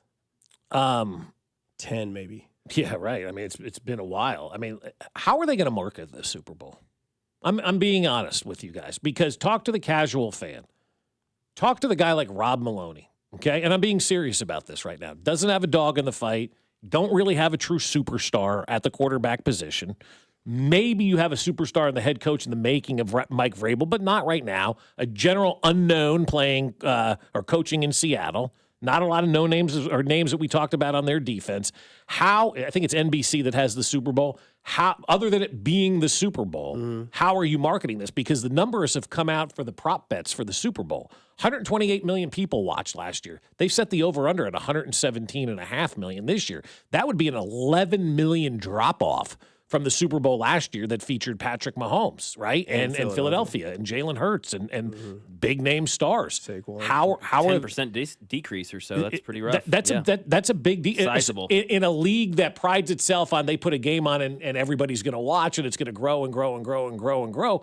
How does for the next 13 days, how does NBC get the casual fan to say this is a big game and market this game? Other than it being the Super Bowl, how do you market this game? Because I don't know what player you're marketing it around. Well, they're going to use the past to prop up the future. Yeah, you probably are. Or the Patriots resurrected from the dead. Will they throw the ball at the 1 yard line if they're Seattle? This is what, the 3rd straight rematch of the Super Bowl? You had Chiefs and Philly last year, Chiefs and Niners the year before that, and then Chiefs and... Well, now we've got this third rematch. Yeah, this one. Yeah. And so you look at what they'll do is they'll be like, the last time these teams played each other, this is where their teams were. Brady was there. Now it's May. And then you have the storyline of Sam Darnold, of the guy that was, drafted 3rd overall, thrown away by the Jets, thrown away by the Panthers, and benched because of Matt Rule. I think you lean on what is the glorified feel-good story. Drake May doesn't feel good yet. Like if it was anybody but New England, but the fact that it's, so many New England ties from the past with Vrabel and Bob Kraft and, here they are again. It's not Kansas City or Cincinnati. It's normally New England. It's New England again. So you have the tiresome of the Newsome with that. And then with Sam Darnold and the Seahawks, you have Sam Darnold, who is the guy that is trying to tell everybody that you don't need a top 5 quarterback to win a Super Bowl. I think also, too, what this is showing us. And he's only 28, and I'm surprised by that. This Super Bowl has shown us about how vital really Bob Kraft is as the owner, too. I think that's something you play up. He's trying to get into the Hall of Fame, right? And I've been thinking to myself, what does Bob Kraft deserve to be in the Hall of Fame? Rob Maloney doesn't care about Bob Kraft. Well, but 7 championships potentially, and, this is, I just don't think we care about billionaires sitting in their booth, dude. No, we don't, but but they will do it about him. They will. This is the 3rd now generation that he's taken to the Super Bowl. No, it's cool. It's cool. I just don't think it's going to make me watch. Okay, but I'm grasping for things here. How do you get Rob Maloney to watch this game and really be dialed in and excited about this game? I feel like this is Surfside and Tito's. Yeah, but I feel like this is the first Super Bowl in a while that we're like, okay, we got to hype this game. For sure, you've got to soup it up. Yeah. You got to bring people to the party on this one and tell us why it's going to be awesome. I think you just nailed it. The Super Bowl is a party. Yeah, sure. It's a global party that everybody knows happens on Sunday in February, treated as such. No one has a dog in the fight outside of New England and Seattle. Right. No one. Maybe Dick Hammer does, the grandfather of Sam Darnold. Hell yeah. They got to get him involved. No, he's passed away. He's dead. He was smoking cigarettes for a living. Yeah, no, he passed away because I remember hearing the article on Pardon My Take, and they were like, he's like, unfortunately, I didn't really get to find out if any of these stories were true because he died before I could really No, they were all true, Sam. Yeah, they were all true. So again, like I think that the way they sell this is that it's a party. Like it outside of New England and outside of Seattle, it's a party because this isn't strange grounds for either fan base. No. Like they've been there before. They've done this before. They've won one in the last 20-some years. Each team has. And I think that's the way that it should be celebrated. Like, hey, this is one where you don't need to listen to all the content. You don't have to be locked in. You don't have to, worry about shooting fireworks off it, at least in Kansas City as how I would sell it. But I think how the nation will get sold on it is that it is a party and that nobody really truly has a favorite in this game. You can look at the Vegas line and say, oh, Seattle's getting 5. But I think they're using a lot of that on what Drake May's resume has been in the playoffs with his passing yards and how he's performed. And again, I think that when you look at this game, look, you've got Cardi B's going to be there because she's got the Diggs approach. Mm-hmm. So the BBL will be on full slate. Yes. BBL stinky. People think they may have her perform. They thought Taylor was going to perform too. Yeah, of course. Of course, they're going to do that. Yeah. And we'll see what happens. I mean, and it's in San Francisco where hopefully nobody gets hurt because that power plant may hurt people. Yeah. So we'll see. That's the story. That power plant will probably be the story this week. 100%. I mean, it has to be, right? 100%. But I also think ownership does, feature a good point in this because you look down the highway in New York, and this tweet just came out from somebody at WFAN. Joe Douglas and Robert Saleh wanted to keep Sam Darnold and trade down. Woody Johnson said no, they wanted to trade up or stay where they were and draft Zach Wilson. So again, with the ownership, like people in the league, like Cleveland or whoever, you ought to be picking Robert Kraft's brain and figure out what's he doing differently to allow his team now to flourish and make the Super Bowl with 3 different head coaches in 3 different generations when a lot of these teams, the Jets and the Browns and whatnot, can't stay out of their own way. Like, what's he doing differently up there in New England? And then they're going to try to feature Belichick at some point during this thing, right? You think Jordan Hudson will let him do an interview for the Super Bowl? I bet no. No. He's no permission. He's nowhere near that. He's nowhere near the game. And it's on Fox or is it on CBS? I think it's NBC. NBC. Yeah. NBC. Okay. NBC, yep. Yeah, because we don't have to hear Romo again until September. Yay. Good. Until he goes and plays in like a pro-am golf tournament. And That's everything. right. Yeah. So this will be Mike and Chris then? Is that right? NBC? NBC. Yeah. Yep. Oh, Mike. Stop it, Darnold. Stop it. Coming up on the other side, we get to our Brio Show of the weekend here on the sun gonna be 96.5 there? The Fan, your home for Kansas City sports. This is Fescoe and Dusty on your home for Royals baseball. 96.5 The Fan. Brought to you by Golden Oak Lending. Do you need extra cash? Golden Oak Lending can convert your home's equity into cash in as little as 14 days. Let Golden Oak Lending cure your blues. Well, I'll tell you what, my friends over at Golden Oak do an amazing job for us. We love having our relationship with Golden Oak Lending because it's a lot like family. They'll call us and they'll say, hey, how you guys doing financially? And we'll say, we're doing all right. They go, you want to see if there's something better out there? I'm like, yeah, let's see what we can do. And that's the free mortgage checkup. We take one about twice a year with Golden Oak Lending just to kind of find out where we are. And that's what I'm telling you guys today. Take the free mortgage checkup because it is definitely worth it. You'll have a risk-free checkup. There's no paperwork or credit card required. It's just a conversation with the folks over at Golden Oak Lending. You'll tell them about your financial situations. You'll tell them where you are and where you want to go. Then they'll get to work to find a mortgage that's better than the one that you have right now. And if they do, they'll get you in it. If they don't, they'll let you know that as well. And they'll never put you in a mortgage that isn't better than the one you currently have. And then you can go 2 months without having to make a mortgage payment. So we're talking about springtime before you have to cash a mortgage check again. And also, the average cash out customer with Golden Oak saves over $1,100 per month. So take that free mortgage checkup now. 913-890-GOLD. That's 913-890-GOLD. And let Golden Oak Lending cure your blues. And Doug.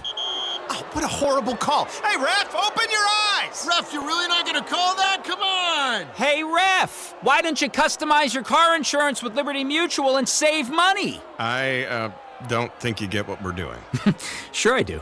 We're all just giving him advice. You guys on sports, me on saving money. Nope, that's not it. Only pay for what you need at libertymutual.com. Liberty, liberty, liberty, liberty.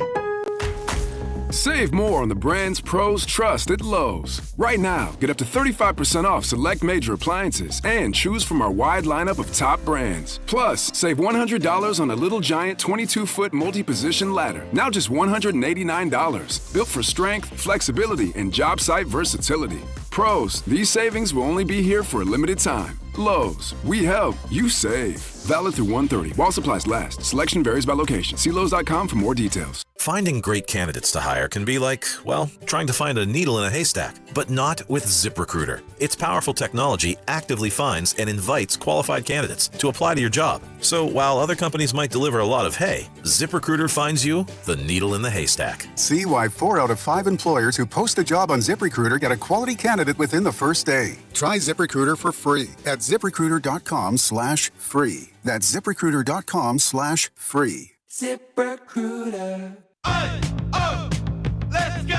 You're still grooving, still connecting, still loving, still turning up, still thriving. You still got it, but your immune system, it weakens as you age. That's where vaccines come in. They help train and strengthen your immune response to fight off respiratory illnesses like flu, pneumococcal pneumonia, RSV, or COVID-19. Ask your doctor or pharmacist which vaccines you need. Book in minutes at vaxassist.com. Sponsored by Pfizer. This new year, get started on your next success with University of Maryland Global Campus. Apply now and save with no application fee. Classes start February 11th. An accredited state university, UMGC offers online and hybrid classes while giving you a head start on 2026. Earn up to 90 credits toward a bachelor's for prior learning and experience, or transfer up to 12 credits toward a master's. Learn more at umgc.edu. Certified to operate in Virginia by Chev. What if your instincts could pay off? With Robinhood Prediction Markets, you could put your knowledge to work on the events that matter to you. Prediction Markets isn't just sports. It's the Fed rate decision, your favorite awards show, and so much more beyond the playing field. Trade events with Robinhood. Visit Robinhood.com/predict. That's Robinhood.com/predict. Futures and cleared swaps trading involves significant risk and is not appropriate for everyone. Event contracts are offered by Robinhood Derivatives LLC, a registered futures commission merchant and swap firm. Sadly, football season is coming to a close, but it's the last call for football on FanDuel. One final Sunday, one last kickoff. The final chance to place your bets before the NFL season closes its tab. This is Super Bowl 60, and FanDuel is making sure you're in on it. If you're a new customer, bet $5 and get $2,000 in bonus bets if you win. So whether you're backing the favorite, riding with the underdog, or building one last same-game parlay, make it count. Because after the Super Bowl, the season's over and football is done. Last call for football on FanDuel, an official sportsbook partner of Super Bowl 60. Visit FanDuel.com/local to get started. That's FanDuel.com/local. FanDuel Sportsbook is the official sportsbook of 96.5 The Fan. 21 and present in Missouri. Gambling problem? Call 1-800-GAMBLER. First online real money wager only. $5 deposit required. Bonus issued as non-withdrawable bonus bets that expire 7 days after receipt. Restrictions apply. See terms at sportsbook.fanduel.com.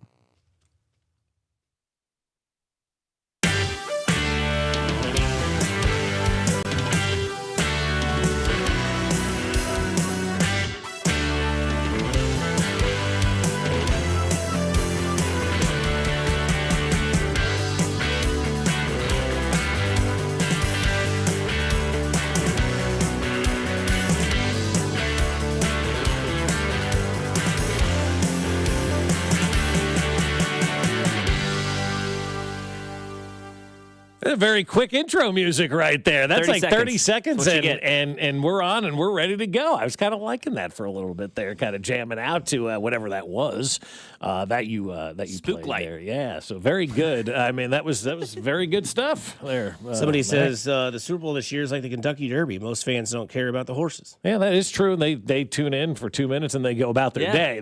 This is not a 2-minute tune in though. This is, how are you going to get people there at noon, like with a pregame show and all this kind of stuff? It'd be interesting. No, it will be to see, what kind of numbers, this get. And I'm sure they will be huge because it is the Super Bowl and everything just goes up, up, up, up, up with the NFL. This may be the first time, though, it takes a step back from where it was a year ago. Would you rather go to like the middle of the track for the Kentucky Derby and dress up all nice and have to fit in with everybody? Or would you rather go to the middle of the pit for like Talladega? The Kentucky Derby.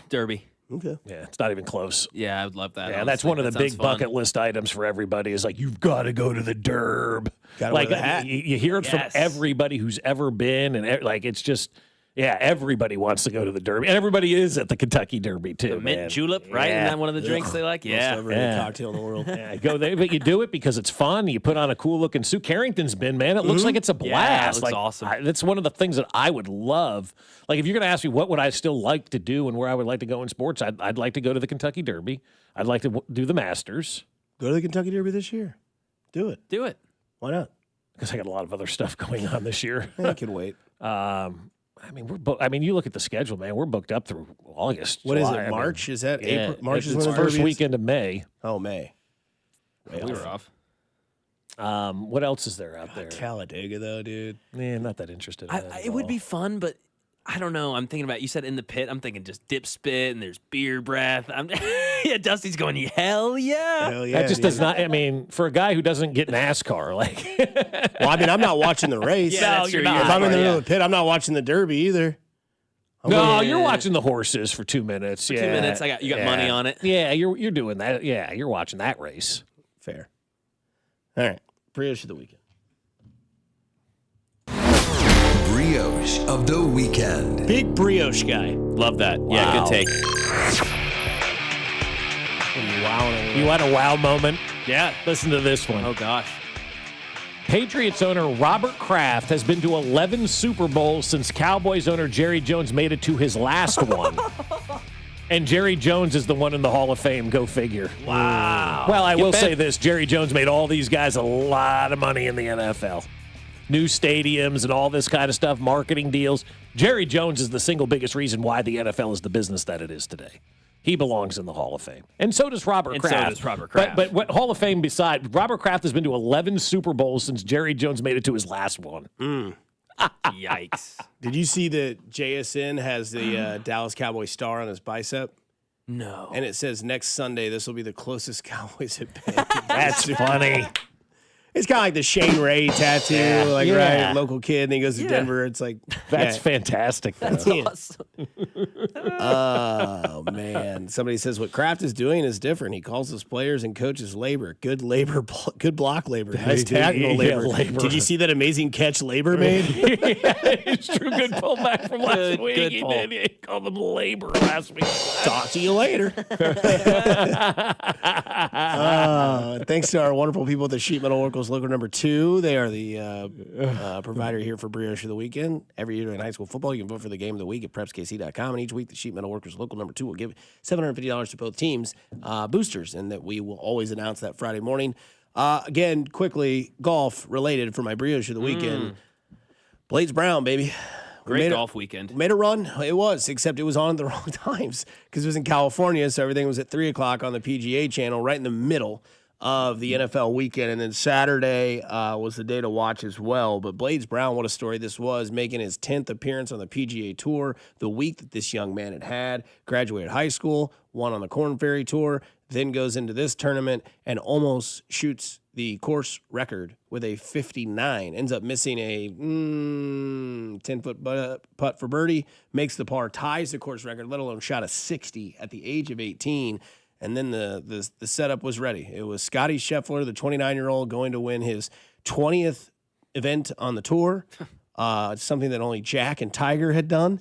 And then there's this 18-year-old kid, unfortunately, par 5 fifth. He double bogeys, and it's all but over because then Scotty just went nuts, dude. He just, I mean, it's golf's back, man. And this weekend is the Farmers, and the story this weekend will be Brooks Koepka's return. And he's going to speak to the media, I believe, today or tomorrow about what that should entail for him.